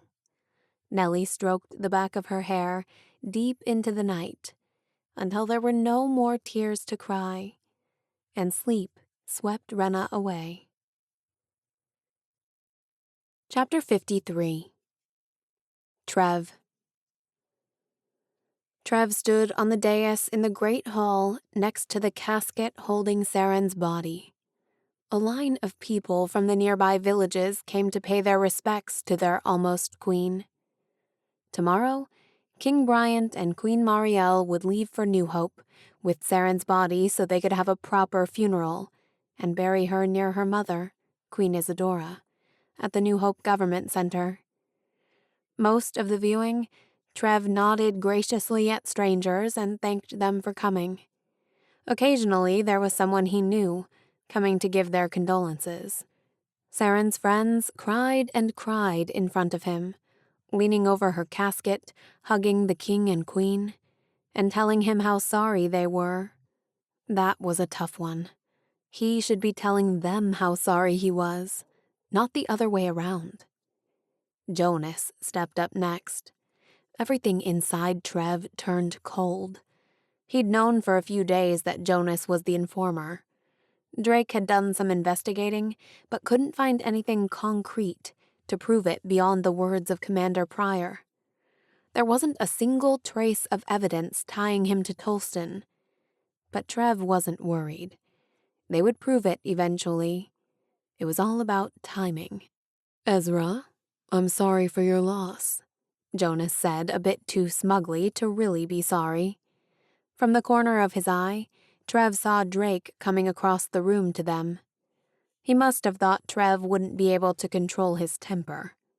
He was probably right. Jonas looked at Saren's casket, covered in an elaborate bouquet of flowers. Well, this all ended up very tidy for you, didn't it? How's that? Trev said, unable to hide his disgust. Just that Saren is conveniently out of the way now, opening the door for you to run after Renna. Trev's fingers tightened into a fist. I wouldn't be surprised if you planned the shooting yourself. That's an easy way to get rid of her. Trev's fist went flying through the air, landing on Jonas's jaw, knocking him to the ground. A crowd of people around them gasped. Jonas grabbed his jaw, while a few men reached to help him up. Everyone in the room watched them now. I know this is a hard time for you, Prince Ezra. Jonas spoke the words loud enough for the watching people to hear. And I don't hold you accountable for your actions today. You're grieving. Trev struggled against Drake's grasp. He wanted to kill Jonas and his fake persona. Let him go, Drake said in his ear. He's not worth it. Trev relaxed in Drake's arms. Everyone around them had gone silent, still watching the drama in front of them. Trev couldn't do this anymore. He turned and left the viewing without another word. Chapter 54. Renna. Renna bent over a row of cucumbers, knife in hand. She examined each vine, cutting the large vegetables at the stem and throwing them into a nearby basket. She had been at Wellenbreck almost a week, and was starting to settle into a nice routine, waking early in the morning to feed the animals with Pretis, working hard in the fields all day, and laughing with Mangum, Nellie, and Pretis at night until she was too tired to even think. Each day she spent time at her father's grave. She had forgiven both her parents for the past. She didn't blame them for the choices they had made. She understood now, more than ever, the difficulties they had faced and why they had done what they did. Forgiveness, especially when it came to her mother, brought a new sense of peace into her heart, and Renna liked the way it felt. She hoped someday she could feel that kind of peace about Trev. A sleek black PT zoomed toward the front of the house, pulling her from her work. She struggled to her feet, wiping her hands on her pants. By the time she came around the corner, a guard was off the machine and walking toward the door. He stopped when he saw her. Miss Renna, this is for you. He held out a letter. She recognized the man from King Bryant's Royal Guard. She took the letter, and the soldier turned to go. "Won't you come in for a drink or a bite to eat?" No, my lady, he said, swinging his leg over his PT. That's very kind of you, but I'm headed to New Hope with an urgent message. Before she could say anything else, he turned his machine on and sped away. What was that about? Mangum asked. He had a horse by its reins and was leading it out to the field. Renna held up the paper as he passed by. "I got a letter," she quickly added. "I'm sure it's from my mother." She didn't want Mangum thinking she still held out hope for Trev. She tore through the paper and began reading to herself. Renna, I don't know where to even begin. Our hearts are broken. Saren is dead. There was a shooting at the wedding. Ezra tried to save her.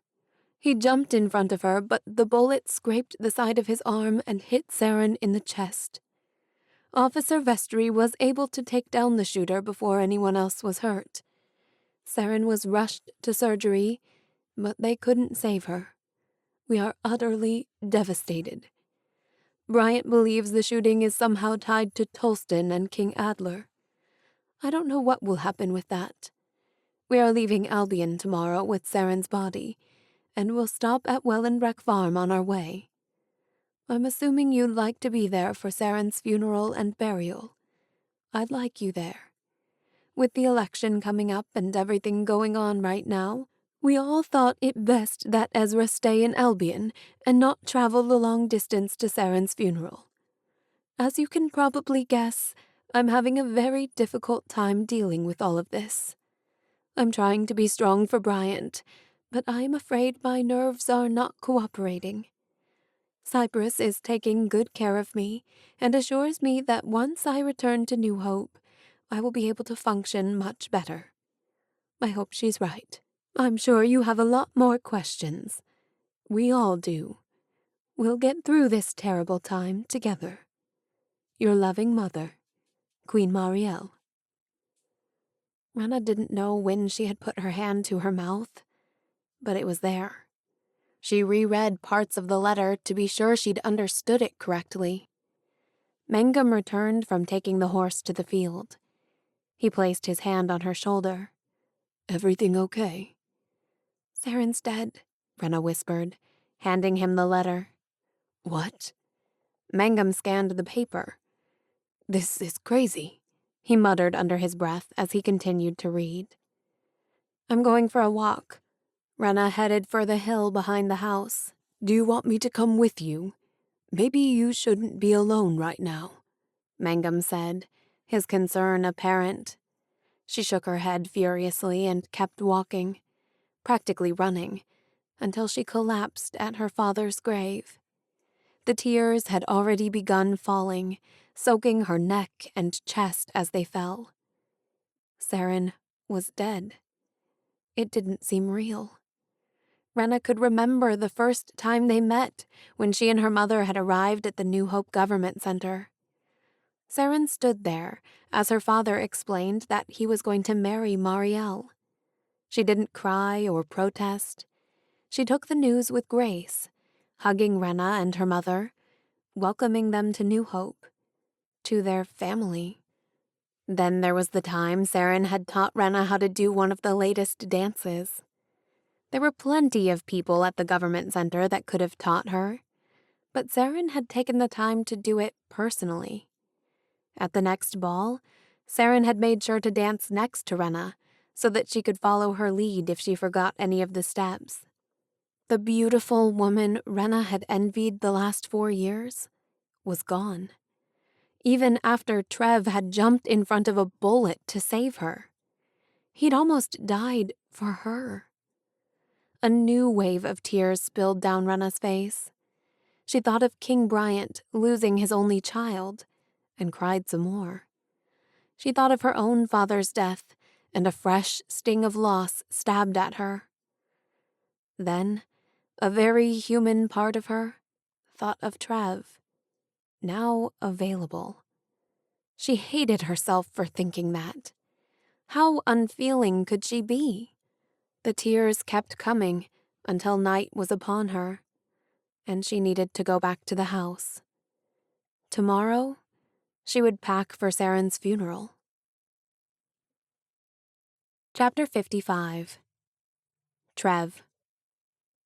A line of servants and a few remaining wedding guests bordered the sides of the courtyard, quietly watching the waiting transporters. New Hope flags were attached to each vehicle, flapping freely in the wind. Saren would leave Albion much in the same way she had arrived, heralded by all the fanfare a princess deserved. Except this time, she was in a casket. Trev's grief and guilt had prevented him from sleeping the night before. He should have treated Saren better. He deserved the bullet, not her. "Thank you for everything," Queen Marielle barely managed to say before all her fragile strength was gone. Trev bowed in silence. What was there to say? Marielle knew the truth, knew what kind of a liar he really was. King Bryant spoke to his father first. "We'll be in contact about the next move with our alliance and Tolston." The two kings shook hands. King Bryant stopped in front of him. Trev wanted to say a million things to him, but all that came out was, "I'm sorry." Bryant put his hands on Trev's shoulders, and that's when Trev lost it, when his tears started to come heavily. "I'm sorry," Trev said again through his sobs. Bryant folded him into a fatherly hug, the way his own father never had. They stood there, hugging, crying, not caring who was watching. "It's not your fault." Bryant's words were soft and comforting. "You did all you could." "I didn't deserve her," Trev cried. "Yes, you did." He pulled Trev back, forcing him to look in his eyes. "When you jumped in front of her," Bryant fought to speak between stifled sobs. "When you risked your own life to protect her, I knew you were a good man. I knew you deserved her." Trev wiped at the tears that wouldn't stop coming, wishing he could believe him. "I should be coming with you to New Hope for the funeral." "No." King Bryant shook his head. "Things are uncertain with Tolston, and with an election around the corner, you need to be in Albion right now." King Bryant was right, but it felt cruel to watch Saren's body leave in a transporter without him. Chapter 56. Jonas. The blackness of night felt thick around Jonas. Even the narrow sliver of moon glinting in the sky seemed darker than usual. He whipped his head around, making sure he wasn't followed. But there was nothing but a canopy of pine trees behind him. Jonas wasn't usually this jumpy, but ever since the wedding ceremony a month ago, he'd been watching his back, half expecting King Adler to be lurking in every shadow. Jonas quickened his steps, pointing his handlight into the dirt in front of him. Through the rays of light, he could see his breath puff out like a cloud of smoke in the chilly air. He was almost to the cave. Jonas had sent a note earlier in the week, letting his men know he would be visiting Axville as part of his campaign. His men knew the plan and what was supposed to happen during his visit. He looked back one more time before ducking under the rocky ridge that led to the opening of the cave. He crouched to avoid hitting his head as he slowly walked through the narrow tunnel. The flicker of firelight danced ahead of him, and there was a panic of frantic movement. "Calm down, it's just me," Jonas called out to his men. "He's here," someone shouted to another. "Get the blindfolds ready." The passageway opened up into a large alcove. Jonas straightened, the rocks finally high enough for him to fully stand. He stopped at the opening, careful to stay in the shadows. He didn't want to be heard or recognized. So far, his men had done all of the dirty work for him. Parson stepped in front of him, a long gun slung over his shoulder. He was dressed in all black, with clunky black mountain boots that almost went up to his knees. Firelight danced off his bald head and face, making his teeth look more yellow than they already were. "Is everything ready?" Jonas whispered. "Dundee and Fike are finishing with the ropes and blindfolds." Parson gestured behind him to where the men worked. Jonas shone his handlight to the far corner of the cave, watching until his men were done. He walked toward his prisoners, examining them.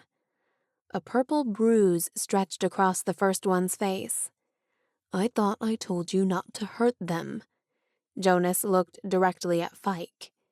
Fike's mouth twitched, and his gray eyes flashed with fear. "Well, that one there causes trouble." Jonas looked at the older man, and without any notice, struck him across his cheek, the way he imagined the prisoner had been hit. Fike stumbled back, grasping his face. "Did that hurt?" Jonas asked calmly. "No, boss," Fike replied, still holding his cheek. Jonas looked back at the prisoner. "Then I suppose it didn't hurt her either." He shone his light on the rest of the prisoners. Despite the blindfold over their eyes, they turned their faces from the bright light. Their hair was tangled and matted, their gray working dresses dirty and ripped in places. But they all seemed fine. The missing daughters of Axville had been relatively compliant prisoners. It was a brilliant plan, and in the end, Jonas would be the hero.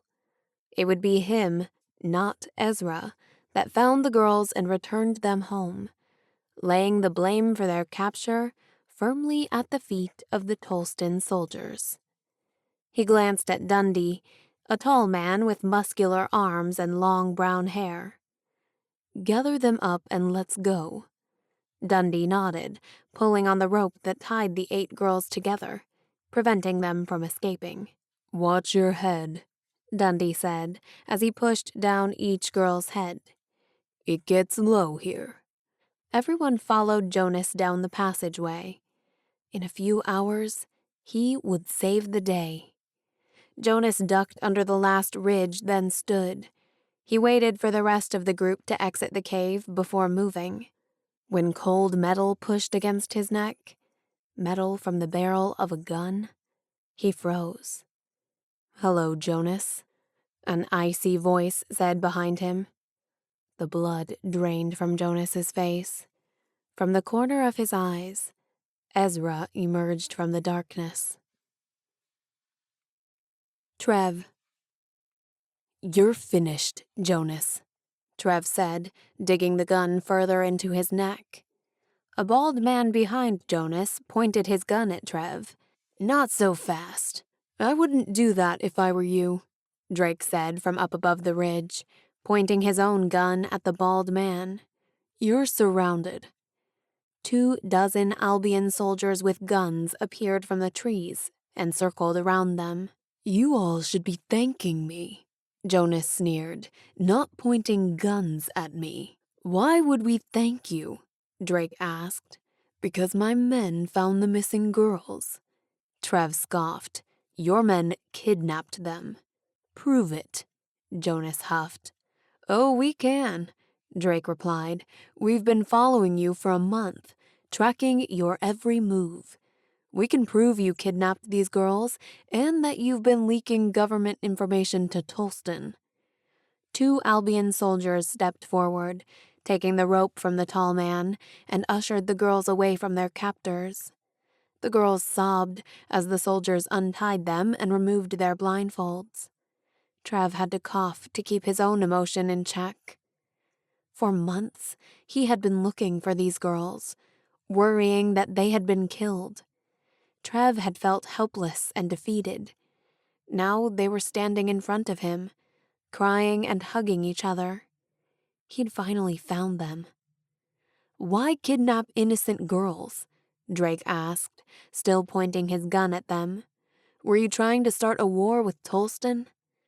"Why would I want to start a war with Tolston?" Jonas spat. "You tell us," Trev said. He pressed the barrel of the gun deeper into Jonas's neck, making him wince. "You're the one who tried to assassinate King Adler." "You both think you're so smart," Jonas laughed. "You think you have it all figured out." "Don't we?" Drake raised an eyebrow. "Hardly," Jonas muttered. "I didn't try to kill Adler. I was working with him, up until the time he double-crossed me." Drake and Trev exchanged glances. "Adler was supposed to kill you at the wedding." Jonas looked right at Trev. "And if he had followed the plan, I would be returning these girls to Axville and would look like a hero right now. The crown would have been mine. Instead, Adler took matters into his own hands and killed Saren." Trev felt like he'd been hit with a bullet again. He was supposed to die, not Saren. Guilt emerged like a companion, reliable and constant. "We can work together, Ezra," Jonas said. "If you spare me, I can work for you. Gather information about Tolston from King Adler. We can get revenge for Saren's death." Trev gave a rough laugh. "I'm not interested in revenge. But I am interested in justice. Jonas Doman, you're under arrest and will be tried before the king and high rulers for kidnapping, attempted murder, and treason against the Kingdom of Albion." Chapter 57. Renna. Snow flurries floated to the ground outside, dusting over the fields and trees. That was about as much snow as Wellenbreck ever got, but Renna made the most of the small winter magic. She pulled out an old blanket Nellie had made years ago. The seams were opening in places, and some of the stuffing was coming out, where the blanket had been snagged on something sharp. She sank into her father's favorite chair, the one that had been worn into the shape of him, and read from her favorite book of fairy tales. Renna had only been back at Wellenbreck Farm 1 week. After Saren's funeral, it felt wrong to leave the government center so soon, so she'd stayed for a few weeks, helping her mother and King Bryant adjust to the loss and their new normal without Saren. Nellie, Predis, and Mangum talked about winter preparations and what crops they might want to try next spring, while Renna stared blankly at her book. Remorse and guilt hung in the back of Renna's mind, awakening at night when her head hit the pillow, when there was nothing to think about but Trev and Saren. Her mind always drifted to the last conversation she'd had with Saren. That conversation would forever haunt her. The last words they'd spoken to each other were about Renna's feelings for Trev. Feelings she never should have had. They should have been talking about Saren, her wedding, her future. That's what a good sister would have done. "I think I'll go take a bath," Renna said, throwing the book to the side. "That's a fine idea, child," Nellie nodded. "I'm just going to soak some beans for tomorrow's soup. Then we'll go to bed, too." Renna started to climb the stairs to her room, then remembered she still had her apron on. She turned back around to go hang it up in the pantry. She'd be sorry at breakfast if it wasn't there. Nellie's usually loud voice was lowered into a hushed whisper, slowing Renna's steps. "All I'm saying is it's been almost 3 months. What's taking the man so long? Why hasn't he sent even a letter to the poor child?" Mangum whispered back. "I'm sure he's under a lot of pressure. From the fallout of the wedding to the election, he's had a lot going on. Not to mention everything with Tolston. I just thought he would have reached out to her by now. Are you sure he loved her?" Nellie asked. "I thought so, but maybe I was wrong." Mangum paused before admitting, "I thought he would have come for her by now, too." Renna pulled her hands to her chest, hoping it would somehow make her heart feel better. "Well then, he's a fool," Nellie spat. Renna tiptoed back to the stairs. The apron could wait. Apparently, she wasn't the only one who thought Trev would have written by now. She was pathetic. Why did she even want him to write? It's not like they could be together. Not after everything that had happened to Saren. Chapter 58. Trev. "I heard you were back from your campaign tour," Drake said, walking into Trev's office. He casually sat down in the seat across the desk from Trev. "How was it?" Trev looked up from the paper in his hands, the most recent report from Axville. "Good. Really good, actually. I spent a lot of time with the people, learning about their ways of life, finding out their needs. It's given me a lot of ideas for the Council of Essentials." He shrugged his shoulders. "Assuming I'm the one going to the Council of Essentials." "I think it's safe to assume you're going. The High Rulers have reviewed Jonas and his father's case. They'll be executed in a few weeks." Jonas's life as payment for Saren's hardly seemed like justice. She was so young and so ready to give her life to serve a kingdom that was new to her. Jonas was cunning and despicable. "So, did you hear from anyone while you were gone? Write any letters?" Trev rolled his eyes. Drake was clearly being coy. It didn't suit him. "Just ask what you want to ask. Have you written to Renna, or has she written to you?" "No." Trev went back to looking at the paper in his hand. Why not? Drake could be so annoying when he wanted to be. Why would I? It seemed absurd to contact Renna. He was still grieving Saren. Even though he hadn't loved Saren, he still felt an incredible amount of pain at how her life had ended, how he hadn't saved her.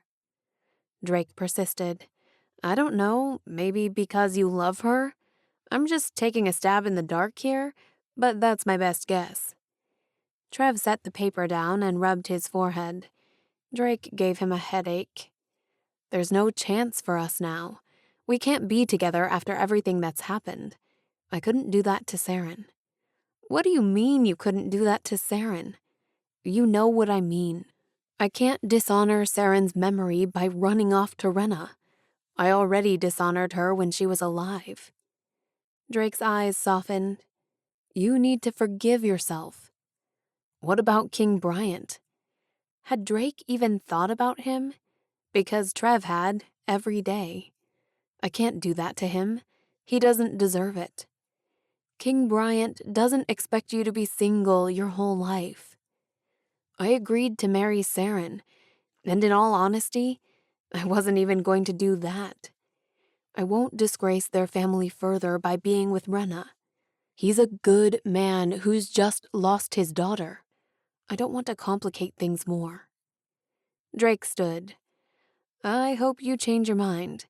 I know you miss Renna, and I hate to see you so unhappy. Trev shrugged.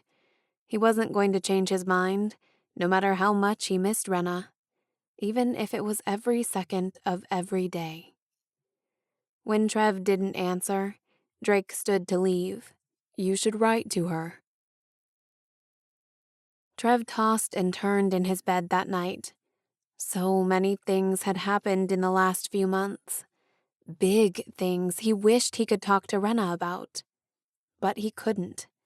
There was no future for them. Trev's guilt, his shame, his errors would always be in the way. But none of that stopped his mind from racing with words he'd never get the chance to say. All those words had been keeping him up night after night. He threw off his covers and pulled out a piece of paper and a pen from his drawer. He would write a letter. Renna would never read it, because he would never send it. But maybe the writing of it would be enough. To the lovely Renna. I've thought for weeks about what I would say to you if I saw you. The words take up space in my mind, making it hard for me to think or even sleep. There are so many things I want to tell you. I've decided to keep a list of all the things I would say if you were here, if I could talk to you every day. 1. I miss you. 2. I feel like I killed Saren. 3. Tybalt shaved his beard. Shocking, I know. 4. Transportation. You were right. Every working-class person I've asked wants an easier way to get around. Bicycles, transporters, you name it. They just want to be able to go places quicker. 5. Dara the horse misses you. I miss you. 6. While I was on the campaign tour, someone locked the door to the roof of the palace, and no one can seem to find the key to open it for me. I'm livid. 7. The wedding ceremony. 8. Jonas was the informer. How did I not see that sooner? 9. Jonas kidnapped those girls from Axville. I don't even know what to say about that. I'm just glad they're back home. 10. There's snow on top of the mountains. You would love it. 11. Your mom and King Bryant really love each other. When Saren died, I found myself envying them, how they had each other to lean on. I'll always be jealous of anyone that gets to be with the person they love. Trev's eyes started to get heavy. It felt good to get some of his thoughts out on paper, so they didn't run a marathon in his mind all night long. He climbed into bed and eased into a heavy sleep for the first time in months. Writing to Renna became a ritual on the nights Trev couldn't sleep. Sometimes, even during the day, he would think about what he was going to add to his list that night. 12. I'm sick of only the ruling class wearing colored clothes. It's stupid. 13. It's freezing outside. I've never been so cold in my life. 14. I had a wedding present for Saren. It was silly, a figurine that Crosby picked out. I'm not sure what to do with it now. It's on my dresser, taunting me. 15. Yesterday I went to the artifact room to look at the magazine picture of the girl in the red dress. I may or may not have used my thumb to cover her face so I could picture you. I know, I'm pathetic. 16. My father is in a terrible mood, more than usual. I think he's throwing a tantrum because he's about to lose his role as king. 17. Sometimes I daydream about all of your different expressions. I think my favorite one is the look you get on your face when you're nervous. When I make you nervous, because I've come too close. 18. I beat Drake in a fight a couple of days ago, for real. At least I think I beat him. On second thought, he probably let me win like he always does. 19. I got a new suit for the election. Blue, of course. 20. I moved Coulter's family into a real house with more land. Now they can plant better crops and live off of that money. Don't worry, though. I'll still check in on them. 21. I feel bad that I didn't attend Saren's funeral. Somehow, that doesn't seem very kind of me, even though everyone told me I needed to stay in Albion. 22. Drake keeps mentioning Lizanne in conversations. Casually, as if I wouldn't notice he keeps bringing her up. Did you know there was a connection there? I didn't. 23. Crosby wants to start planning my victory party for after I win the election. It seems a little presumptuous, don't you think? Especially after everything that has happened. 24. You would be scared if you knew how much you were on my mind. Borderline stalkerish. Chapter 59. Trev. 25. I won the election. Not really a big surprise since Jonas, the only other candidate, is in prison. 26. I'm thinking of changing my name. King Ezra sounds weird. 27. Our kiss. Can we just talk for a minute about how mind-blowing it was? My heart still races when I think about it. 28. Are you somewhere missing me too? 29. Do you think I would have beat Jonas in the election? I'll never know, and that bugs me. 30. I was sworn in as king today. Crosby's kind of a big deal now. I'll try not to let it go to his head. 31. It's weird. I always pictured myself getting sworn in with Saren by my side. She was a faceless person when I thought about it before I knew her. I felt sad today, when I stood there all alone. She should have been by my side. 32. Tybalt is growing his beard back out again. Probably a good choice. 33. You don't know this, but I chose you.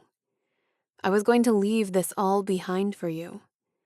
The words were about to roll off my tongue when everything... 34. Jonas and his father were executed today. I thought I would be happy.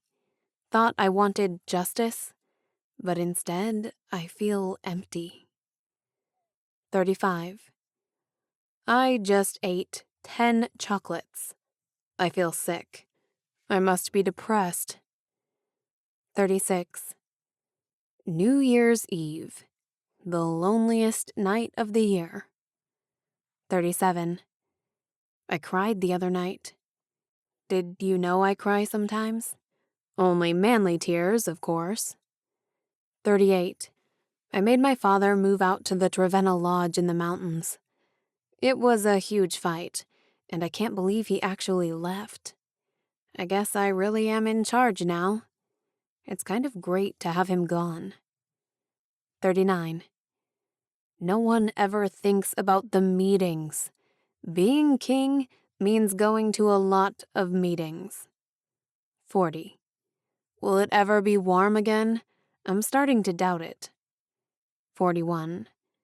I think you are the most beautiful woman I have ever seen. Do you think I'm good looking? 42. Drake wants to come to New Hope with me for the Council of Essentials. He says it's not to see Lizanne. Sounds suspicious. 43. I've been growing my hair out. I think you'd like it. Who doesn't like more curls? 44. Packing for the Council of Essentials. Should I go with the red or yellow tie? 45. I ate a cinnamon roll today and thought of you. The roll was delicious, in case you were wondering. 46. I can't sleep. We drove past Wellenbreck Farm, and I didn't stop. I told them not to stop. I hate myself. 47. It's getting warmer the closer we get to New Hope Government Center. Why do I live in the mountains? 48. I just saw a cactus. I've never seen one before. I made them stop the transporter so I could get out and see it. 49. The government center is plainer than I expected. It just shows how vain and non-essential Albion has become. It's not fair. I have to fix this somehow. 50. Cyprus. How have we not talked about her yet? She terrifies me. 51. I had a servant take me on a little tour. We just happened to pass by your room. I can picture you there. I might have taken a bottle of your perfume. 52. How does King Bryant not hate me? I hate me after everything with Saren, but he still wants to be aligned with Albion. With me. I'm not sure I deserve his friendship. 53. This place seems absent without Saren. Without you. 54. I wish you were here. 55.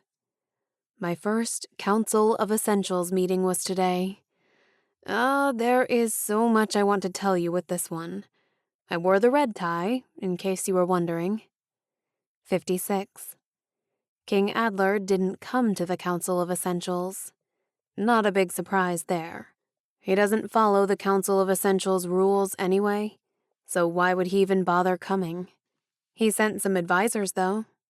They were annoying. 57. I really like King Davin of Enderlin. King Bryant introduced us formally, and I think there's a lot of good we can do with Enderlin, as far as transportation and trading goes. 58. Do you really think King Reddick is better looking than me? You were joking, right? 59. I got public transportation approved for everyone. My first essential item as king. You are the first person I wanted to tell. I think you'd be happy about it. 60. I miss you so much it hurts. 61. Have you found a good-looking guy from Vassal to keep you company these past few months? I hope not. 62. There's a lot of political dinners and parties and a lot of political men trying to throw their daughters at me. I'm not saying that to make you jealous. I'm just saying it. 63. Can you believe it has been 166 days since you pretended to drown and I pulled you out of the water? It has also been 132 days since I last saw you. But who's counting? Definitely not me. 64. The King of Crystal proposed that clothing dyes should be essential for everyone. I voted for it. I already told you I thought the distinction of color was stupid. It passed. 65. Your mother and I mostly avoid each other.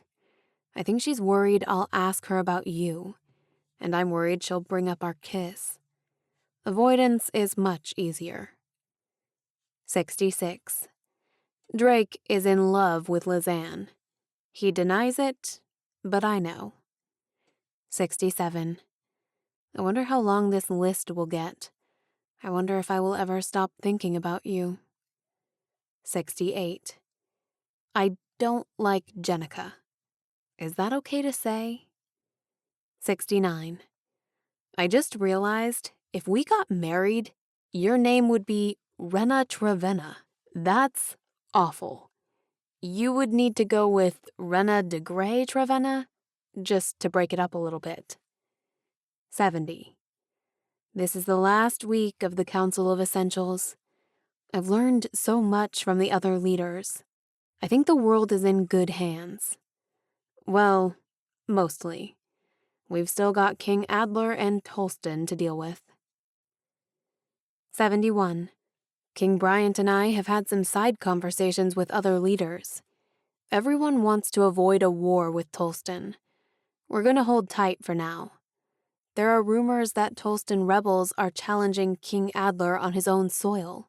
Adler won't have time for a war with Albion if he's trying to keep his throne from the rebels. 72. I wish you had been here in New Hope this past month. You promised to show me around. 73. I had a dream about you last night. You were swinging on a tree swing, which was weird since I've never seen you on a swing, and you're not 5 years old, but I'm not complaining. You looked beautiful with your hair blowing back and forth.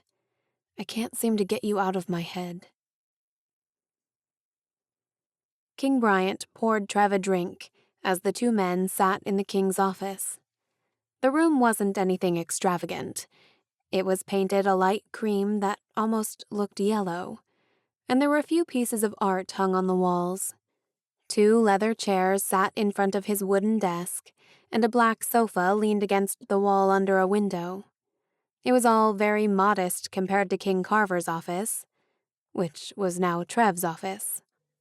The last official meeting for the Council of Essentials ended yesterday, and all the rulers were preparing to go home.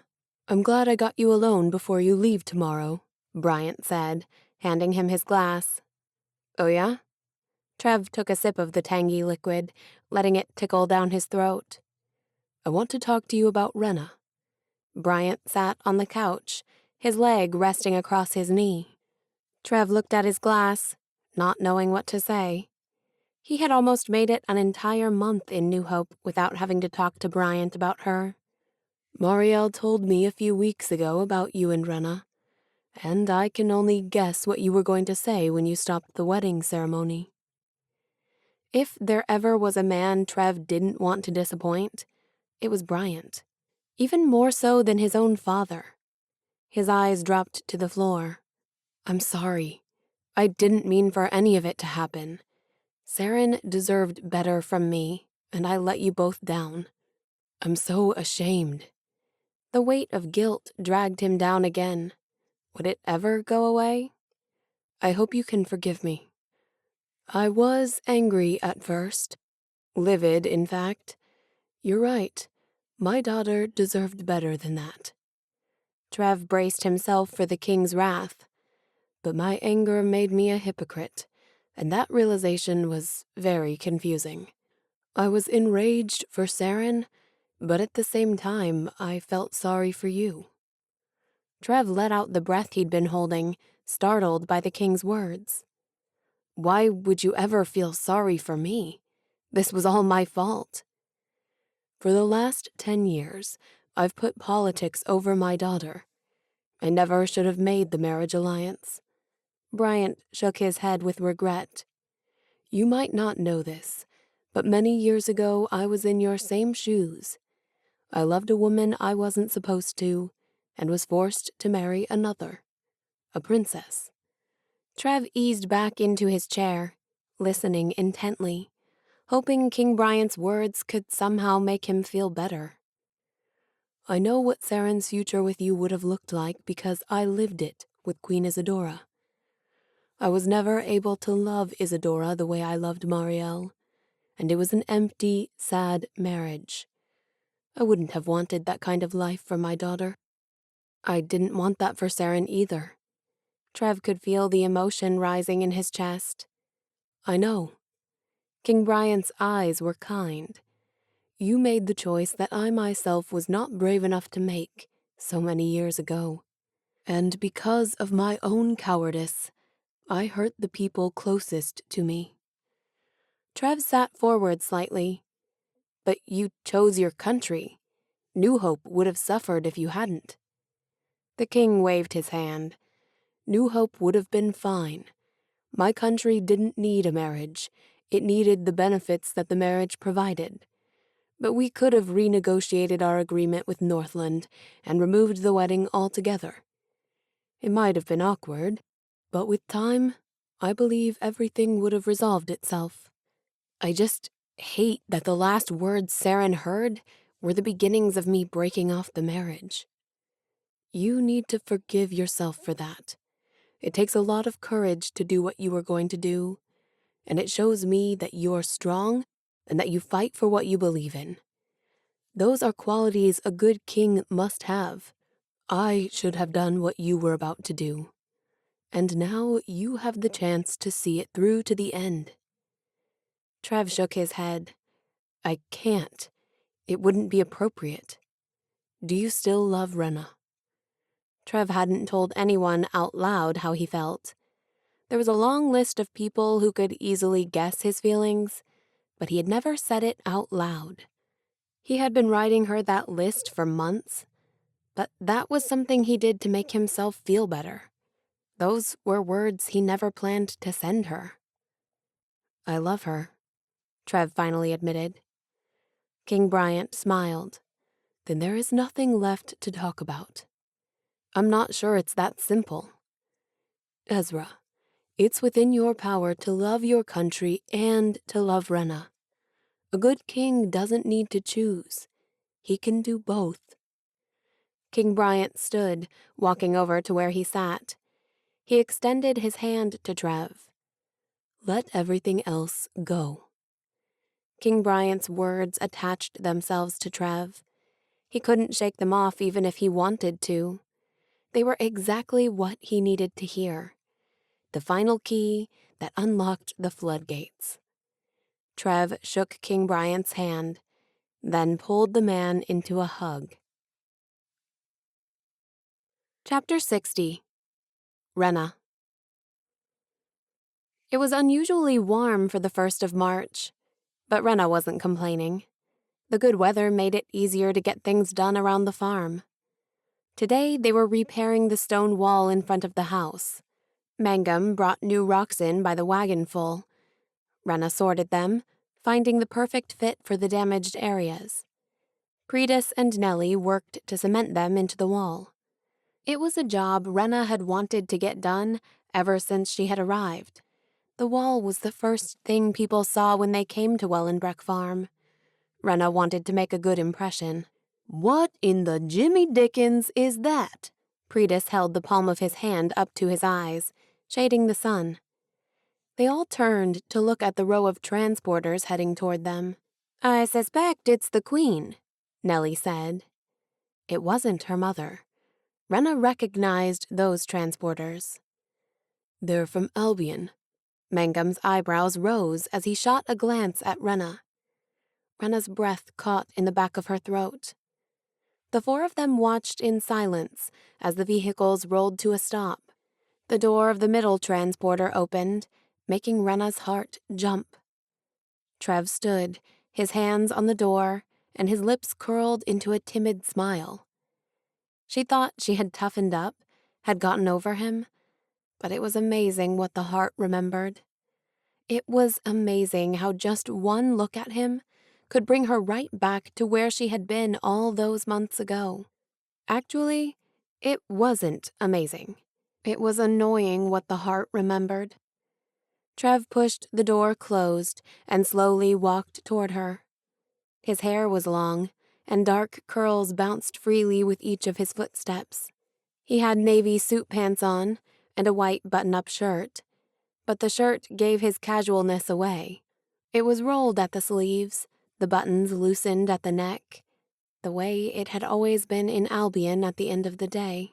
"Oh, child, he's handsome," Nellie said under her breath. Renna swatted her hand in Nellie's direction, shushing her. "I thought I had the entire walk up to the door to work out what I wanted to say." Trev's voice was deep and full of nervousness. "I guess I better think quick." Renna couldn't think of anything to say herself. All she could think about was how fast her heart was racing. "You look so beautiful." Trev paused, smiling as he glanced over her. "And stronger. Farm life has been good to you." He nodded at Predis, Nellie, and Mangum. "Hello." The trio returned the greeting in perfect unison. "We have work out back we need to get done," Mangum said, shuffling Predis and Nellie around the side of the house. That wasn't obvious at all. "I'm sorry to stop your work," Trev called after them. He looked around at the stone wall they were repairing. then at the house and the farm. It's incredible, Renna. You're incredible. The line of transporters behind him was like a procession of black ants. "I see you brought everyone," she said.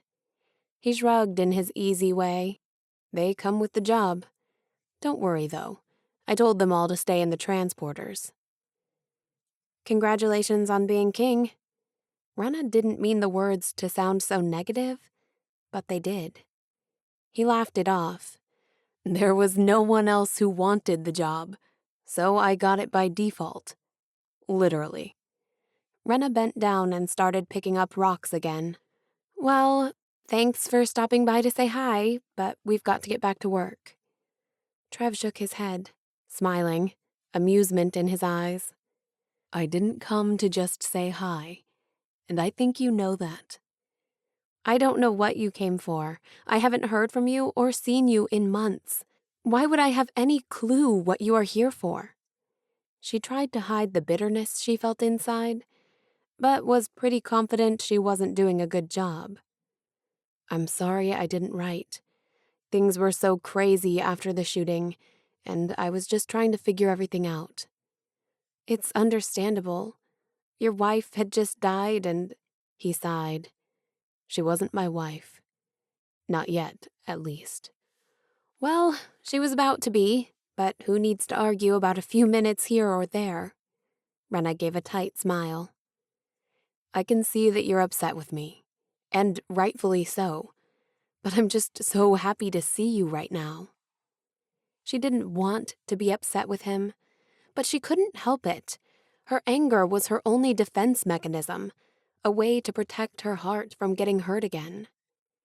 She raised her chin. "So, why did you come?" He took a step forward, obviously nervous. "To tell you I love you. To tell you that you belong with me. To tell you that I want to spend the rest of my life with you. That you're the only one for me." "Well," she raised her shoulders, "the only one for you now that Saren is gone." Trev threw his head back in obvious frustration. "Why do you have to make everything so difficult?" "What did you expect me to say?" She folded her arms across her chest, standing her ground. "I don't know, that you love me too?" He shrugged. "Would that be so hard?" "Now you love me? Now that you're the king and your fiancé is dead and no one can be mad at you for being with me? That's when you decide you love me?" "I loved you all along. Ask anyone." His toe kicked the dirt in front of him. "You seem to be the only person who didn't know. And you weren't at the wedding. You don't know that I wasn't going to marry Saren." Renna straightened, trying to make sense of his words. "Before all the chaos happened, I was about to call it off. I was choosing you. I wanted to marry you." Tears gathered in the corner of her eyes, but she blinked them back. Why hadn't her mother told her that? "Not that you'll believe me now." Trev let out another frustrated breath. "If that's true, why didn't you write to me or come for me? It's been almost 6 months." She struggled to control her emotion, hoping he didn't see how hurt she was. "I wanted to." He bit his lip. There was a vulnerable honesty in his eyes that made her want to hug him. "I didn't know how to balance my feelings for you with everything that happened with Saren. I felt like being with you would somehow betray her." Renna sighed, knowing exactly how he felt. "Why now? What makes you think we can be together now?" "King Bryant. He's the reason I'm here. His forgiveness and blessing were enough to make me realize we deserve to be happy." Renna wanted to be happy with Trev, but she'd spent the last 6 months convincing herself of why they could never be together. "Even if we put everything with Saren aside, we still would never work. I can't be the Queen of Albion, and you can't be a farmer. I would never fit in your world, and you would always be trying to get me to. It just wouldn't work." You'd be a great Queen of Albion, he said, the sincerity in his voice saying he really believed it. I don't know the first thing about being queen. Yes, you do. You're strong. You don't let people get away with things just because that's how it's always been done. You fight for what you believe in, even if it isn't popular. You care about the working class people and bring so much perspective to those who don't understand what it's really like out there. You're kind, compassionate, and full of ideas.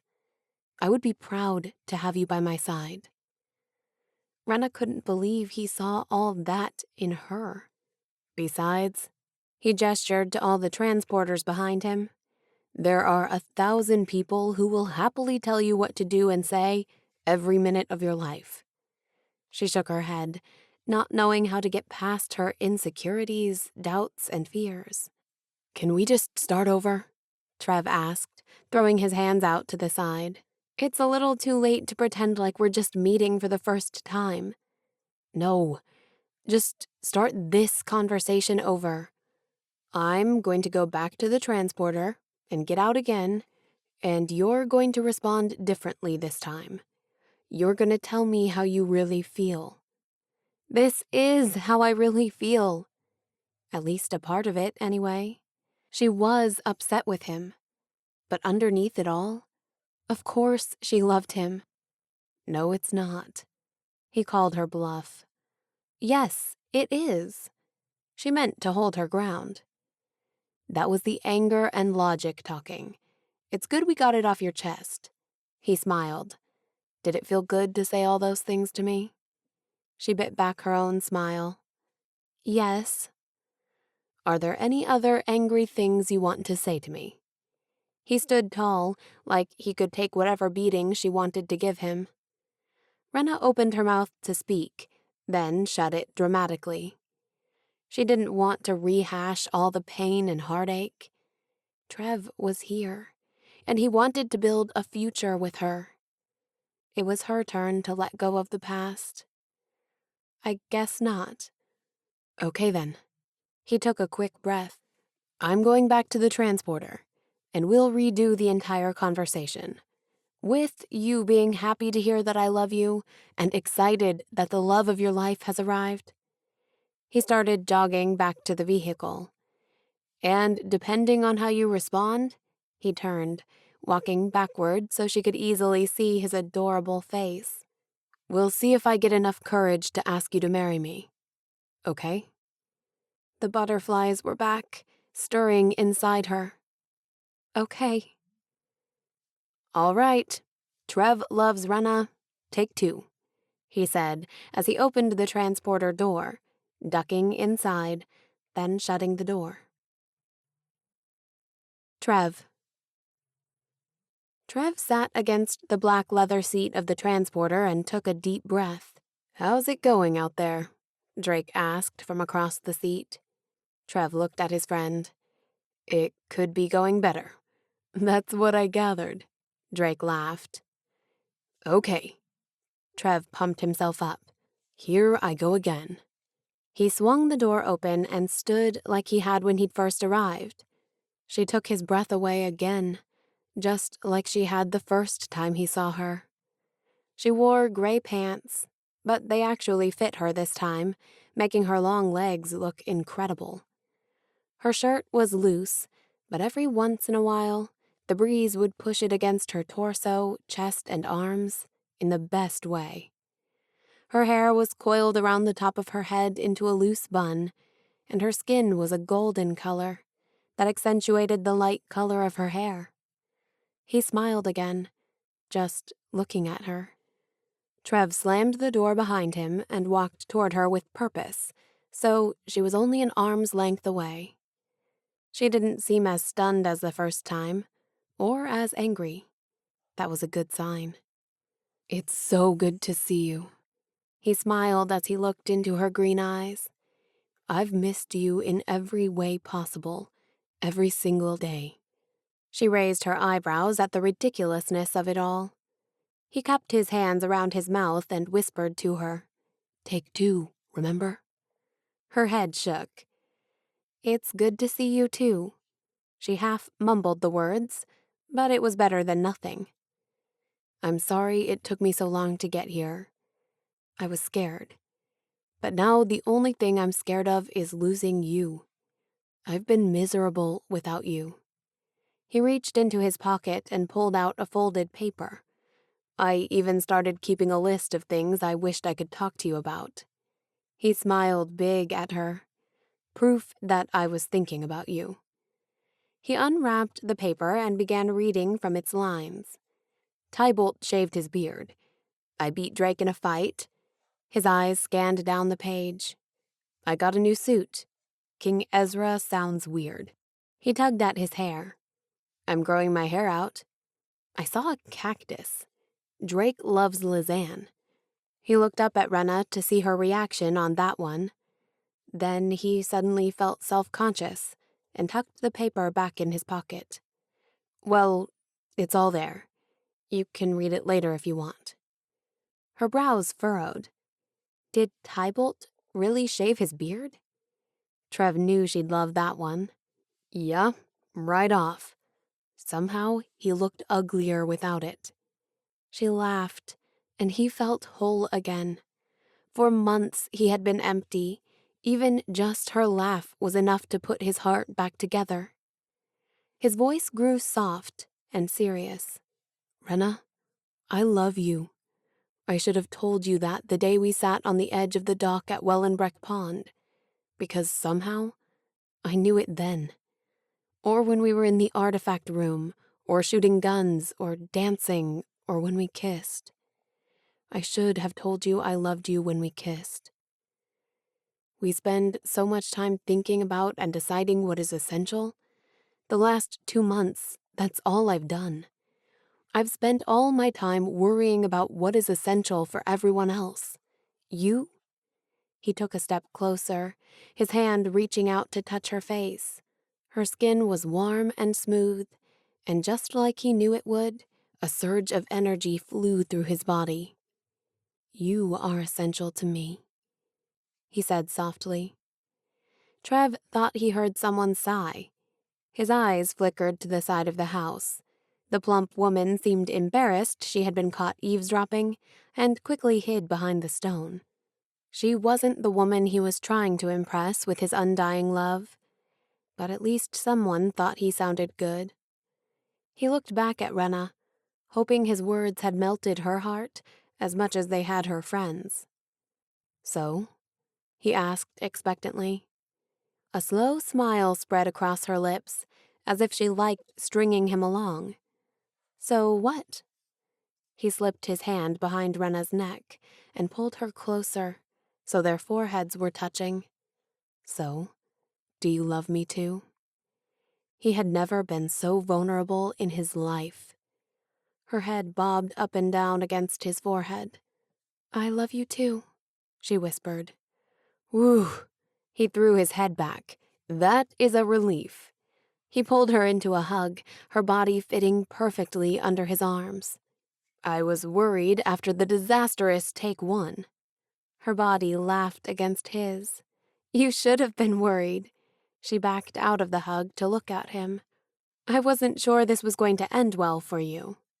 I know, but I really think I nailed it in take 2, he said with mock seriousness. Don't you? She raised an eyebrow. It was all right, I guess. All right. He called out to the older woman who was watching them again. You thought I did good, right? She ducked her head behind the house again, but Trev heard her loudly and clearly say, Yes, sir. Pretty darn near perfect. Renna spoke over her shoulder. Don't say too much, Nellie, or it will all go to his head. Never, he said sarcastically. She looked up at him, a glimmer in her deep green eyes. It's been so long. How did you know I wasn't completely in love with someone else by now? I thought about that, but knew no one else could stand a chance against me. How could you be sure? She asked. Maybe he's the most attractive man I've ever seen. Maybe he writes poetry and bakes. She stuttered, obviously searching her mind for something to say. Bread. Trev nodded, keeping a straight face. Yes, because the most attractive men always bake homemade bread. Don't forget about the poetry, she added. He doesn't write poetry. That was just the bread recipe. Her laughter escaped in the most adorable way. Trev pulled her into him. Since we know the bread-making poet doesn't exist, and we know you love me. She nodded, agreeing with everything he said. Can we kiss now? I've been here like 20 minutes and we haven't kissed yet. It's torture.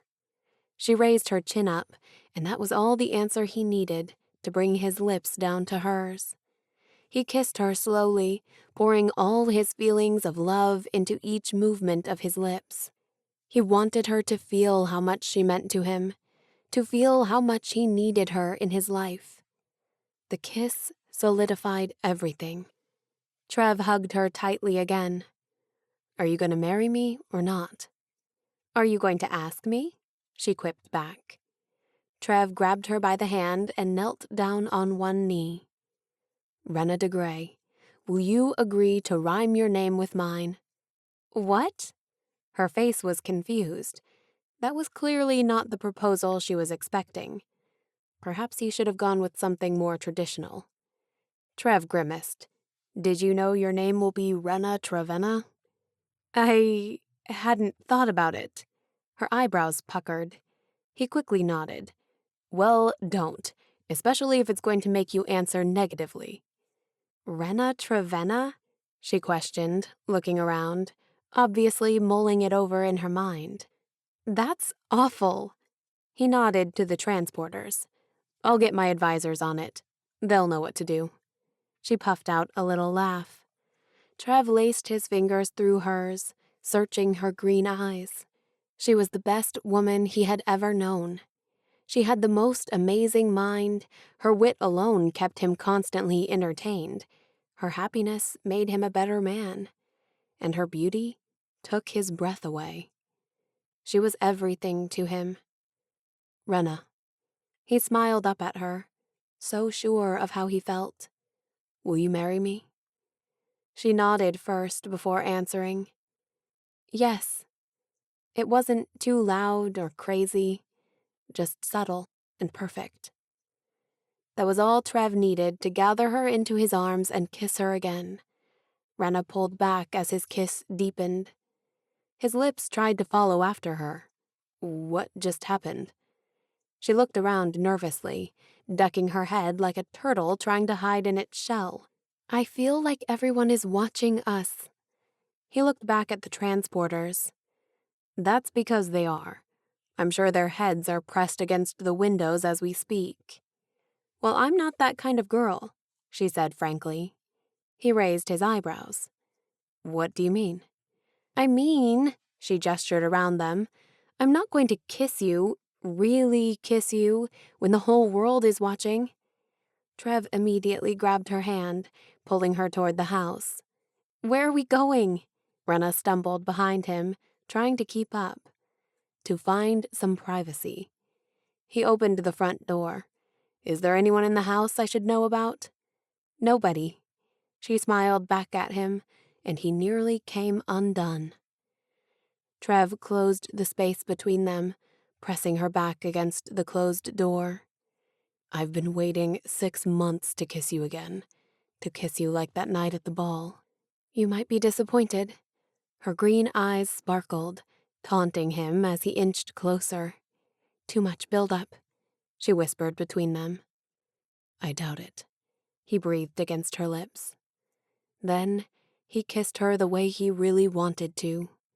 They kissed until they had been kissing so long, Drake came knocking. Epilogue. Renna. The Kingdom of Albion, 6 months later. You know, kidnapping is very unattractive. Renna reached for the blindfold covering her eyes, but stopped when Trev tisked at her from across the transporter. She was annoyed with his surprise, only because she hated not knowing where he was taking her.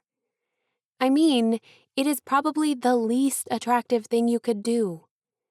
"You think this is the least attractive thing I could do?" Trev said skeptically. She couldn't see his face, but could tell he was poking fun at her. "I can think of 20 things that should be more unattractive." Her fake annoyance increased as he started rattling off ideas. "Throw up is more unattractive. No, I take that back. Vomit coming out of my nose is extremely unattractive." She put her palm up to stop him. "I don't need you to list things." It was too late. Trev was already continuing. "Don't even get me started on other bodily fluids, the kind that should be only found in bathrooms." "Stop," she giggled out, putting her hands lightly over her ears. "Those things should be top of your list of the least attractive things about me. Trust me, I know." "Okay, you proved your point." Her head shook as she pretended not to hear him. "Are you sure?" he asked, "because I could keep going." "No, please, just stop now." The transporter rolled over a bump, jostling her body against the door. "Are we almost there? I feel like we've been driving for a while." "You're kind of whiny when you're blindfolded. Did you know that?"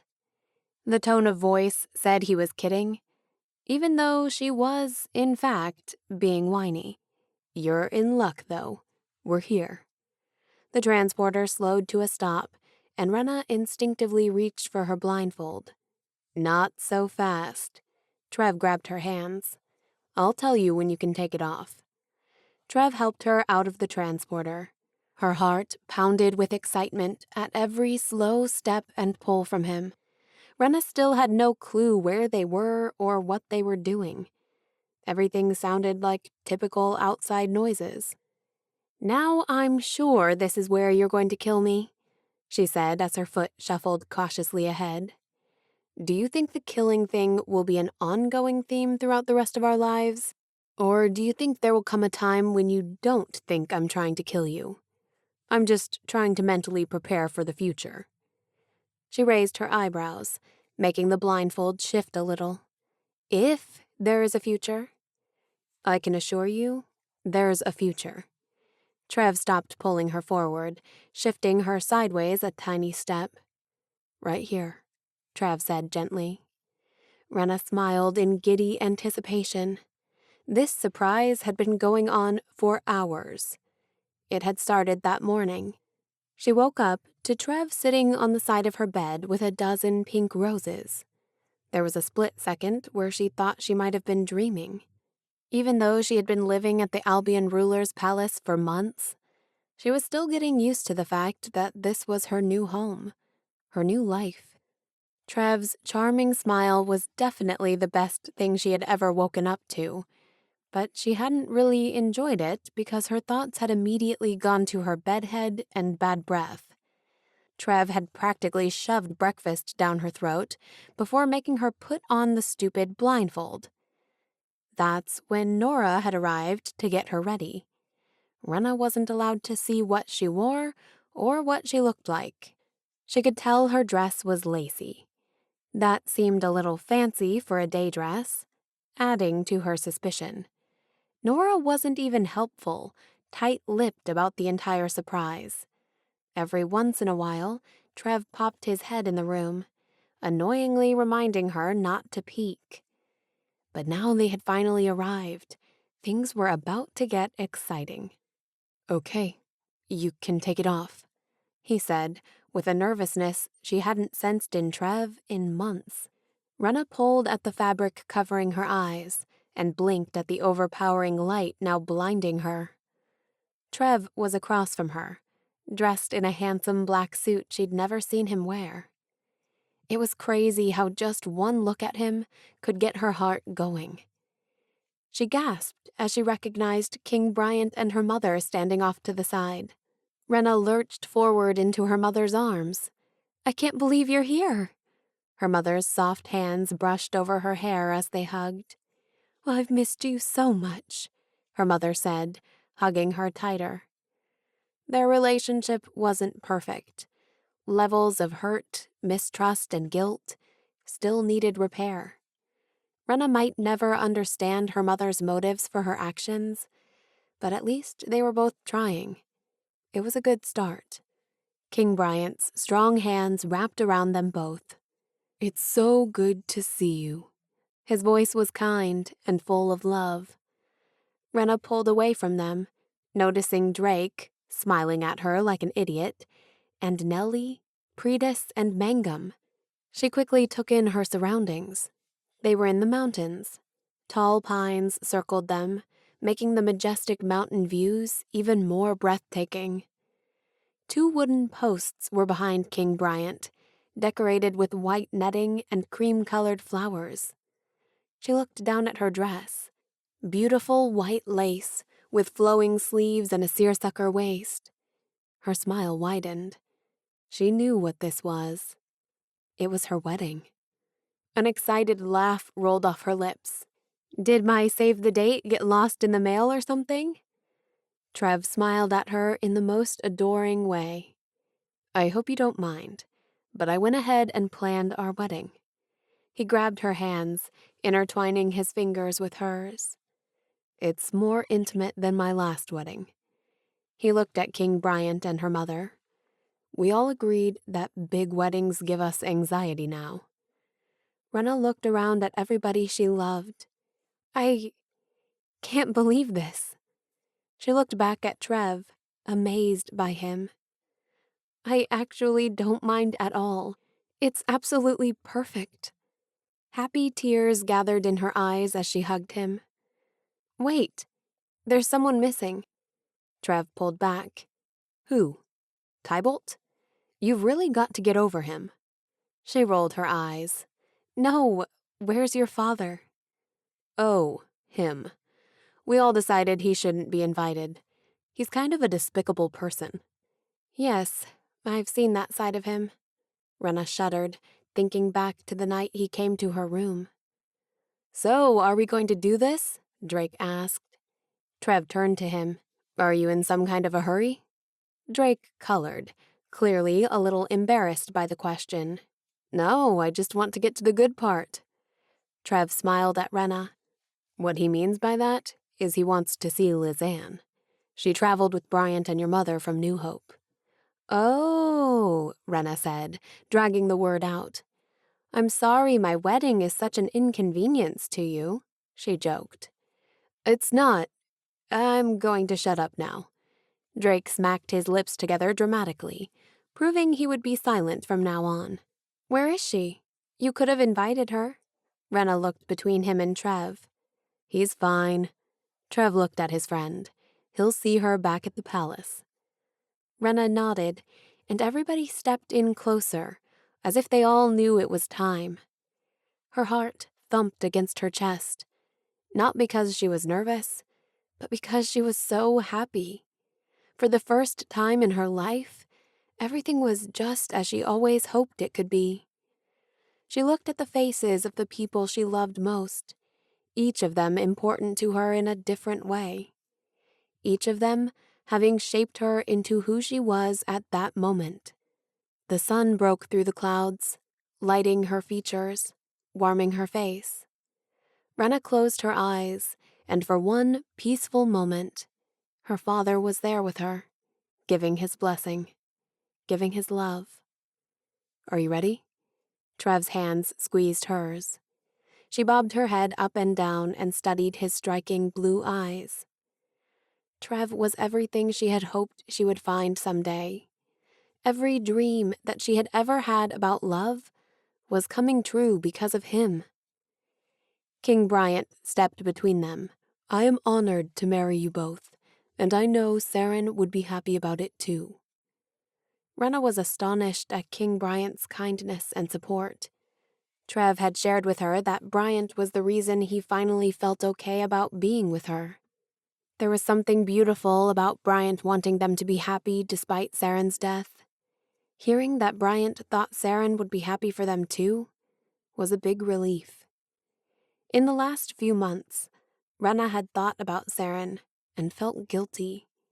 Guilty that she was marrying Trev, guilty that she was alive and Saren wasn't. Trev felt it too. It was a sadness they both carried with them. But in many ways, it had brought them closer together, because it was something only the two of them understood. There would always be a part of Renna's heart that wondered about Saren, but in this moment, she felt peace. Bryant was right. Saren was happy wherever she was. Trev gave her a knowing look. Such a big moment came with so many big emotions. Renna wrapped her fingers tighter around Trev's as Bryant began the simple words to the ceremony. Her breathing picked up intensity, keeping pace with the swirling excitement in her chest. She wanted to cry. She wanted to laugh. She wanted to break out into a little dance or start singing a ridiculous song from the top of her lungs. This was what happiness felt like. The next morning, Trev and Renna lay in bed at the Trevenna family cabin, surrounded by the mountains of Albion. A fluffy gold comforter was draped over them, their bodies meshed together, curving into each other. "I can't believe you kicked your dad out of his home for an entire week." Renna turned her cheek toward him as she spoke. "Would you have preferred he stay here with us on our honeymoon?" "No," she shook her head. "Well then, you're welcome." He pulled her closer, snuggling against her body. "He's just going to hate me even more." Renna was a little scared of how her relationship with Carver would work out the rest of her life. "I guess you have a lifetime to figure it out," he mused. "And what are you going to spend your lifetime figuring out while I'm doing that?" Trev sighed. "I'll probably spend a lifetime trying to figure out how to keep Albion safe from Tolston." "Oh." Trev leaned his head up, noticing the disappointment in her voice. "What? You didn't like that answer?" Renna stumbled over her words. "No, I did. I just thought you were going to say something cheesy and cute like, 'I'll spend a lifetime trying to make you happy.'" "Ah, yes, cheesy honeymoon talk," he said, letting his head fall back onto his pillow. "Cheesy honeymoon talk? Is that a thing?" "It is now." He switched to his baby voice. "My sweet, tender muffin." Renna let out a harsh laugh. "On second thought, I don't think I'm the type of girl that likes cheesy honeymoon talk." "Whatever you want." He nuzzled his face into her neck. For a moment, the only sound was the rhythm of their breaths. "Sometimes I wonder," she said, breaking the silence, "if I am the only person in the history of the entire population who has ever lain in this position." "What, like next to a king?" he asked. "I thought you didn't like cheesy." "No, like this." She jostled her arm a bit, prompting Trev to reach his head up again so he could see the position she was lying in. She had left her left arm straightened out under her pillow, with her head leaning on top of it, and her right arm formed a triangle, resting her fingertips comfortably below her chin. Trev started laughing. "You think you are the only person who has ever lain like that?" "No," she defended herself. "Not logically. I'm just saying, what if I was? It's such a comfortable position. What if everyone else in the world didn't know about it?" He wrinkled his brow as if to consider her question. "Yes, I can picture it even from the beginning of time.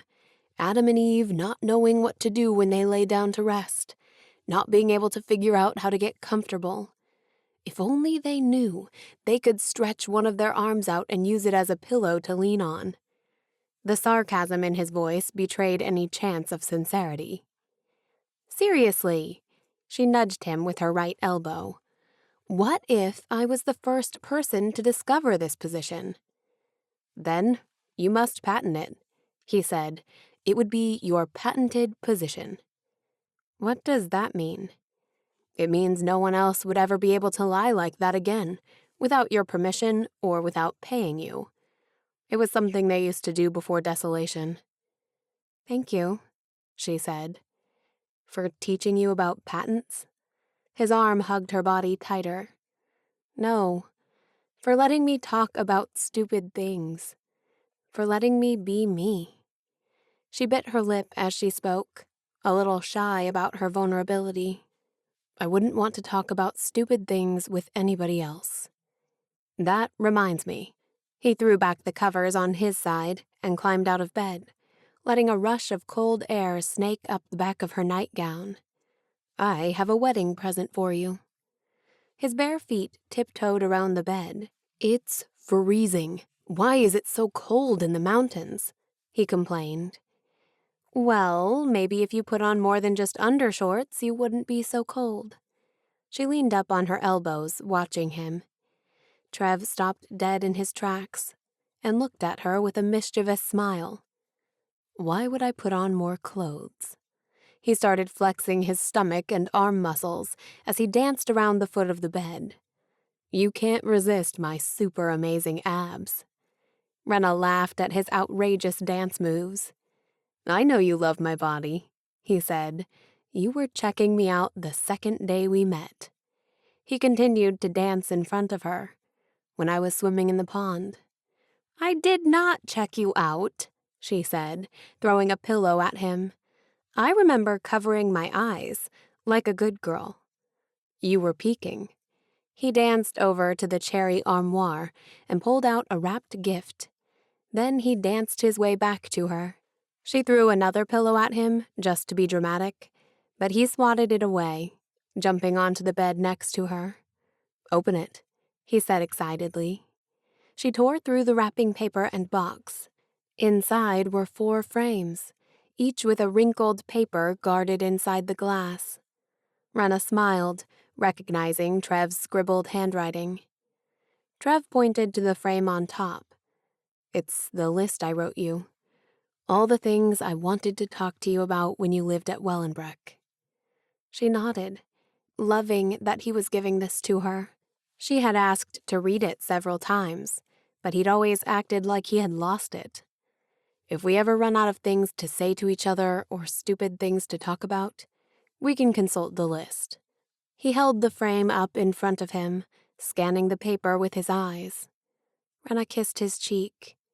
I love the list, but I don't think we'll ever run out of things to say to each other. Trev tucked a piece of hair behind her ear, trickling his fingers down her neck on the way. I don't think we will either. After all, we'll always have Tybalt. This has been The Promised Prince, written by Kortney Keisel, narrated by Kim Churchill. Copyright 2020 by Kortney Keisel. Production copyright 2021 by Kortney Keisel. Thank you for listening.